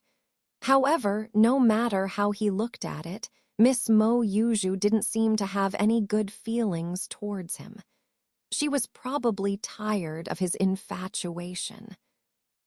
Hanley patted Yan Ji on the shoulder, causing him to shudder and snap out of his daze, his face flushed with embarrassment. Sorry for making junior brother Han laugh. Yan Ji, back to his senses, blushed and felt ashamed of his behavior. No need to apologize. It's natural for a man to be attracted to a charming woman. There's nothing to be embarrassed about. Han Li smiled and comforted him. After hearing Han Li's words, Yan Ji didn't feel relieved. Instead, he smiled bitterly and said, "To be honest with junior brother Han, I grew up with Yuju since childhood. Although we weren't childhood sweethearts and had no innocent friendship, we still developed deep feelings. But unfortunately, as Yuju grew up, it seems that she only sees me as a brother without any other meaning. After being rejected by her several times, I gave up on pursuing her. I just hope she finds a good husband and can be happy for the rest of her life. But every time I see Yuju, I can't help myself and end up embarrassing myself like this." As Yan Ji spoke the last sentence, there was a hint of self-mockery in his tone. After listening to Yan Ji's words, Han Li remained silent and didn't speak. Instead, he looked at Yan Ji with a gaze as if he were looking at a rare antique. He had only heard of such love stories from books and stories before, but he had never expected to witness one firsthand. If what Yan Ji said was true, then Han Li didn't know whether to admire his devotion or to secretly curse him for being too foolish. On the way, Han Li deliberately changed the topic to divert Yan Ji's thoughts, allowing him to return to his normal mood. The two of them chatted and laughed until they arrived at the small building where Han Li had stayed the previous night. Inside, several of Dr. Mo's wives were waiting solemnly for Han Li's arrival, preparing to give him a big surprise. Just as Yan Ji reached the second floor and was about to knock on the door, a voice from inside the room could be heard. "Is it Han Li and Yan Ji?" "Yes, fourth madam." Yan Ji hurriedly stopped and respectfully answered. "Yan Ji, you can go back first. Let Han Li come in alone." The indifferent voice of Madam Yan came through, sending a chill down Han Li's spine. "Yes, madam." Yan Ji clearly respected Madam Yan. Without any hesitation, he smiled at Han Li and quietly retreated from the second floor, leaving only Han Li standing outside the room. Han Li coldly stared at the door, not immediately pushing it open. Instead, He released his spiritual sense to sense the situation inside the room. He didn't want to walk into a room full of ambushes and be killed. It was better to be cautious. The room was very quiet, and there were only a few people inside, including Madame Yan. Han Li didn't sense any hidden experts in the room, which made him feel a bit relieved. So he stepped forward and knocked on the door twice, then pushed it open and glanced inside, intending to enter. However, the scene inside the room made Han Li's face pale, and the steps he had taken suddenly stopped in midair. It was the same room he had been to last night, with the same furniture and decorations. The only difference was the attire of the several beauties inside. Madame Yan and the others were all dressed in white mourning clothes, sitting solemnly on chairs, staring coldly at him. Han Li's face turned a bit pale, not because he was afraid, but because he was annoyed by the deceased Dr. Mo.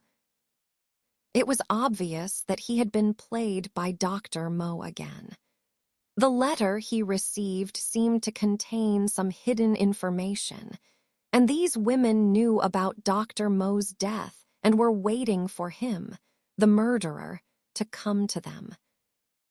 Han Li took a deep breath and calmed his face, then walked boldly into the room, found a chair, and sat down directly opposite the women, staring at them silently, intending to see how these women would deal with him.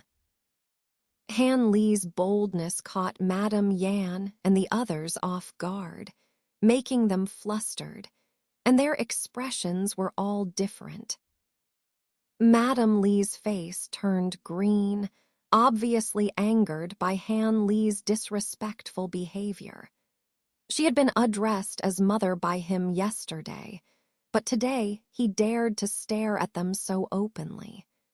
Being from a scholarly family, she valued the distinction between seniors and juniors the most. But now that she encountered someone like Han Li, who didn't respect teachers and traditions, how could she not be angry? Madame Liu, on the other hand, was quite different from Madame Li. Instead of getting angry, she looked at Han Li with interest. However, Han Li didn't dare to look at her directly because of her astonishing charm, so he just glanced past her. Madame Yan's demeanor was similar to the cold and elegant Madame Wang. She didn't show any emotions, just coldly confronting Han Li, her eyes full of freezing coldness. "You have quite the audacity, the disciple who closed my husband's door." After a moment of staring between the two sides, Madame Yan finally spoke, but her words were full of sarcasm, and everyone could hear it clearly. "What do you want to know or say? Just say it directly. I don't want to hear nonsense, nor do I want to speak nonsense," Han Li said expressionlessly.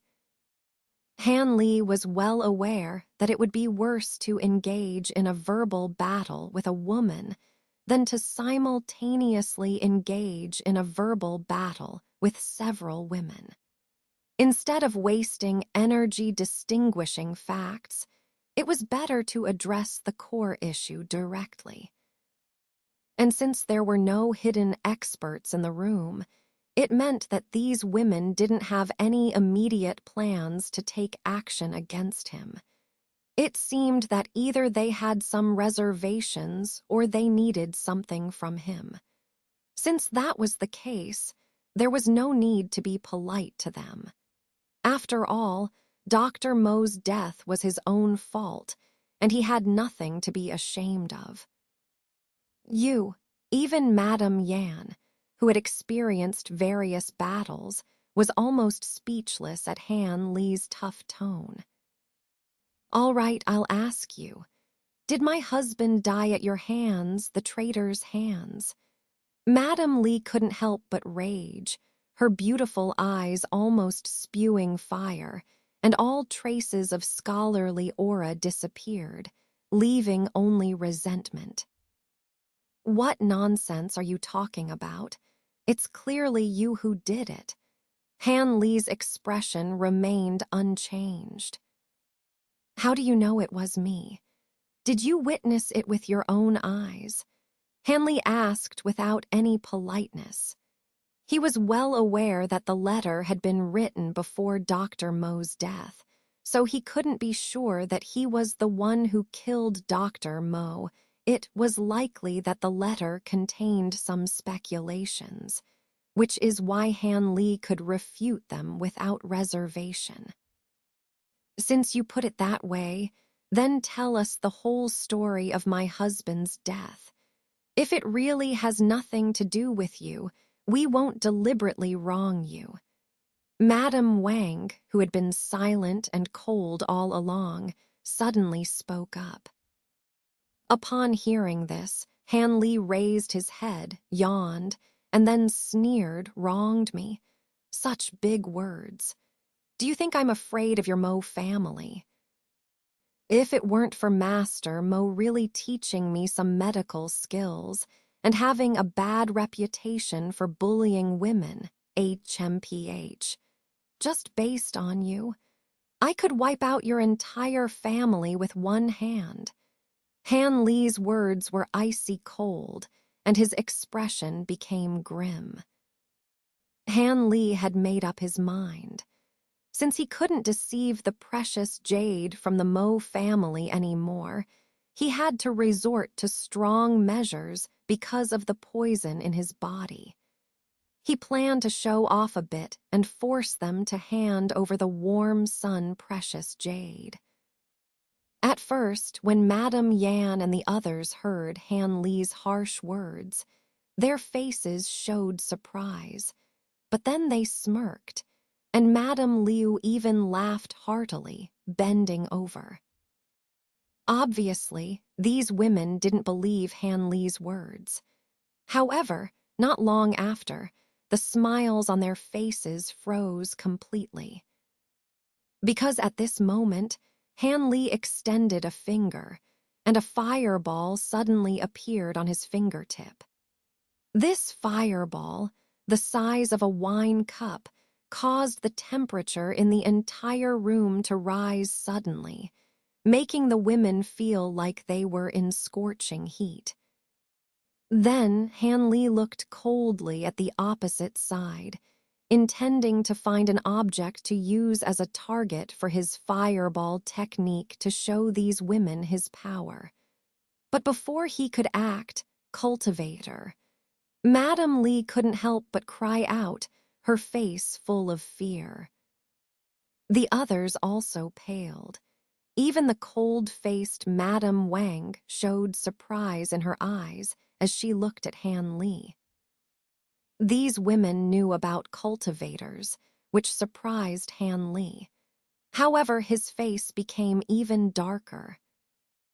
"Are you really a cultivator?" Madame Liu widened her beautiful eyes and asked with doubt. Han Lee snorted and, without saying a word, flicked his finger slightly. The fireball shot towards the table next to Madame Liu and turned it into ashes in the blink of an eye. This action frightened Madame Liu, whose face turned pale as she quickly backed away several steps from the ashes, her expression full of fear. If other men saw her charming and delicate appearance now, they would probably go crazy for her immediately. Unfortunately, Han Lee didn't have time to appreciate the scene. Right now, he was staring at Madame Lee, who had exclaimed "cultivator," and asked in a sinister voice, "Madam, how do you know about cultivators? Have you seen other cultivators?" Madame Lee became flustered, feeling extremely wary of Han Lee's identity as a cultivator. Don't ask second sister anymore. I'll tell you about cultivators. Madame Yan leaned back, looking tired, closed her eyes, and interrupted Han Li's questioning. Oh, can you tell me about it? Han Li rubbed his nose and relaxed a bit. There's nothing to hide. Many people in Jiaxuan City know about cultivators. Some have even witnessed battles between cultivators outside the city. They say that cultivators can control the wind and rain, manipulate fire and mist, and are like living immortals. Madame Yan said with a bitter smile after opening her eyes. So that's how it is. Han Li slapped his forehead. He had forgotten that Jiaxuan City was not like a small place like Rainbow Cloud Mountain, and encountering cultivators here was not uncommon. Didn't he meet a man in blue yesterday? Does Master Mo also know about cultivators? Han Li suddenly thought of something and couldn't help asking. Of course he does. My husband is one of the people who have witnessed battles between cultivators. Madame Yan felt that there was nothing to hide, so she casually replied. No wonder Dr. Mo was so obsessed with cultivators. It turns out he had seen real cultivators before. It's a pity he didn't have spiritual roots. He wasted so much effort, but in the end, he only benefited himself. Han Li couldn't help sighing. However, Han Li suddenly felt strange. Why was Madame Yan being so obedient now? She answered whatever he asked without any temper. Could it be that just because he was a cultivator, the other party would completely submit? Han Li didn't believe it. Han Li carefully observed Madame Yan's expression and finally noticed a hint of impatience beneath her seemingly calm expression. Is she trying to delay time? Han Li frowned, released his spiritual sense, but there was no sign of anyone else entering the building. Han Li's eyes flickered, and he suddenly stood up, packing around the room and inspecting his surroundings while contemplating. There seemed to be nothing suspicious. The room was simple, with only tables and chairs, all the same as yesterday, except for a pair of candles with half of their wax already burned. Candles, Han Li's gaze fell on them. At first, he thought they were just lit to mourn Master Mo, so he didn't pay attention. But now that he thought about it, if they were going to mourn their husband, why didn't they have any incense? This was a bit abnormal. Thinking of this, Han Li carefully sniffed and finally detected a faint smell similar to sandalwood in the air. The fragrance was so faint that it wouldn't be detected without careful attention. Madame Yan and the others became somewhat unnatural when they saw Han Li looking at the candles. When Han Li sniffed the air, their faces turned even paler. At this moment, Han Li smiled, but his smile was very cheerful. What's so funny? Even if you've discovered the mechanism on the candles, it's too late now. This is 1,000-person intoxication incense. Ordinary people who smell it will become weak, while martial artists will lose their true qi and temporarily lose their martial arts. Even if you're a cultivator, you can't stay in this room for long without consequences. Madame Yan couldn't hold back her impatience and tried to probe. It's nothing. I just feel lucky. Han Li smiled faintly. When I was in Kixuan sect, I often heard people talk about the ghost Tao in the martial world. Among them, the poisons and incenses left the deepest impression on me, because I not only experienced it personally, but also found it impossible to guard against. Even ordinary people can easily kill powerful experts with it. For this reason, I racked my brains and finally came up with a clumsy method to prevent poisons and incenses. Hanley said with some self-satisfaction. Madame Yan and the others looked at each other, wondering if such a method existed. How was this possible? Yet Han Li was still standing, proving the fact. Their faces were all white now. As for the method, Han Li saw that the women were all ears, couldn't help but laugh. I don't intend to tell you, because I don't have the habit of exposing secrets to my enemies. Han Li's expression was serious. Upon hearing Han Li's words, the faces of these women quickly changed from pale to red, adding a touch of charm to them. Madame Yan was the first to recover from her anger.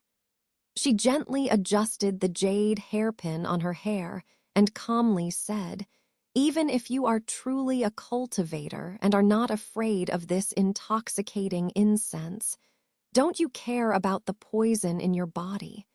She still pulled out her final trump card. Han Li's smiling expression turned cold as soon as he heard this. Dr. Mo had indeed entrusted these women with the only weapon that could threaten him. That's right, I do have cold poison in my body. But before the poison takes effect, I don't mind wiping out everyone in your entire household. Han Li said calmly, but the fierceness in his words was unmistakable, making the women tremble. Madame Yan remained silent for a moment without speaking. The other women followed suit. It seemed that when it came to matters of life and death, Madame Yan was the one who could make the decisions in the Mo family. Since we are mutually cautious and unwilling to suffer losses, it seems that we can only have a good talk. After a moment of silence, Madame Yan calmly said, "Of course, I don't want to die so young." When it came to his own life, Han Li didn't put on any airs and readily agreed to her proposal. So, he returned to sit across from Madame Yan. "However, before we negotiate, I would like to ask you to tell us about the circumstances of my husband's death. After all, we were a married couple, and we need to know the true cause of his death in order to be at ease. But rest assured, even if my husband did die at your hands, we won't have any other thoughts. After all, we are widows and orphans and can't seek death by confronting stones with eggs." Madame Yan's last sentence was filled with sorrow, as if Han Li was the tyrant who bullied them. Seeing Madame Yan's expression, Han Li couldn't help feeling a headache. Although he knew she was acting, seeing Madame Yan's pitiful appearance still softened his heart. It was just telling them about the circumstances of Dr. Mo's death. There was nothing to conceal about this matter. After all, Han Li believed that Dr. Mo's death was not his fault, but the fault of Yu Zidong and his own actions. "All right, I can tell you in detail about the cause of Dr. Mo's death. If you still insist on seeking revenge after listening, I will accompany you at any time." After a moment of contemplation, Han Li agreed. "It's like this. I was deceived by Dr. Mo and only discovered after practicing Changchun Gong for more than 4 years. Han Li slowly recounted the thrilling story of being deceived by Dr. Mo, poisoned by him, and forced to practice Changchun Gong. He also narrated how Dr. Mo wanted to occupy his body and attempt to be reborn, but ended up being devoured by Han Li's spirit. Of course, he also explained the appearance of Yu Zidong and his conspiracy. Finally, he revealed the matter of being poisoned and having to come to Lanzhou to obtain the warm sun precious jade to detoxify. Han Li wanted these women to know that in the event of Dr. Mo's death, he was the real victim and owed the Mo family nothing.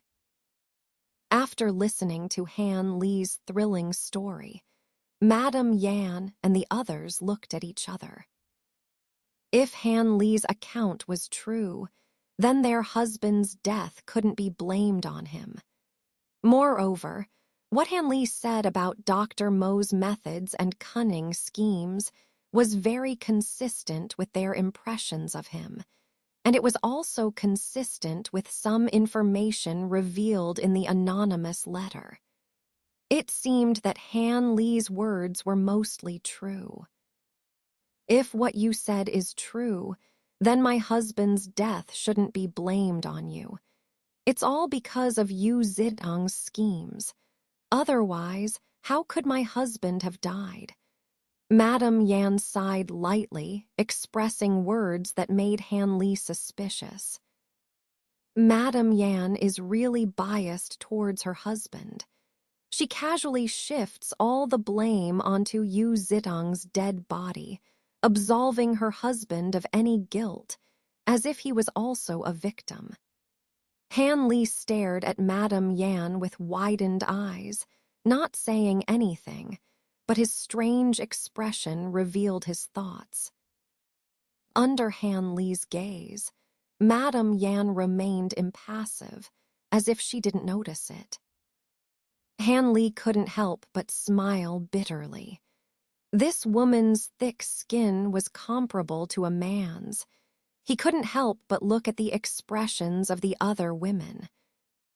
Madame Liu still had a smile on her face, unchanged, and when she saw Han Li looking over, she even flashed him a flirtatious glance, leaving Han Li speechless. Madame Li, on the other hand, seemed a bit uneasy when Han Li looked at her. She lowered her head slightly, seemingly ashamed of what Madame Yan had just said. As for Madame Wang, the elegant young woman, although her expression remained unchanged, the fingers she tightly intertwined exposed her inner turmoil. However, Han Li didn't know what her mentality was. However, as you said, there is no deep-seated hatred between us, so it's better to negotiate. Madame Yan's lips curled up as she said softly. Upon hearing Madame Yan's words, Han Li turned back and said indifferently, "What's there to negotiate? You give me the warm sun precious jade, and I'll leave immediately without bothering the Mo family anymore." That's not possible. Madame Yan smiled faintly and immediately refused. Why not? Han Li didn't get angry and asked. Sir, yesterday, you should have heard many things about the Mo family's dire situation outside my room. You should understand that without external help, it's only a matter of time before the Mo family is wiped out.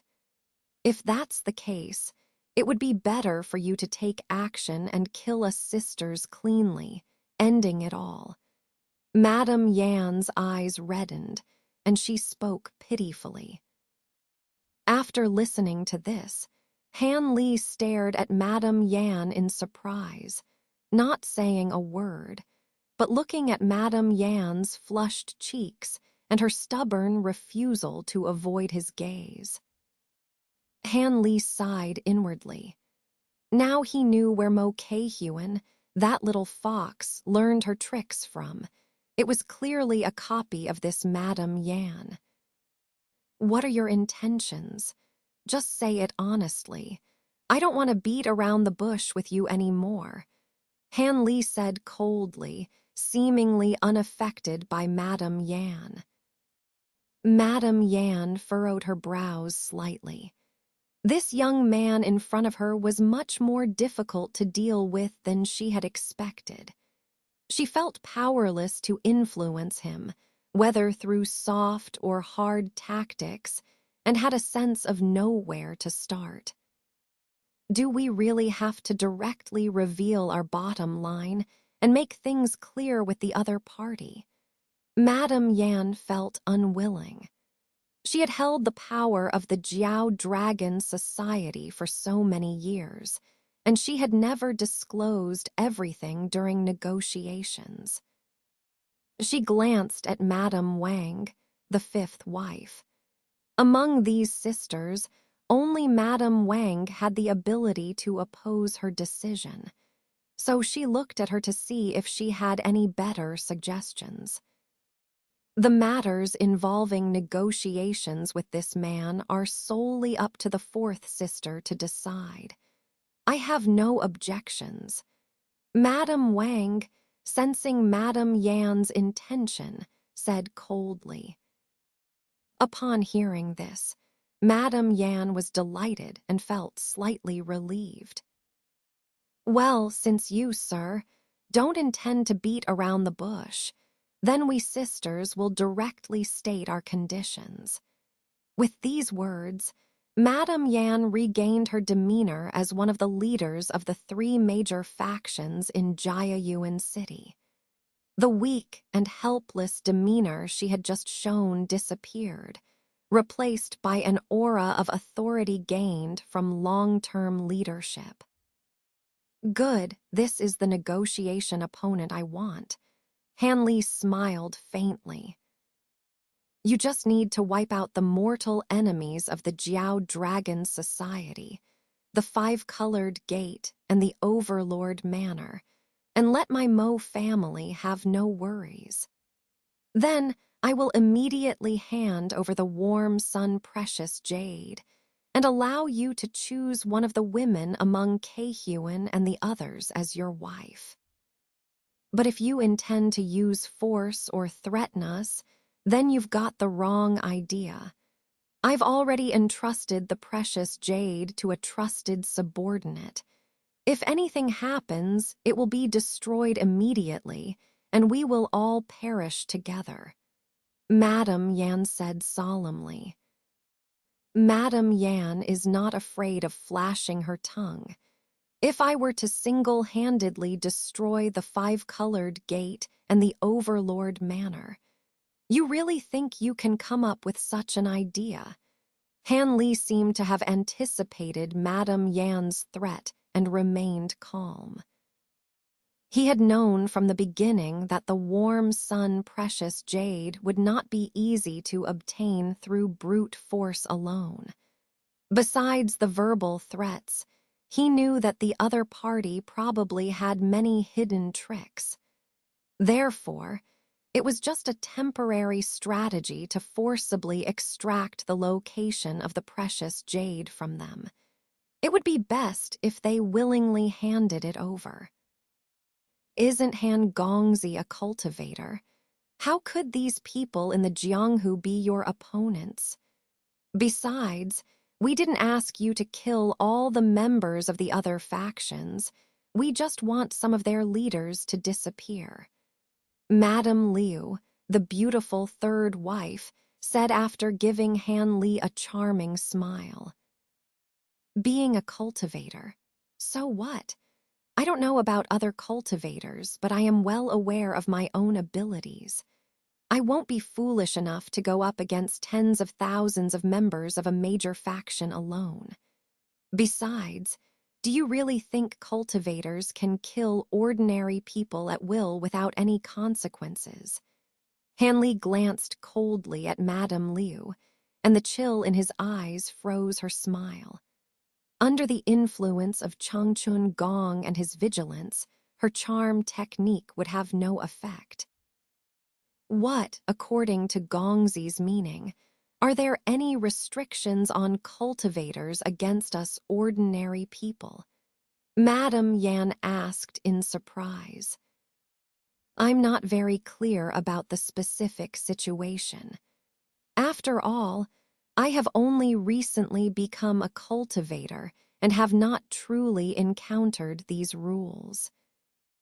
Han Li said lightly, then saw Madame Yan seemingly about to say something, waved his hand to stop her from speaking, and continued coldly.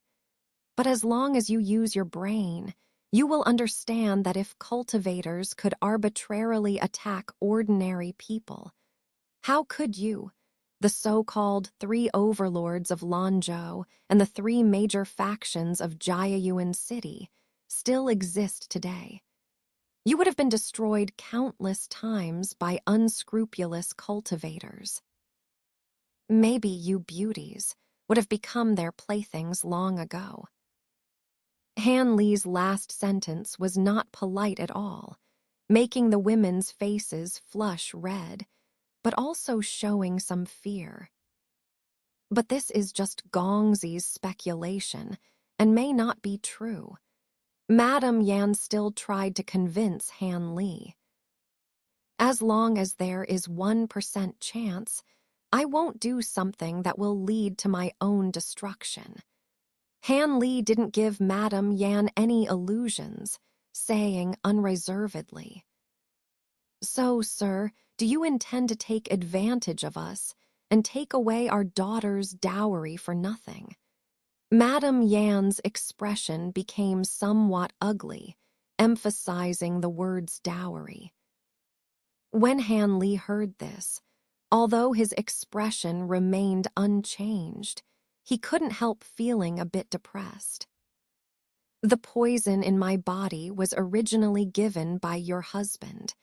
It's already good that I'm not causing you trouble now. What else do you want?" Han Li thought bitterly. But Han Li also knew that saying such words at this time would be meaningless. These women seemed unwilling to give up any benefits unless they benefited themselves. So Han Li lowered his head and pondered for a moment, then raised his head and cleared his throat, saying loudly, "I'll give you two options, and you can choose one. One is for your entire Mo family to pack up and leave immediately, prepare to leave Lanzhou, and find a place where your enemies can't reach to settle down. Live a peaceful life as a common wealthy family, free from the killings and conflicts of the Jianghu factions. I can guarantee your safety on this road and ensure that your pursuers won't harm you." Han Li paused here and looked at the changes in the women's expressions. Except for Madame Li, the second wife, who seemed somewhat moved, Madame Yan and Madame Liu remained silent, apparently not agreeing to this suggestion. As for Madame Wang, Han Li didn't bother to look at her. With her iceberg-like demeanor, it was impossible to discern anything useful from her. Seeing this situation, Han Li secretly sneered a few times. Both Madame Yan and Madame Liu were ambitious people. Asking them to give up the power of the Jiao Dragon Society and become village women was something they would never agree to. This was something he had already understood when he proposed this suggestion. What's the other option? Madame Liu couldn't help but ask when Han Li didn't continue. I can make an exception and take action once to make the leaders of the two factions disappear, but this is only limited to one of the two factions. Because if both overlords encounter trouble at the same time, it will easily attract the attention of those with ulterior motives, and the risk will increase exponentially, not worth the risk. Besides these two options, I won't make any concessions. After saying this, Hanley put on a stern face and didn't speak any more. He coldly waited for the women's response. Upon hearing Han Li's second choice, Madame Yan and the others couldn't hide their joy on their faces. However, after exchanging glances, they still didn't make an immediate decision. Could Sir allow us ladies to discuss and give a reply later? After all, this matter is of great importance, and we need to consider it carefully. Madame Yan said cautiously. Of course, I'm not unreasonable, but at the latest, by tomorrow morning, there must be a reply. I'll give you the whole day to discuss. After saying this, Han Li ignored the women and left. Han Li left the building and didn't return to the room. Instead, to the strange gaze of the guard, he left the Mo residence confidently. After confirming that no one was following him, Han Li finally returned to the inn where he was staying. As soon as he stepped into the inn's gate, Sun Gu hurriedly approached. Is there something you need to tell me? Say it in my room. Without waiting for Sun Gu to speak, Han Li instructed casually. Yes, sir. Sun Gu followed Han Li respectfully. Once inside the room, Han Li sat on the edge of the bed, stretched lazily, and then casually asked, You seem anxious. Is there something urgent to report to me? Sir, indeed there is a major event that I must report to you. Sun Gu took a step closer, looking somewhat mysterious. Just spit it out. No need to be mysterious. Han Li glanced sideways at Sun Gu. He. It's not that I'm pretending to be mysterious, but there really is an extraordinary event happening. I've received reliable information that a large group of immortals will gather near Jiayuan City soon to hold a immortal convention.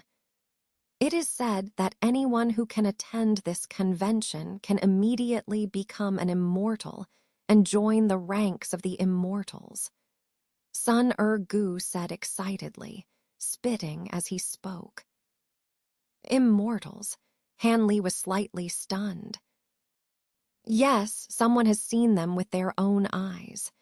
Those immortals who can fly through the clouds and ride on the mist, and even control thunder and fire. Sir, if it weren't for someone with great fortune, how could immortals be seen so easily? Sun Gu said with some jealousy.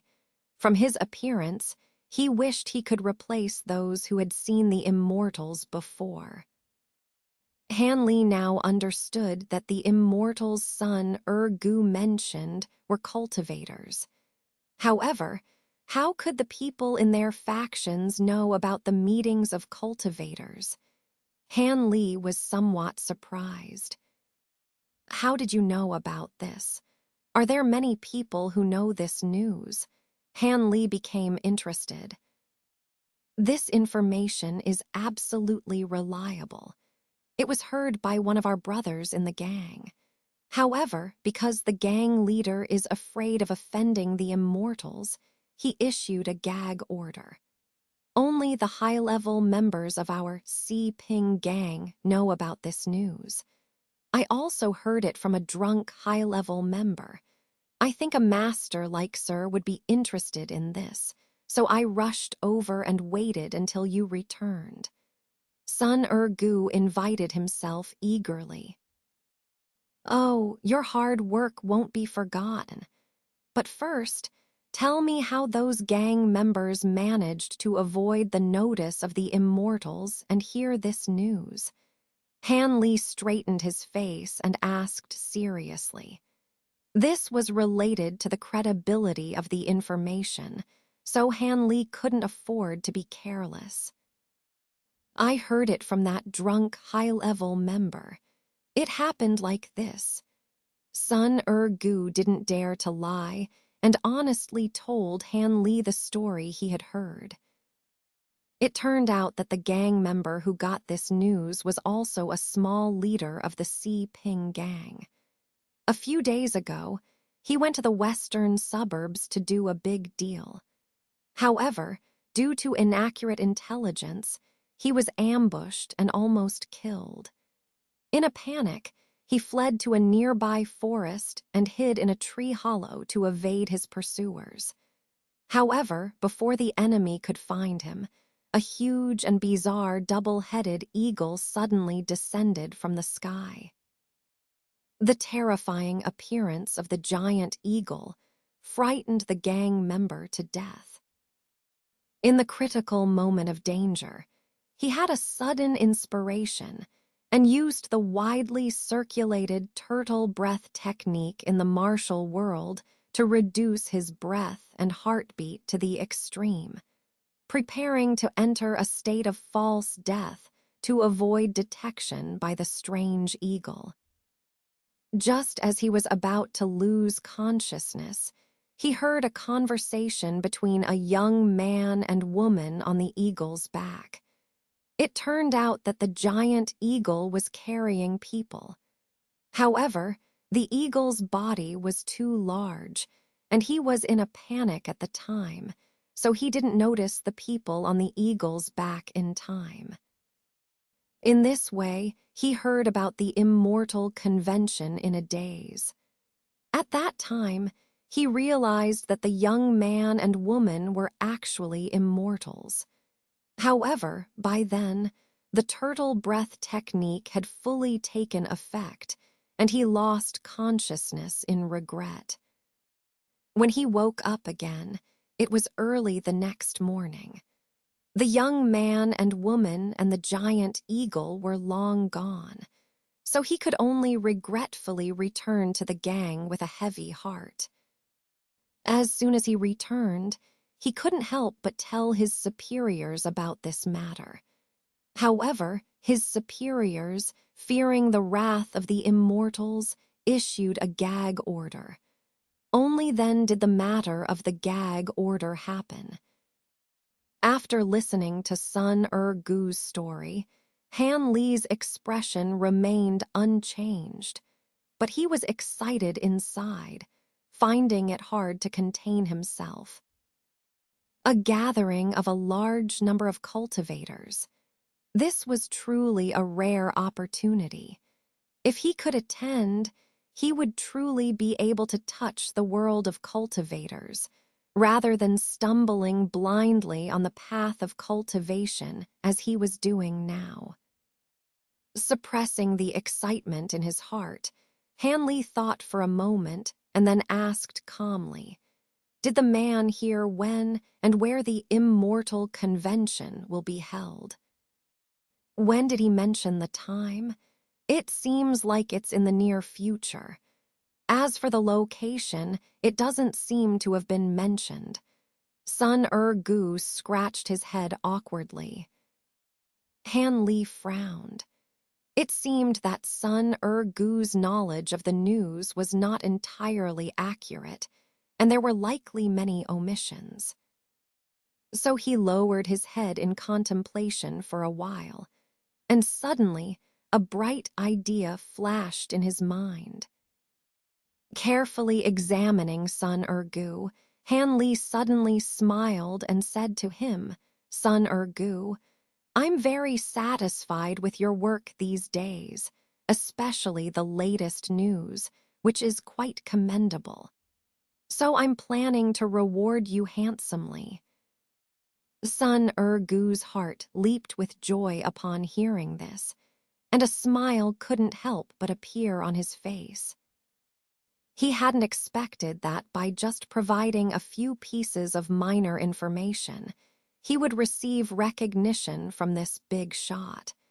It seemed that dealing with this gentleman was indeed very rewarding. He wondered what kind of generous reward the gentleman had in mind. Perhaps he intended to give him a large sum of gold, silver, and jewels. Sun Gu, couldn't help but fantasize. Do you have any interest in becoming the leader of the Si Ping gang? Han Li's words were like a bolt from the blue, causing Sun Gu's face to turn pale with shock, as if his soul had left his body. Sir, what joke are you making? Please don't play tricks on me. What qualifications and abilities do I have to become the leader of the gang? Sun Gu said with a mournful face, muttering to himself. Why not? With me supporting you from behind, capturing control of a small gang like the Si Ping gang is as easy as pie. Or would you rather continue being just a small leader who manages the docks for the rest of your life? Han Li teased, trying to entice him. Sun Gu's face fluctuated between surprise, fear, and excitement upon hearing this. Every man dreams of one day holding power and wealth in his hands and being able to control the lives and deaths of others. The ambition buried deep in Sun Gu's heart was ignited by Han Li's few words. However, he still had some concerns, so he didn't immediately agree to Han Li's proposal. Our gang leader and the 3 chief guardians under him are quite formidable. Can you be sure of subduing them? Sun Gu tentatively asked in a low voice. Subduing them. Ha, is that necessary? Just kill them all. Han Li said coldly, with a disdainful expression as if he regarded them as mere ants. Sun Gu couldn't help but shiver. This gentleman's murderous intent was quite strong. If he didn't agree, he might also be disposed of immediately, right? Since you think so highly of me, I'll sell my life to you, sir. I'll follow your orders in everything. Sun Gu finally agreed to take a risk under Han Li's persuasion.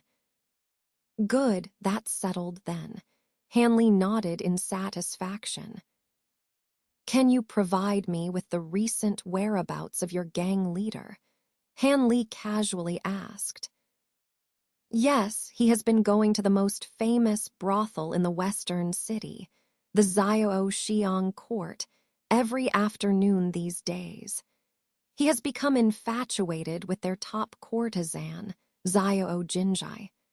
However, the 3 chief guardians also accompany him, so it might be dangerous. Shouldn't we wait a few more days for a better opportunity? Sun Gu, now fully committed to risking his life for wealth and glory, spared no effort to assist Han Li. No need. Since we know the time and place, it's easy to take their lives, Han Li said indifferently. But after they die, I'm afraid you won't have the ability to take over the Si Ping gang. Sun Gu voiced his concern. That's true. I'm just an ordinary leader in the gang. There are many people with higher status and seniority than me, Sun Gu said, feeling embarrassed. It doesn't matter. When I say you'll be the leader of the Si Ping gang, you will be.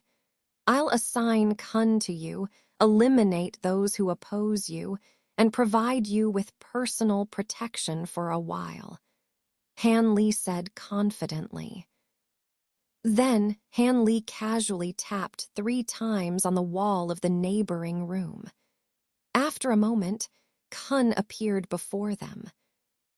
After they die, you will take over the Si Ping gang in the chaos. But remember, bring the guy who saw the immortals to me intact. I have some questions for him. Do you understand? Han Li's last sentence was stern, indicating that he attached great importance to this matter. Please rest assured, sir. I will definitely bring him to you intact and not disappoint you. Sun Gu immediately pledged earnestly, slapping his chest and swearing, looking extremely loyal.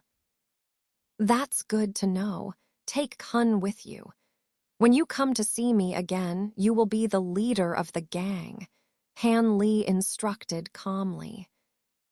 I'll take my leave then. Sun Gu, seeing that Han Li had issued the order to leave, promptly exited the room, followed closely by Kun. As soon as Sun Gu left the room, Han Li stood up. After packing around the room for a while, he suddenly whistled softly, producing a melodious and lengthy sound. Soon after, the cloudwing bird swooped in through the window and perched on Han Li's shoulder. Han Li took out a bottle from his pocket and poured out a yellow chestnut pill, the cloudwing bird's favorite food, and gently fed it to the bird. Then he whispered softly, "Little one, follow the man who just left the room. If he tries to leave the city or escape, immediately come and inform me." After hearing Han Li's words, the cloudwing bird let out a few cries, extremely intelligent, and then flew out of the window, disappearing into the sky. Shen Zhongshan was feeling quite good at the moment because he was sitting in a private room at the Xiao Xiang court, holding a remarkably beautiful woman in his arms and crudely groping her voluptuous body. Perhaps Shen Zhongshan was too impatient, which caused the charming woman to burst into giggles. "Miss Jin, why don't you just agree to our leader? Our leader has been so infatuated with you. He rushes here every afternoon without even finishing the gang's affairs." The speaker was a fat man dressed in a loose gray shirt. Despite his immense size, he was panting slightly after speaking. "That's right, Miss Jin. Our leader has been coming to see you every afternoon for 5 days straight, spending a lot of silver. But you only allow our leader to hug you briefly, not even letting him spend the night. This is unacceptable." This time, it was a middle-aged scholar with a black mole on his face, his eyes revealing a sinister glint, indicating his cunning nature. In addition to Shen Zhongshan, there were 3 other people in the room, the 3 guardians of the Si Ping gang. The fat man was Mad Fist Kaiyan Jin. Despite his bizarre obesity, he was extremely proficient in the crazy 18 strikes technique, having defeated many renowned experts. The scholar was Poison Scholar Fan Ju, who, despite practicing the formidable snow-wind sword technique, was best known for his ruthless and cunning nature. The silent figure in black beside them was Flying Knife Shen San, the most skilled martial artist among the 3 guardians. His technique of launching 18 flying knives in quick succession had eliminated many skilled opponents seeking revenge on Shen Zhongshan. Moreover, as a distant relative of Shen Zhongshan, he enjoyed the leader's favor the most in the gang. Like Shen Zhongshan, these 3 also had beautiful women accompanying them, but none as alluring and voluptuous as the one in Shen Zhongshan's arms.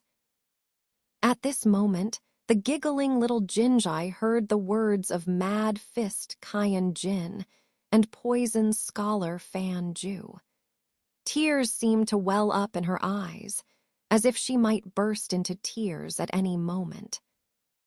"Master Kaiyan and Master Fan, you're really misunderstanding Jinjai." As soon as Jinjai saw Master Shen, she knew he was a hero. Being able to serve Master Shen is Jinjai's greatest desire. But you two also know that Jinjai belongs to Xiao Xiang court. Without the consent of Madame Wang, if Jinjai takes guests without permission, she will be beaten to death. Why don't we ask Madame Wang? If she agrees to let Jinjai entertain, Jinjai will definitely serve you well tonight. The head courtesan of Xiao Xiang court spoke softly and tactfully, seeming deeply attached to Shen Zhongshan. This seemingly true and false speech left Kaiyan Jin and Fan Zhu speechless for a moment. Of course, they had asked about Jinjai's overnight rates, but Madame Wang had demanded an exorbitant price, citing the lack of precedent for Jinjai spending the night with a guest. Therefore, they had not been able to come to an agreement. Of course, attempting to force the issue was out of the question. Xiao Xiang Court was one of the 3 major establishments in Jia Yuan City, owned by the Tianba sect. Anyone causing trouble here would be seeking their own death. Frustrated by the unwillingness of the 2 men to comply, they vented their anger on the courtesans of Xiao Xiang Court, groping them aggressively before finally relenting. Hee. Shen Zhongshan was a big man covered in black hair, his arms and chest covered in it. Both of his arms were longer than an ordinary person's, making him look like a humanoid beast in clothes, quite ugly and frightening. But even such a crude and ugly man had used his proficient universal fist to kill Golden Pen Gu Tianpo, the former leader of the Si Ping gang, and his 4 trusted lieutenants a few years ago, seizing the position of leader. Therefore, in the Jianghu world of Jia Yuan City, he was definitely considered a top-notch expert, not to be underestimated. Master Shen. Little Jinjai blushed with extreme shyness after Shen Zhongshan's sudden attack, behaving coquettishly in his arms, eliciting a pleased laugh from Shen Zhongshan. Knock, knock. Just then, someone knocked on the door. Who is it? Kaiyan Jin, who was feeling somewhat unhappy, asked impatiently. It's the one delivering drinks for you, sirs. A young man's voice came from outside. Then hurry up and come in. Master Kaiyan is already complaining about the lack of drinks, Kaiyan Jin said without hesitation. As soon as Kaiyan Jin spoke, a young man in servant's clothing walked in. This average-looking young man approached with a tray in his hands, which held some dishes and 2 jugs of wine. Quickly bring the wine over. Let me taste how it is. Kaiyan Jin, a typical wine enthusiast, immediately brightened up upon seeing the 2 jugs of wine, eagerly clamoring. Yes, sir. I'll serve it to you right away. The young servant took a few steps forward, placed the wine jug on the table, and was about to pour it into Kaiyan Jin's mouth to taste it first. Wait, fat man. Shen San, who had been silent all along, suddenly stopped Kaiyan Jin's action of pouring wine into his mouth. What's going on? Kaiyan Jin asked curiously, but out of his usual trust in Shen San, he instinctively stopped. Just now, the one who brought the food wasn't you. Where is the original person? Shen San ignored the fat man's confusion and instead slowly stood up, placing his hand on the dagger at his waist, staring coldly at the young man serving the wine. Because there were too many guests, Li went to other private rooms to run errands. I'm here on his behalf. Sir, is there something wrong? The young man, dressed as a servant, turned pale and panicked under Shen San's gaze, responding anxiously. Seeing the young man's reaction, Shen San's expression eased slightly, but he still seemed wary. He turned to the young woman in Shen Zhongshan's arms and asked with a cold voice, "Miss Jin, do you know this person? Is he really from our Xia courtyard?" The headliner, Miss Jin, showed a troubled expression, but ultimately said somewhat awkwardly, "To be honest with you, Lord Shen, this person does look unfamiliar, but there are hundreds of people in our Xia courtyard. It's not surprising that I haven't seen him." "Ha ha, little San, are you making things difficult for Miss Jin? How could such a charming beauty possibly know a servant? Do you think this person might be an infiltrator, an assassin?" Shen Zhongshan, still embracing the young woman, chuckled and said nonchalantly, "Big brother, we make our living on the edge of the knife. It's better to be cautious." Shen San, expressionless, kept his eyes fixed on the young man bringing the food. This person walks lightly, his eyes are lifeless, clearly lacking in martial arts skills. If he really wanted to harm us, he would have tampered with the food and wine. So let him taste everything, and the truth will come out. The sinister scholar Fan Ju grinned with confidence. "Brother Fan, that's a good idea. Boy, pour a cup of wine for me and then taste the food. If you hesitate, I'll twist your head off." Kaiyan Jin, the fat man, applauded happily and then shouted at the servant entering the room. Upon hearing Fan Ju's suggestion, Shen San felt it was a good plan and didn't object. He watched as the servant, under everyone's gaze, reluctantly tasted a cup of wine and sampled a few bites of food. Seeing the servant consuming the food and wine without any adverse effects, Fan Ju smiled triumphantly. With meaningful glances exchanged between him and Shen San, they concluded, "That servant must be the one who poisoned the food. That servant must have the antidote." The two of them rushed towards the door, leaving the women they were with behind. But unfortunately, as soon as they reached the door, they laughed uncontrollably and collapsed to the ground. It seems that the fat man who drank the most was the first to succumb to the poison, and Shen Zhongshan, who also drank a fair amount, was the second. As for the assassin and the scholar, although they didn't drink much, my soul-stealing laugh poison is extremely potent. Just a drop is fatal. The young man thought to himself, then pushed open the door and entered. Inside the room, there was no one left alive. Even little Jin Zhai and the other 3 female companions had already died.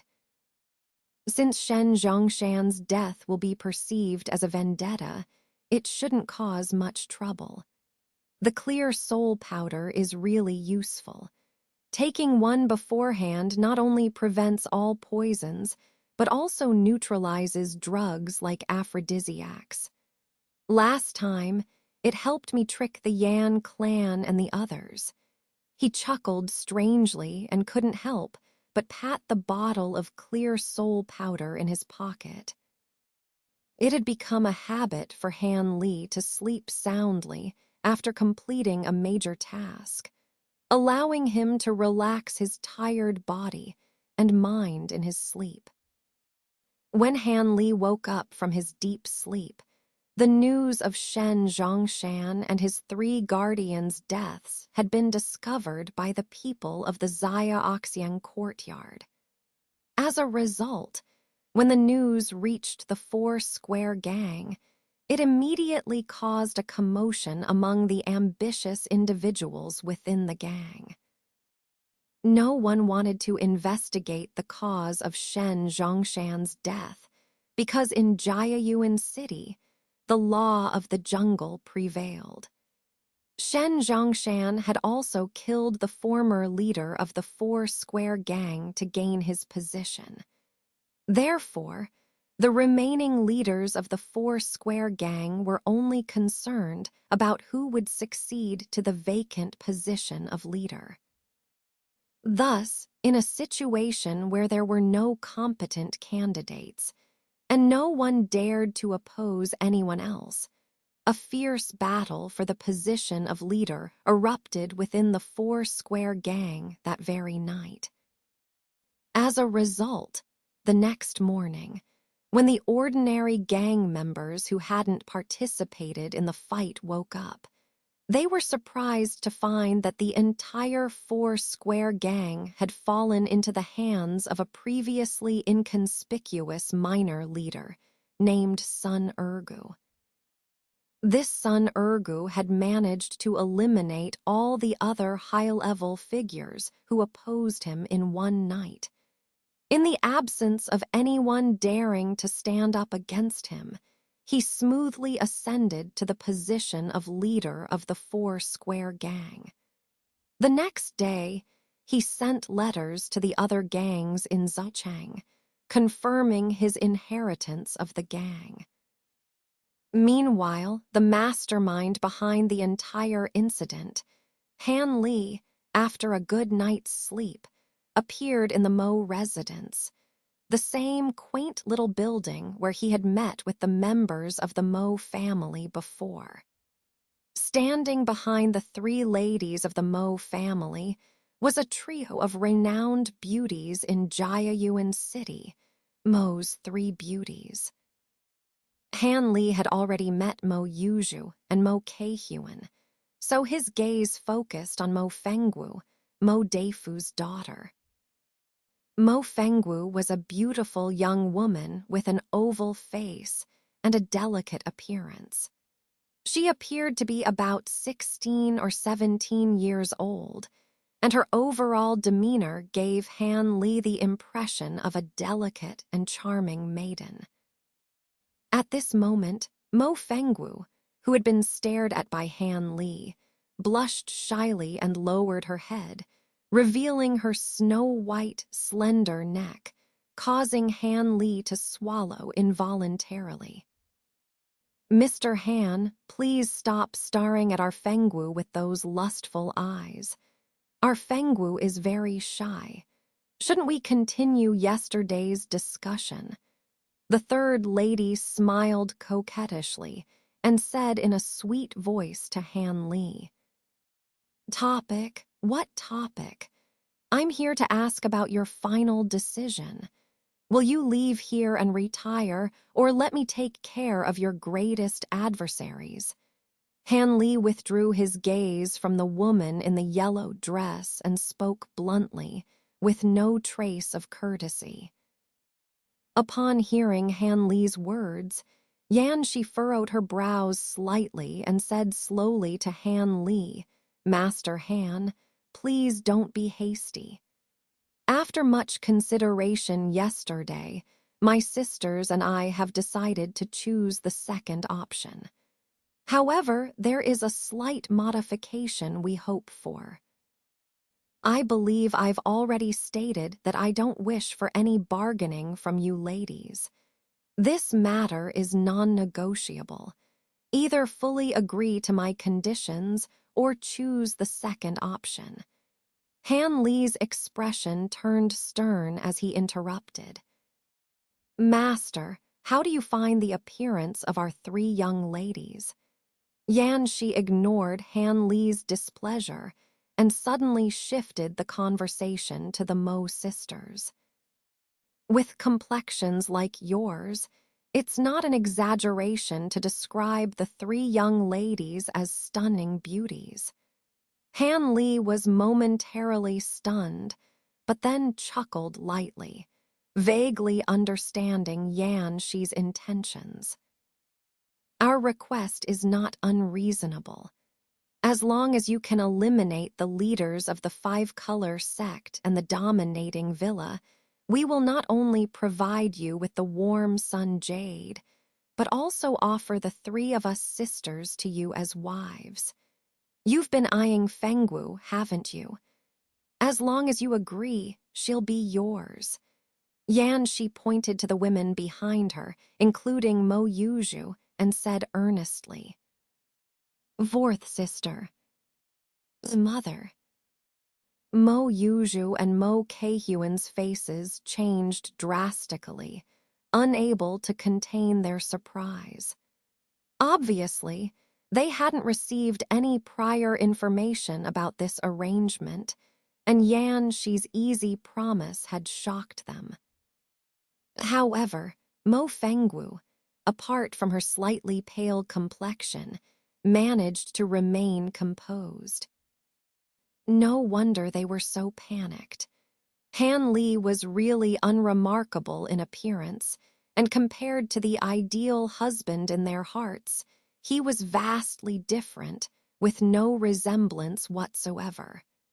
How could they willingly marry Han Li? "Enough. This matter has been decided by your aunt and me. You're not allowed to go back on your word. Otherwise, you'll be expelled from the Mo residence immediately." Yan Shi's face darkened, and she said coldly. With that statement, the Mo sisters were all stunned. Mo Yuju bit her lip lightly, her face turning ashen, while Mo Keihyuan looked at her second and fifth mothers, who usually doted on her the most, with a pleading expression in her eyes. Only Mo Fengwu remained slightly better, but her body trembled slightly as she leaned against the wall behind her, motionless. "No need to threaten the young ladies. I cannot agree to your conditions. As I've said before, I won't take unnecessary risks. I cherish my life too much." After a moment of silence, Han Li replied in a deep voice, firmly rejecting Yan Shi's proposal.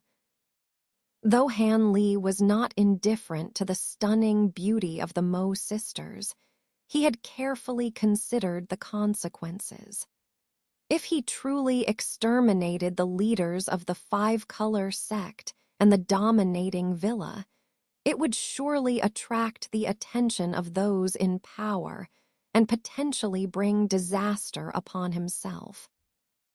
Han Li realized that the Mo sisters were like hot potatoes, ones he absolutely couldn't touch. Right now, he just wanted to quickly rid himself of the cold toxin in his body and leave this troublesome place. The fate of the Mo residents afterward was none of his concern. Although Han Li's refusal displeased Yan Shi and the others, it greatly endeared him to the Mo sisters. Even the youngest, Mo Keihyuan, couldn't help but break into tears of laughter, making a face at Han Li. Even Mo Yuju and Mo Fengwu looked at Han Li with softer eyes, viewing him in a different light. Yan Shi sighed and exchanged a glance with Li Shi and the others before turning back and saying helplessly, "Since Master Han disagrees, let's forget it. We'll accept your conditions. As long as you can kill Aoyang Feishan, the master of the dominating villa, we'll deliver the warm sun jade to you and provide the antidote." "Hee, you ladies have quite the strategy. I've heard that Aoyang Feishan is in his prime, and he has no children yet. If he dies, the dominating villa will surely collapse, and his subordinates will scatter, leaving no time to worry about the five-color sect. Han Li rubbed his nose and chuckled lightly. Upon hearing Han Li's words, Yanxi shot him a disdainful look. Not only that, do you know who sent Wu Jianming? It was this Aoyang master himself, and he's also Aoyang Feishan's seventh disciple, highly favored by him. This master of the dominating villa and our husband are of the same generation, about the same age, and both have ambitious aspirations to dominate the entire Lan prefecture. Therefore, he adopted a strategy of appearing weak at first, then becoming strong, aiming to eliminate our Jiao Long society first, and then deal with the five-color sect. A few years ago, he incited my husband's righteous younger brother, Ma Kongshan, and my husband's second disciple, Zhao Kun, to try to split up the Jiao Long society, but they were exposed by us sisters and were dealt with beforehand. However, the Jiao Long society suffered greatly as a result, and under the pressure from the dominating villa, we had no choice but to withdraw our forces and defend Jiayuan City. Yanxi revealed some secrets about the Jiao Long society. But with your current power in Jiayuan City seemingly not significant, why doesn't the dominating villa just launch a full-scale attack and wipe you out? Han Li pondered for a moment, somewhat puzzled. That madman Aoyang Feishan dares not attack this place for a reason. If you want to know, just agree to our original conditions, and I'll tell you. The third lady giggled, half truthfully and half jokingly. Let's forget about it. I'm just a little curious. Han Li remained indifferent. Really, you don't seem like a man at all. You're not even willing to exert a little effort. The third lady pouted, as if teasing Han Li. Yanxi and the others pretended not to notice the third lady's behavior, but the Mo sisters blushed slightly. After all, it was unacceptable for their elders to joke openly about the person they were originally supposed to marry. Mo Keihyun pursed her lips and gave Han Li a fierce glare. But Han Li seemed oblivious, continuing to speak in his own way. The third lady speaks so lightly, but even a little effort could endanger my life. Whether I act like a man or not, as long as I'm still a man, it's enough. Perhaps Han Li's final words were too explicit, not only causing the third lady across from him to be momentarily stunned, but also eliciting a coquettish smile from her. Even Yanxi and Li, she were somewhat displeased. The young master intends to take Ouyang Feishan's life. This man spends his days hiding in the villa, rarely venturing out. Moreover, his martial arts skills are superb, and he is quite cunning, making him quite difficult to deal with, Yanxi said sternly. Don't worry, madam. As long as you provide me with a good horse and a portrait of this man, I will make him disappear from this world, Han Li said indifferently. Let's hope so, Yanxi said softly. But before that, shouldn't you all give me a guarantee? To ensure that when I return after completing the task, you ladies won't go back on your word, Han Li said lightly. What guarantee does the gentleman need? Yanxi didn't show any dissatisfaction, apparently anticipating this. These pills in this bottle, Please have each of you take one. As for what they are, I won't say.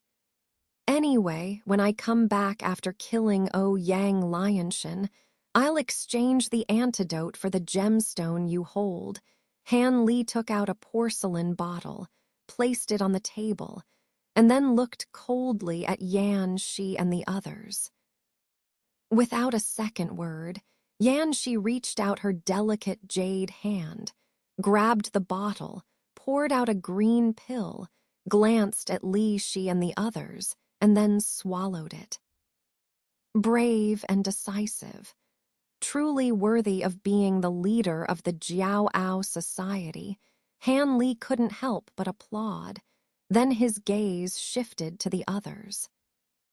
My sisters don't need to take this medicine, right? Isn't my life enough collateral? Yan Shi, who had swallowed the pill, stopped second Madame Li from wanting to take the medicine as well. When Han Li heard Yan Shi's words, he was slightly surprised, showing a hint of astonishment. But after a moment of contemplation, he nodded slightly and said, "Since Madame Yan and her sisters are so close, and all of you have said so, I, Han Li, am not unreasonable. Very well, second Madam and the others don't need to take the medicine." After saying this, Han Li took the bottle back from Yan Shi's hand and put it back into his embrace. Now that everything is settled, I will take my leave. I will come back to the Ink Mansion at this time tomorrow to collect the portrait and other items, and then head straight to the poisonous Overlord Villa. Then we will trouble the young master. Yan Shi and the others stood up to see Han Li off.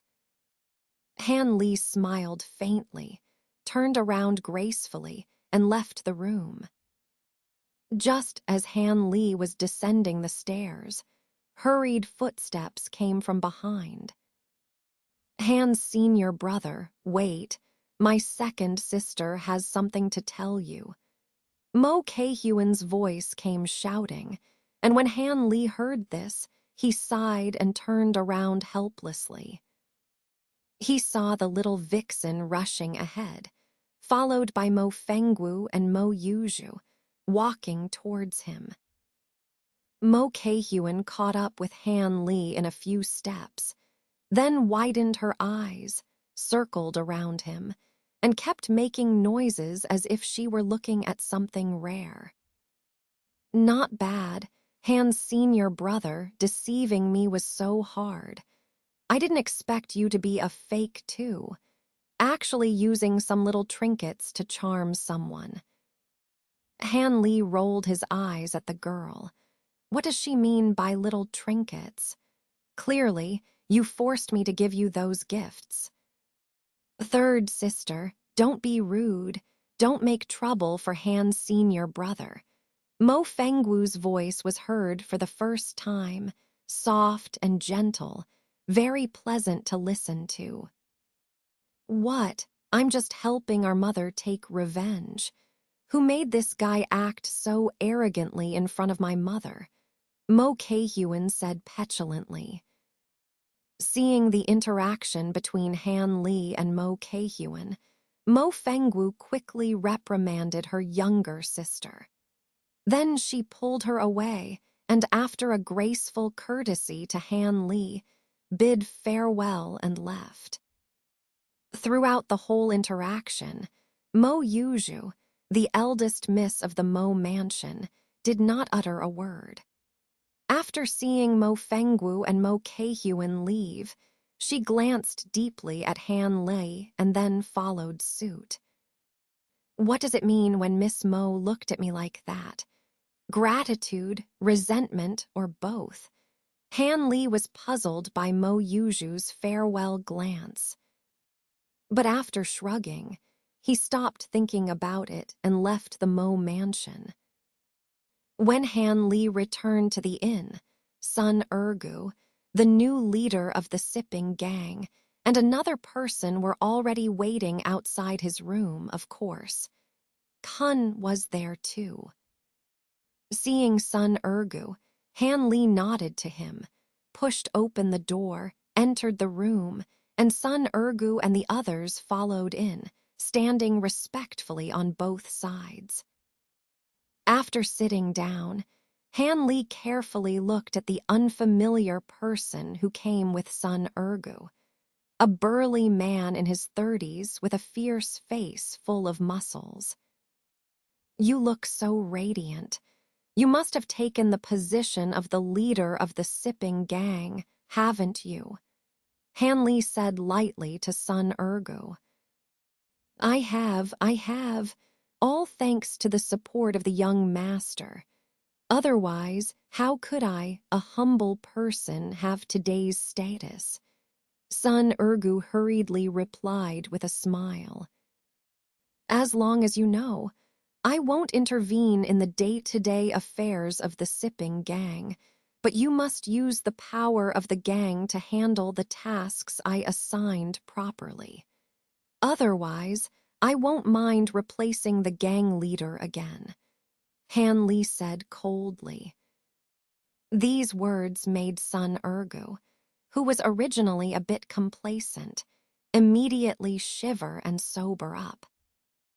"I will spare no effort in handling the matters for the young master.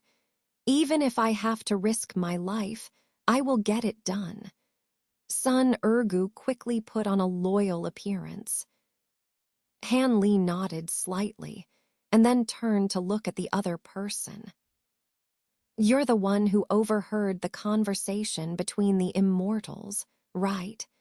Han Li asked with great interest. "Yes, I am Zia Tai Niu. I did indeed overhear it," the burly man replied respectfully. Although this man looked rough, he was not stupid. He knew very well that the seemingly inconspicuous youth in front of him was the one who helped Sun Urgu ascend to the position of the gang leader. Therefore, he didn't dare to be negligent and showed the utmost respect. Han Li was very satisfied. As long as the person was intelligent, things would be much easier.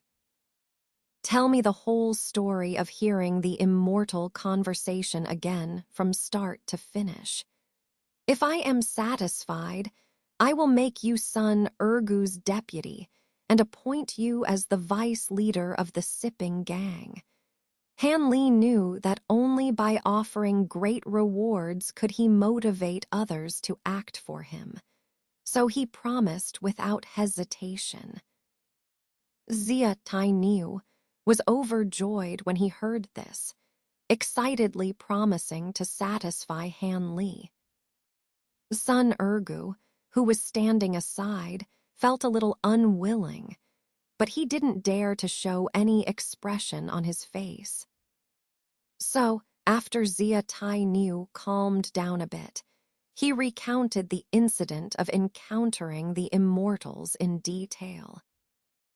Although there were many differences between Zia Tai Niu's account and Sun Urgu's, the overall process was still the same, with no major discrepancies.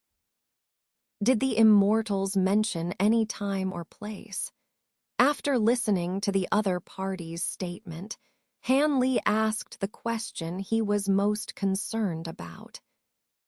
Time, place. Zishanyu was momentarily puzzled by Han Li's words, seemingly having no recollection. However, seeing the solemn expression on Han Li's face, he understood that this was crucial for his own chance of success. He lowered his head to ponder deeply. Half a quarter of an hour later. "I've got it." Zishanyu suddenly raised his head and exclaimed, his face full of joy. "I remember that goddess mentioning, before attending the immortal assembly, the male immortal had to accompany her to a place called Tainengu, where there seemed to be other immortals as well. Tainangu? Han Li murmured softly, his mind devoid of any impression. It seemed he had never heard of this place before. Han Li turned his gaze to Sun Ergu. If there was such a place locally, this local expert should know something about it. Jiayuan City doesn't have such a place. If there were such a valley, I would remember it clearly. Sun Ergu frowned, shaking his head from side to side. Not remembering it, Han Li turned his gaze back to Zishan, his tone becoming somewhat harsh. Absolutely not. That woman also said that as long as they rushed for half a day, they could meet her friend in Tainangu Valley. Zishan hurriedly swore to the heavens. Half a day. If they were traveling on flying beasts, they could cover a wider range, but it shouldn't have exceeded the boundaries of Lanzhou. Han Li pondered silently. Do you two know if there is a place called Tainangu or Tainan in the entire Lanzhou? Han Li asked the two men with a softened expression. Sun Ergu and Zishan looked at each other, almost simultaneously shouting. Tainan Temple. Mount Tainan. Two places called Tainan. Han Li was taken aback, feeling a headache coming on. Master, no, it's just one. Sun Ergu hurriedly replied. That Tainan temple is built on Mount Tainan. Zishan also added. Oh, that's great. It seems that Tainangu should be here, Han Li said lightly. But sir, we have never heard of any Tainangu near Mount Tainan. Could it be a mistake? Sun Ergu reminded with doubt. Han Li chuckled. It can't be wrong, this is the place. You two are not cultivators, of course. You wouldn't know about this place. I guess it should be the residence of some cultivators, Han Li thought excitedly. Tainan Mountain is located in the southernmost part of Lanzhou, 40 miles west of Guangui City, Sun Ergu said respectfully. The southern part of Lanzhou? Han Li frowned. It was exactly the opposite direction from Poison Tyrant Manor, where he was supposed to go for assassination. It seemed he would have to make several trips. Sun Ergu, after returning, let Zishan become the deputy leader of the sipping gang. I know you're not very happy about it, but since I promised this person, I must fulfill my promise, Han Li instructed Sun Ergu. I dare not, sir. Whatever you say, I will do, and I won't have any complaints. Sun Ergu was startled to hear this, his face even paler when he remembered what Han Li had said to him at the beginning. Rest assured, your loyalty is clear to me. This bottle is a detoxification pill that can completely remove the poison from your body, leaving you with no worries. This is also something I promised you in advance. I treat everyone equally and won't deceive you. Han Li took out a bottle of pills and handed it to Sun Ergu. Sun Ergu was overjoyed to see this. The poison of the rotting heart pill on his body had been making him eat and sleep poorly. Now that it could be completely removed, how could he not be excited? Han Li nodded without comment.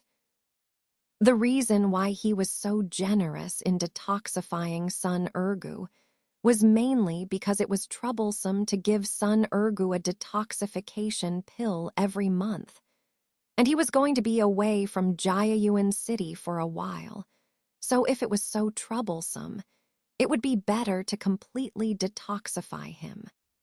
Of course, if these two really had any intentions of betrayal in the future, Han Li would not hesitate to kill them and replace them with others.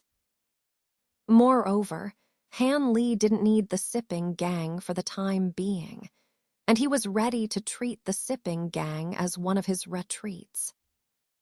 Han Li understood very well that there was no loyalty without reason in this world, nor was there any betrayal without reason. And controlling the other party with violence was not only the easiest way to control them, but also the most lowly method, which could be countered by the other party at any time. Therefore, if you want the other party to be loyal for a long time, it's best to use a combination of rewards and punishments. So Han Li detoxified the other party, on the one hand, to greatly increase Sun Ergu's loyalty for a long time, on the other hand, to establish a reliable image of the superior who rewards and punishes according to one's merits, which is beneficial to Han Li's long-term control of the two. The above is Han Li's thoughts after careful consideration. Han Li looked at Sun Ergu taking the detoxification medicine and suddenly said these words to him, which surprised and pleased him. I will leave Kwahun with you for a long time in the future, but you must not use it to cause trouble. You must know that although Kwahun is powerful, there are many talented people in this world, and it may bring disaster upon you. Remember that, Han Li said solemnly. Yes, sir, I will definitely take good care of Master Kwahun. Sir, rest assured, Sun Ergu nodded repeatedly like a chicken pecking at rice. If it weren't for the fact that Kwahun no longer needs to be protected closely, and his appearance is too conspicuous, it would be inconvenient to travel with him. How could I entrust Kwahun to this person for safekeeping? Han Li sighed and shook his head inwardly, feeling somewhat reluctant. You two take care of yourselves. You may not need to come and see me recently. I'm going to travel for a while, and I don't know when I'll be back. Han Li waved his hand gently, dismissing the two. Sun Ergu and Zishanyu heard this and respectfully withdrew from the room. Only Han Li remained in the room, contemplating something. What kind of cultivators are in Tainangu? If I go looking for trouble, will it be inappropriate? Will I encounter any danger? Han Li thought foolishly. At this moment, he involuntarily entered a state of absent-mindedness, lost in thought. Time flies, and in the blink of an eye, it's 2 months later. In Jiayuan City at this time, Han Li's figure can no longer be found, and for a very long time afterward, there is no trace of Han Li's figure. Guangui City is located in the southernmost part of Lanzhou. It is not a large city, with only a population of tens of thousands, which is only 1/5 of the largest city, Jiayuan City. However, surrounded by mountains on 3 sides and a lake on 1 side, the environment is beautiful, making it a popular destination for leisure among wealthy families.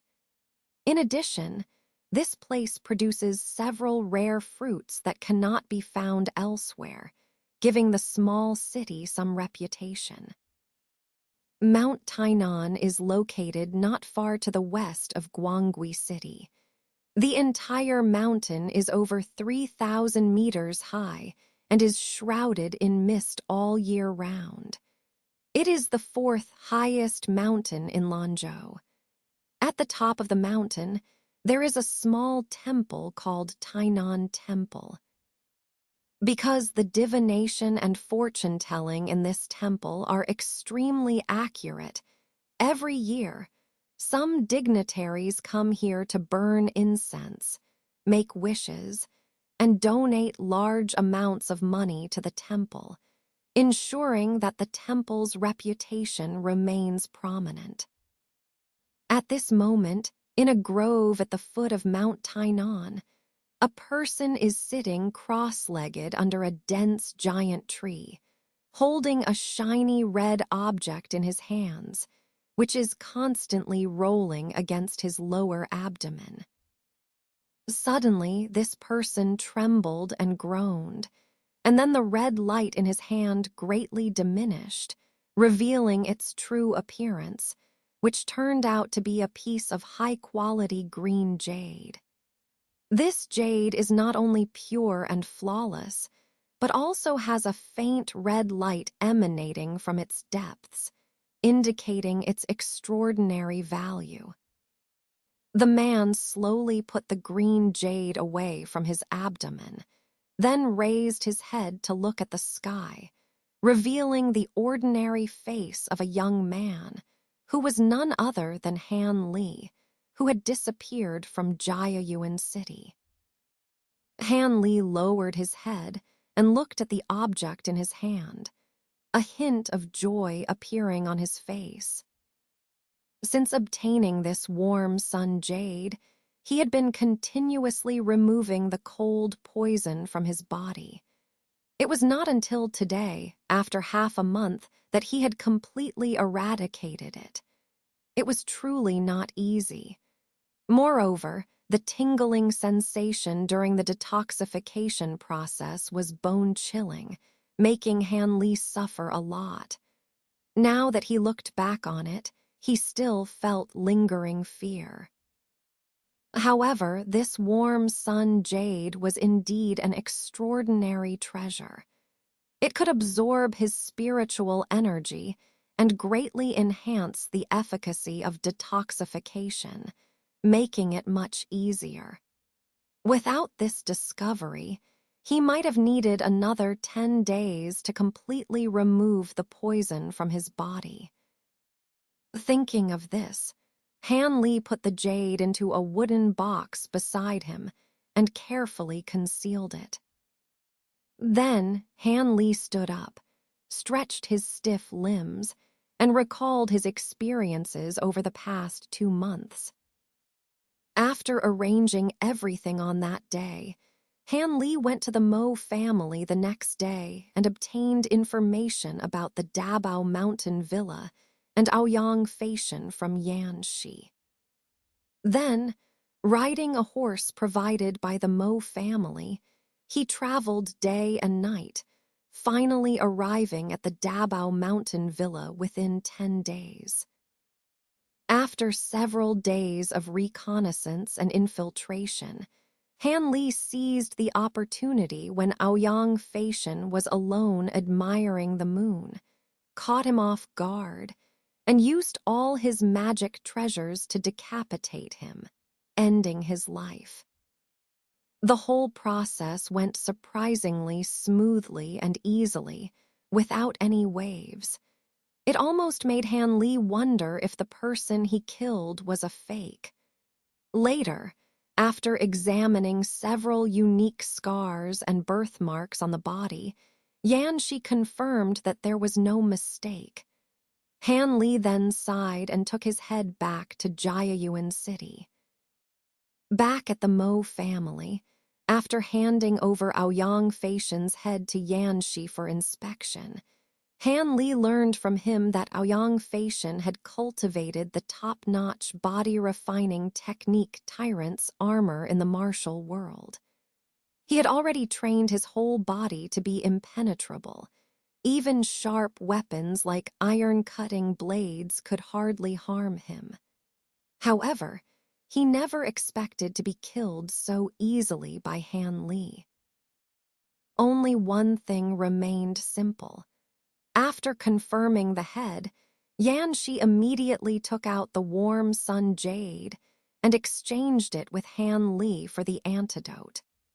After obtaining the jade, Han Li refused Yan Shi's earnest retention and had no intention of socializing with the Mo family and others. So he immediately left Jiayuan City again and rushed to Mount Tainan. On the way, while detoxifying himself, Han Li was thinking about how to get to know and befriend the cultivators of Tainan Valley. Because he didn't know if the other party was righteous or evil, Han Li didn't plan to rashly approach them. If all the cultivators inside were evil cultivators, and he went there on his own initiative, he would only be seen as a lamb to be slaughtered. Therefore, when Han Li first arrived at Mount Tainan, he began to inquire about some rumors and strange anecdotes about Tainan Mountain from people in several nearby villages, and he really learned some insights. According to the villagers, to the north of Mount Tainan, there is a very mysterious hill. This hill is shrouded in thick fog all year round, making it impossible to see one's hand in front of them. While it's normal for Mount Tainan to have some mountain fog, a place like this, with dense fog all year round, is quite incredible. Therefore, some brave villagers have ventured into it several times. But strangely, every time someone went in, they would unconsciously lose their way, but not long after. They would unconsciously walk out of the mist and return to the starting point, which was astonishing. Because the hill was so strange and nothing major happened after entering it, more villagers were eager to explore it, hopping to unravel the mystery. But it seems that the villagers' actions angered the fog on the hill. From that day on, anyone who entered the strange hill was no longer able to immediately walk out of the mist. Instead, they would be trapped for 2 or 3 days, and they would be so weak from hunger that they could barely walk out of the mist. As a result, fewer and fewer people dared to enter the strange hill. In the end, the villagers became accustomed to it and turned a blind eye to it. Han Li was delighted when he learned about these things. Knowing about this strange hill, it was most likely the place he was looking for, Tainan Valley. Moreover, even if it was not Tainan Valley, it must be the residence of other cultivators. What made Han Li even happier was that, from the descriptions of those villagers, it seemed that the owner of this place was not particularly extreme or malicious in temperament, so he should not be the kind of cultivator who would kill on sight. This left plenty of room for interaction. Even so, Han Li still didn't plan to visit right away. Instead, he stayed in the grove to completely eliminate the hidden dangers on his body. Then, he planned to visit the strange hill in the best condition possible. If anything went wrong, he would have a better chance of escaping. Thinking of this, Han Li decided to go to the house of the villagers where he was staying, eat some food, rest for the night, and then formally visit the strange hill tomorrow. So Han Li walked out of the grove and headed towards the nearby small village. As soon as he entered the borrowed small village, Han Li saw a teenager of 15 or 16 standing at the village entrance, gesturing and chatting with several villagers. Han Li was slightly surprised. At this time, anyone who appeared here was likely not an ordinary person, so he naturally used his heavenly eyes technique to take a glance at the other party. After a glance, Han Li was ecstatic. Sure enough, this teenager in white clothes was enveloped in a faint spiritual light, slightly inferior to him in brightness. This teenager was indeed a cultivator. It seemed that the teenager in the distance sensed someone looking at him. He turned his body and looked at Han Li. As soon as he saw Han Li, his face immediately showed joy, and he hurriedly ran over like a streak of smoke. Is this brother also going to Tainan Valley? I, Wan Jia from Kuya Mountain, have seen brother before. Shall we go together? The teenager ran out of breath, and before he could catch his breath, he eagerly said to Han Li.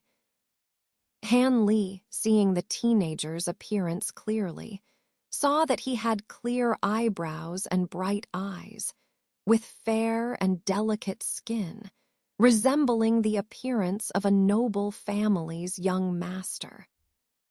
Of course, but do you know where Tainan Valley is? Han Li replied calmly after hearing the other party's request. I only heard my family say that Tainan Valley is to the north of Mount Tainan, and the entrance is shrouded in fog all year round. I don't know exactly where it is. I asked those villagers, "Where is Tainan Valley?" They didn't know either, but brother must know, right? The teenager scratched his head somewhat embarrassedly and then looked at Han Li expectantly. Is this your first time traveling far from home? Han Li resisted the urge to smile and asked with a smile. Big brother can tell. Indeed, this is my first time leaving home so far. The teenager nodded a little shyly. Well, come with me. I'll take you there.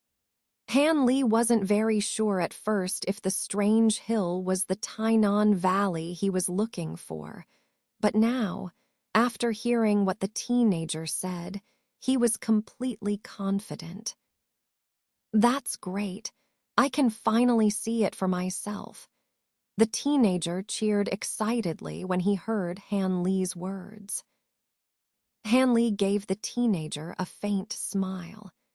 He could also extract some information from the teenager's mouth and learn more about these cultivators. What do you want to see or experience in Tainan Valley? Han Li led the teenager towards the location of the strange hill at a slow pace. He had already secretly surveyed the place several times and remembered it very clearly.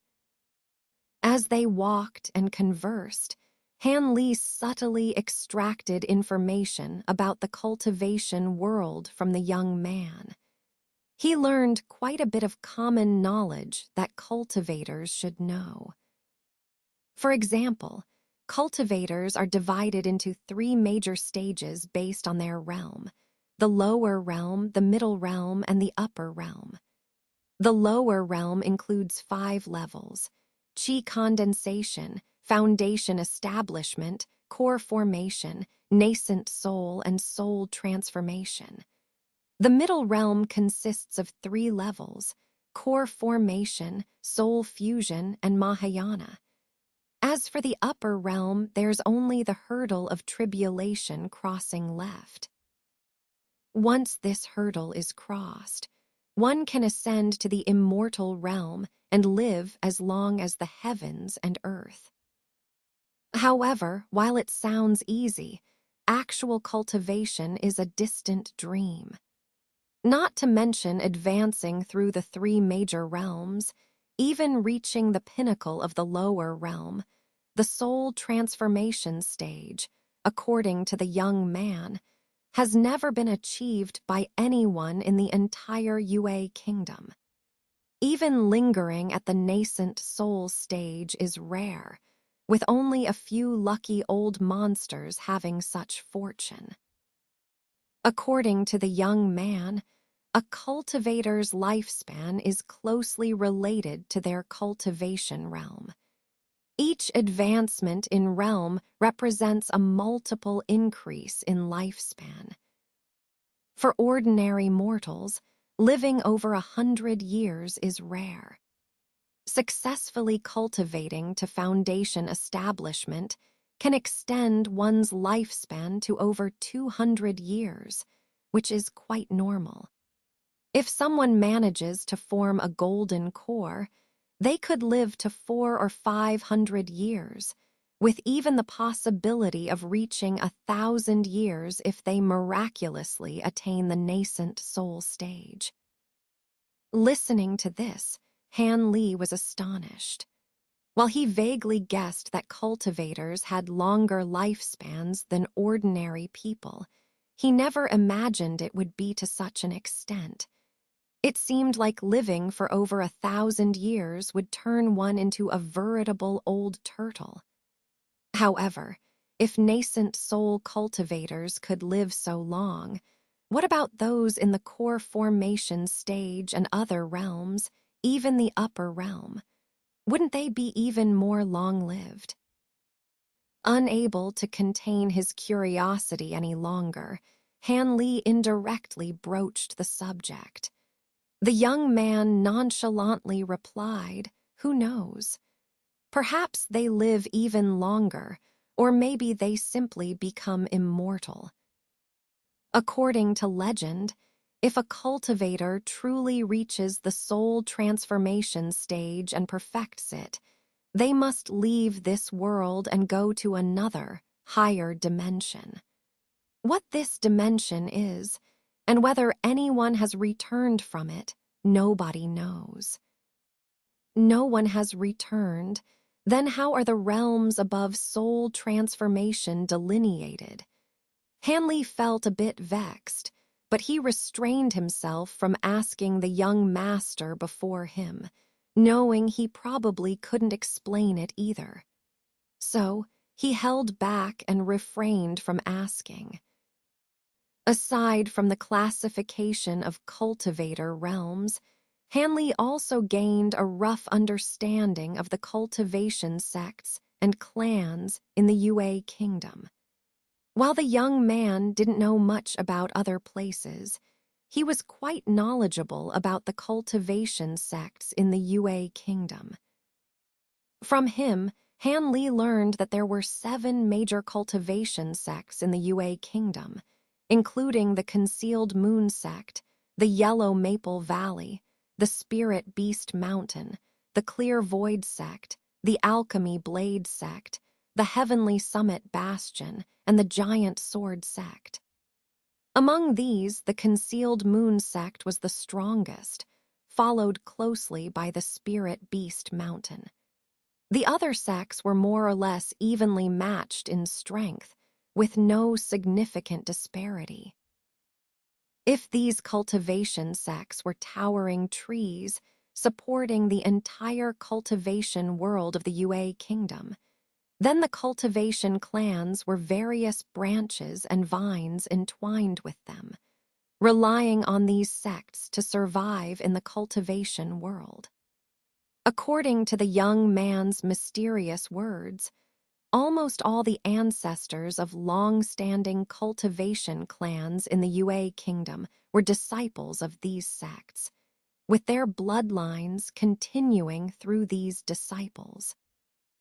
The reason for this lies in the common attribute shared by all cultivators: spiritual roots. What are spiritual roots? Most cultivators don't quite understand. But they all know that if someone lacks spiritual roots, cultivating is out of the question, because they can't even sense spiritual energy, let alone cultivate mana. However, people born with spiritual roots are incredibly rare among ordinary folks, even 1 in 10,000 or even 1 in 100,000. Yet, even with such scarcity, only a tiny fraction of those with spiritual roots can embark on the path of cultivation, while the vast majority lead mundane lives. Because those with spiritual roots are difficult to find, they are scattered far and wide, making it challenging for cultivation sects hopping to recruit disciples. Moreover, merely having spiritual roots doesn't necessarily meet the requirements of cultivation sects. Because not all spiritual roots are the same, there are good ones and bad ones. Generally speaking, spiritual roots are categorized into the 5 elements: metal, wood, water, fire, and earth. Most people's spiritual roots are a mixture of these 5 or 4 elements, allowing them to sense spiritual energy, but their cultivation effects are abysmal. They can only master the basic cultivation techniques of the qi condensation stage to the 3rd or 4th layer and are basically unable to progress beyond the foundation establishment stage. Therefore, those with 5 or even 4-element spiritual roots are called pseudo-spiritual roots by the cultivation world. To distinguish them from true spiritual roots that have 2 or 3 elements and can cultivate more quickly. As for those with single-element spiritual roots, they are called heavenly roots by the cultivation world, meaning they are heaven's favored children. Because regardless of the attribute of their spiritual roots, their cultivation speed is 2 to 3 times faster than those with ordinary spiritual roots. And when they reach the pinnacle of the foundation establishment stage, they don't need to face the bottleneck of advancing to the core formation stage and can easily begin core formation. If the astonishing cultivation speed of these heavenly roots makes other cultivators envious, then the absence of bottlenecks for core formation for these heavenly roots makes other cultivators almost vomit blood with jealousy. You see, if out of 10 qi condensation cultivators, only one can enter the foundation establishment stage with the help of a foundation establishment pill, then out of 100 foundation establishment cultivators, not even one might succeed in forming a core and advancing to the core formation stage. With such a disparate core formation ratio, how could other cultivators not be extremely jealous of the innate advantages of heavenly roots individuals? Therefore, whenever a heavenly roots individual appears, they are often fervently sought after by various cultivation sects, as they essentially secure a core formation powerhouse for their sect, greatly increasing their sect strength. However, the appearance of heavenly roots individuals, with their exceptional talent, is almost negligible, with perhaps only one discovered by cultivation sects every few thousand years. Conversely, another type of spiritual roots, though not heavenly roots, and also not the 5-element spiritual roots, called variant spiritual roots, have a higher probability of appearing, with one appearing every 20 to 30 years.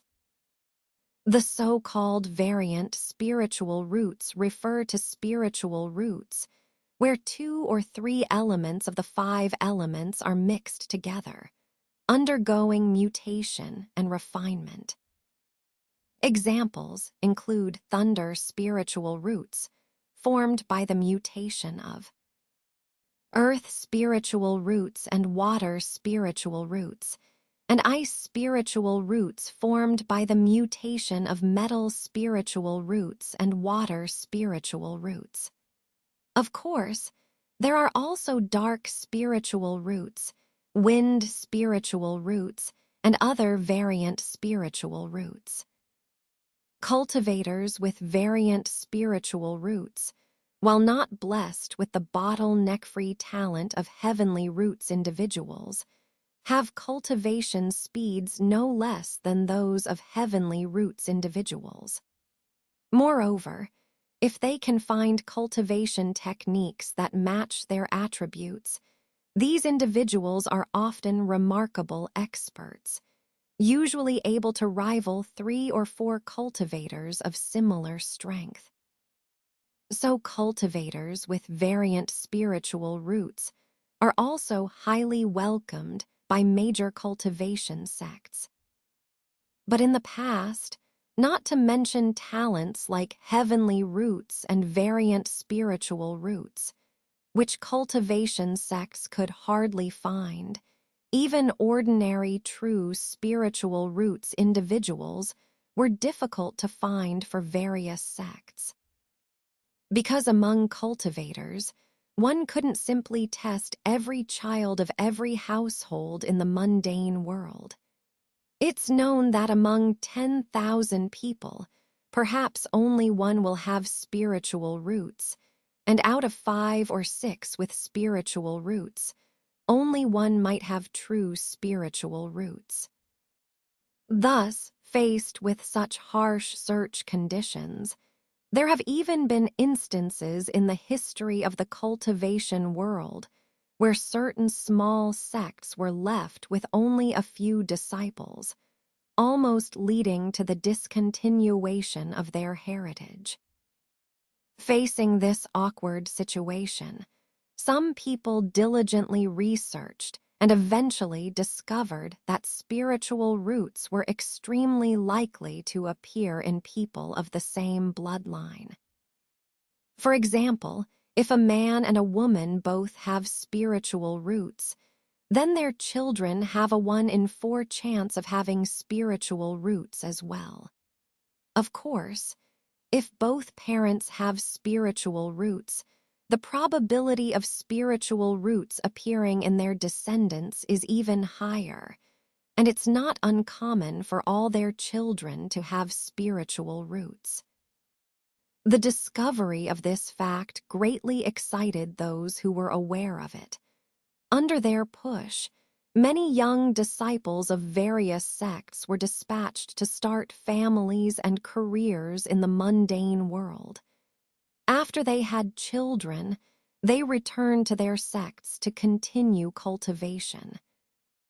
In this way, when these sects were short of disciples again, they could directly select children with spiritual roots from their disciples' families, greatly increasing the rate of true spiritual roots. As a result, although the probability of spiritual roots appearing among ordinary people remained low, the number of people with spiritual roots increased. Families with spiritual roots flourished, and with time, they formed the current cultivation clans. While these cultivation clans may lack advanced techniques, they are not short of basic cultivation methods and gradually become peripheral branches of various cultivation sects, possessing a certain degree of independence. So, behind each cultivation clan, there is usually a cultivation sect supporting it, not to be underestimated by others. The young man in white had not spoken so freely in front of others for a long time. The feeling of having someone listen attentively to him made him feel relieved, and his fondness for Han Li increased greatly. Without hesitation, he divulged all he knew about the cultivation world to Han Li, seemingly showing off in front of him. Han Li naturally listened with great pleasure, sometimes interjecting to instigate more enthusiasm from the young man. Unfortunately, the mist-shrouded hill, not far from the village, was reached after only a few hours of walking, leaving Han Li quite unsatisfied. He hadn't had his fill of knowledge about the cultivation world and wished he could turn back and start over again. But of course, he knew it was impossible, so he could only keep his mouth shut and gaze eagerly at the mist. "Which sect do you belong to, brother?" The youth, excited after reading through the mist in front of him, seemed to remember something and turned to ask. Han Li had already learned during his casual conversation with the youth earlier that besides various sects and clans in the cultivation world, there were also many independent cultivators.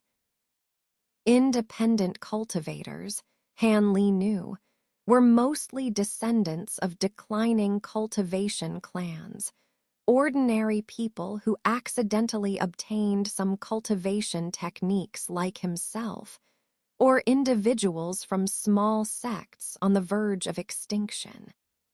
These cultivators generally had low cultivation levels, usually hovering around the qi condensation stage. As a result, independent cultivators were often looked down upon by members of cultivation clans, akin to wealthy families in the mortal world looking down on impoverished households. "I am not from any particular clan, but have been cultivating on my own," Han Li replied honestly after some thought. After all, pretending to be from another clan would easily be exposed. "Oh, you're an independent cultivator." The youth was somewhat surprised, but there was no hint of disdain on his face. Instead, he seemed pleasantly surprised. Excitedly, he circled around Han Li as if appraising a rare treasure. "Brother, didn't you say earlier that cultivation clans look down on independent cultivators? Why are you so happy?" Han Li asked, somewhat surprised. "They are them. Don't lump our Wan family together with other cultivation clans. Our clan has always had good relations with independent cultivators." The youth replied proudly. It seemed he was quite proud of his clan's practices. "Our Wan family's ancestor was originally an independent cultivator, but later he was fortunate enough to enter a cultivation sect and became an official disciple of the giant sword sect, which led to the founding of our Wan family. Therefore, there has always been a tradition in our Wan family's rules not to discriminate against independent cultivators." The youth smiled and explained. "Actually, not only our Wan family, but also some other clans' ancestors were independent cultivators. That's why they don't have any aversion to independent cultivators. It's just that these clans make up a small proportion of all cultivation clans, which is why there's talk of cultivation clans discriminating against independent cultivators." The youth shook his head as he spoke.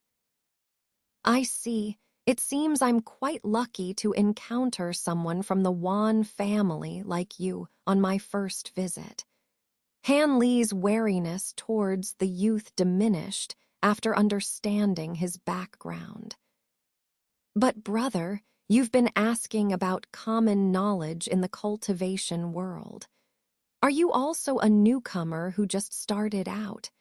The youth suddenly seemed to catch on, displaying a sudden understanding.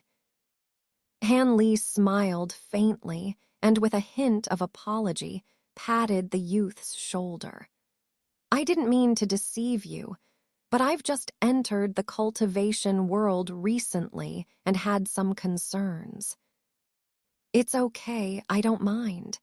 But brother, you should tell me your name now. And you can just call me Zio Shan from now on." Wan Zio Shan, evidently someone who easily makes acquaintances, replied nonchalantly. "Hee, I'm Han Li. Indeed, I've just recently entered the cultivation world. I hope Zio Shan, You can take care of me more. Han Li's fondness for Wan Xiao Shan grew, and his tone became more amiable. No problem, Brother Han. Feel free to ask if you have any questions. Hey, I never thought I'd be teaching others, Wan Xiao Shan said with a lively expression. If I have any questions, I'll definitely ask for your guidance, Xiao Shan. But shouldn't we enter the valley? Hanli pointed to the sky, smiling softly. Oh, I almost forgot about the main thing.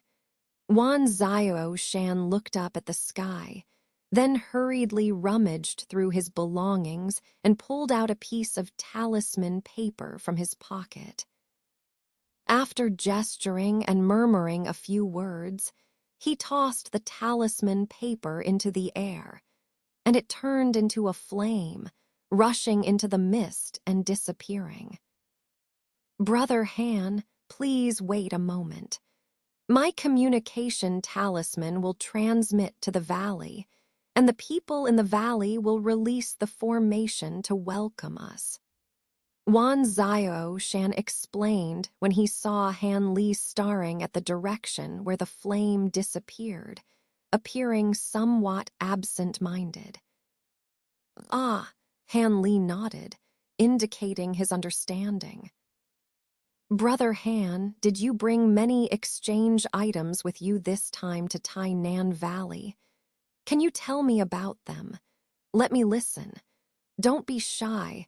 I'll start by telling you about my own items. I brought a dozen blank talisman papers of lower grade, 2 invisibility talismans of lower grade, 2 earth travel talismans, a mid-grade lightning talisman, a dozen ice projectile talismans of lower grade, a piece of iron mother, a bottle of mid-grade cinnabar, the whiskers of 3-tailed cats, medicinal herbs. Wan Xiao Shan rattled off a list of items without noticing Han Li's stunned expression, counting them on his fingers. All right, it's your turn, Brother Han. Huh, why is your face so pale? Are you? Wan Xiao Shan blinked, looking puzzled as he stared at Han Li. Is it necessary to prepare items when entering Tainan Valley? Han Li's expression was grim. It's not a requirement, but since you've come to Tainan Valley, you must be here for the Tainan meeting, right? Who wouldn't bring items for exchange? This is a trading event held every 5 years, specifically for the younger generation in Lan Province. Especially with the Ascension Conference coming up in Lan Province in a month, there will be even more people attending Tainan meeting. Didn't Brother come here to participate in the Tainan meeting? Wan Xiao Shan exclaimed, astonished. His eyes filled with disbelief as he looked at Han Li. Han Li smiled bitterly. I indeed didn't know about the Tainan meeting and didn't specifically prepare any items. I just happened to hear about other cultivators living here and wanted to make some acquaintances. I didn't come here with any special preparations. Han Li spread his hands, expressing his helplessness. Oh, I see. That's a pity. Brother Han can only miss out on this opportunity. You know, opportunities to obtain materials one lacks are not easy to come by. Wan Xiao Shan expressed his regret for Han Li. However, it's not like I have absolutely nothing to exchange. At the very least, I have 2 talismans, right? Han Li thought wryly. At this moment, the mist in front of Han Li and Wan Xiao Shan suddenly churned, and like being cut by a knife, it split open, revealing a small path wide enough for the 2 to walk side by side.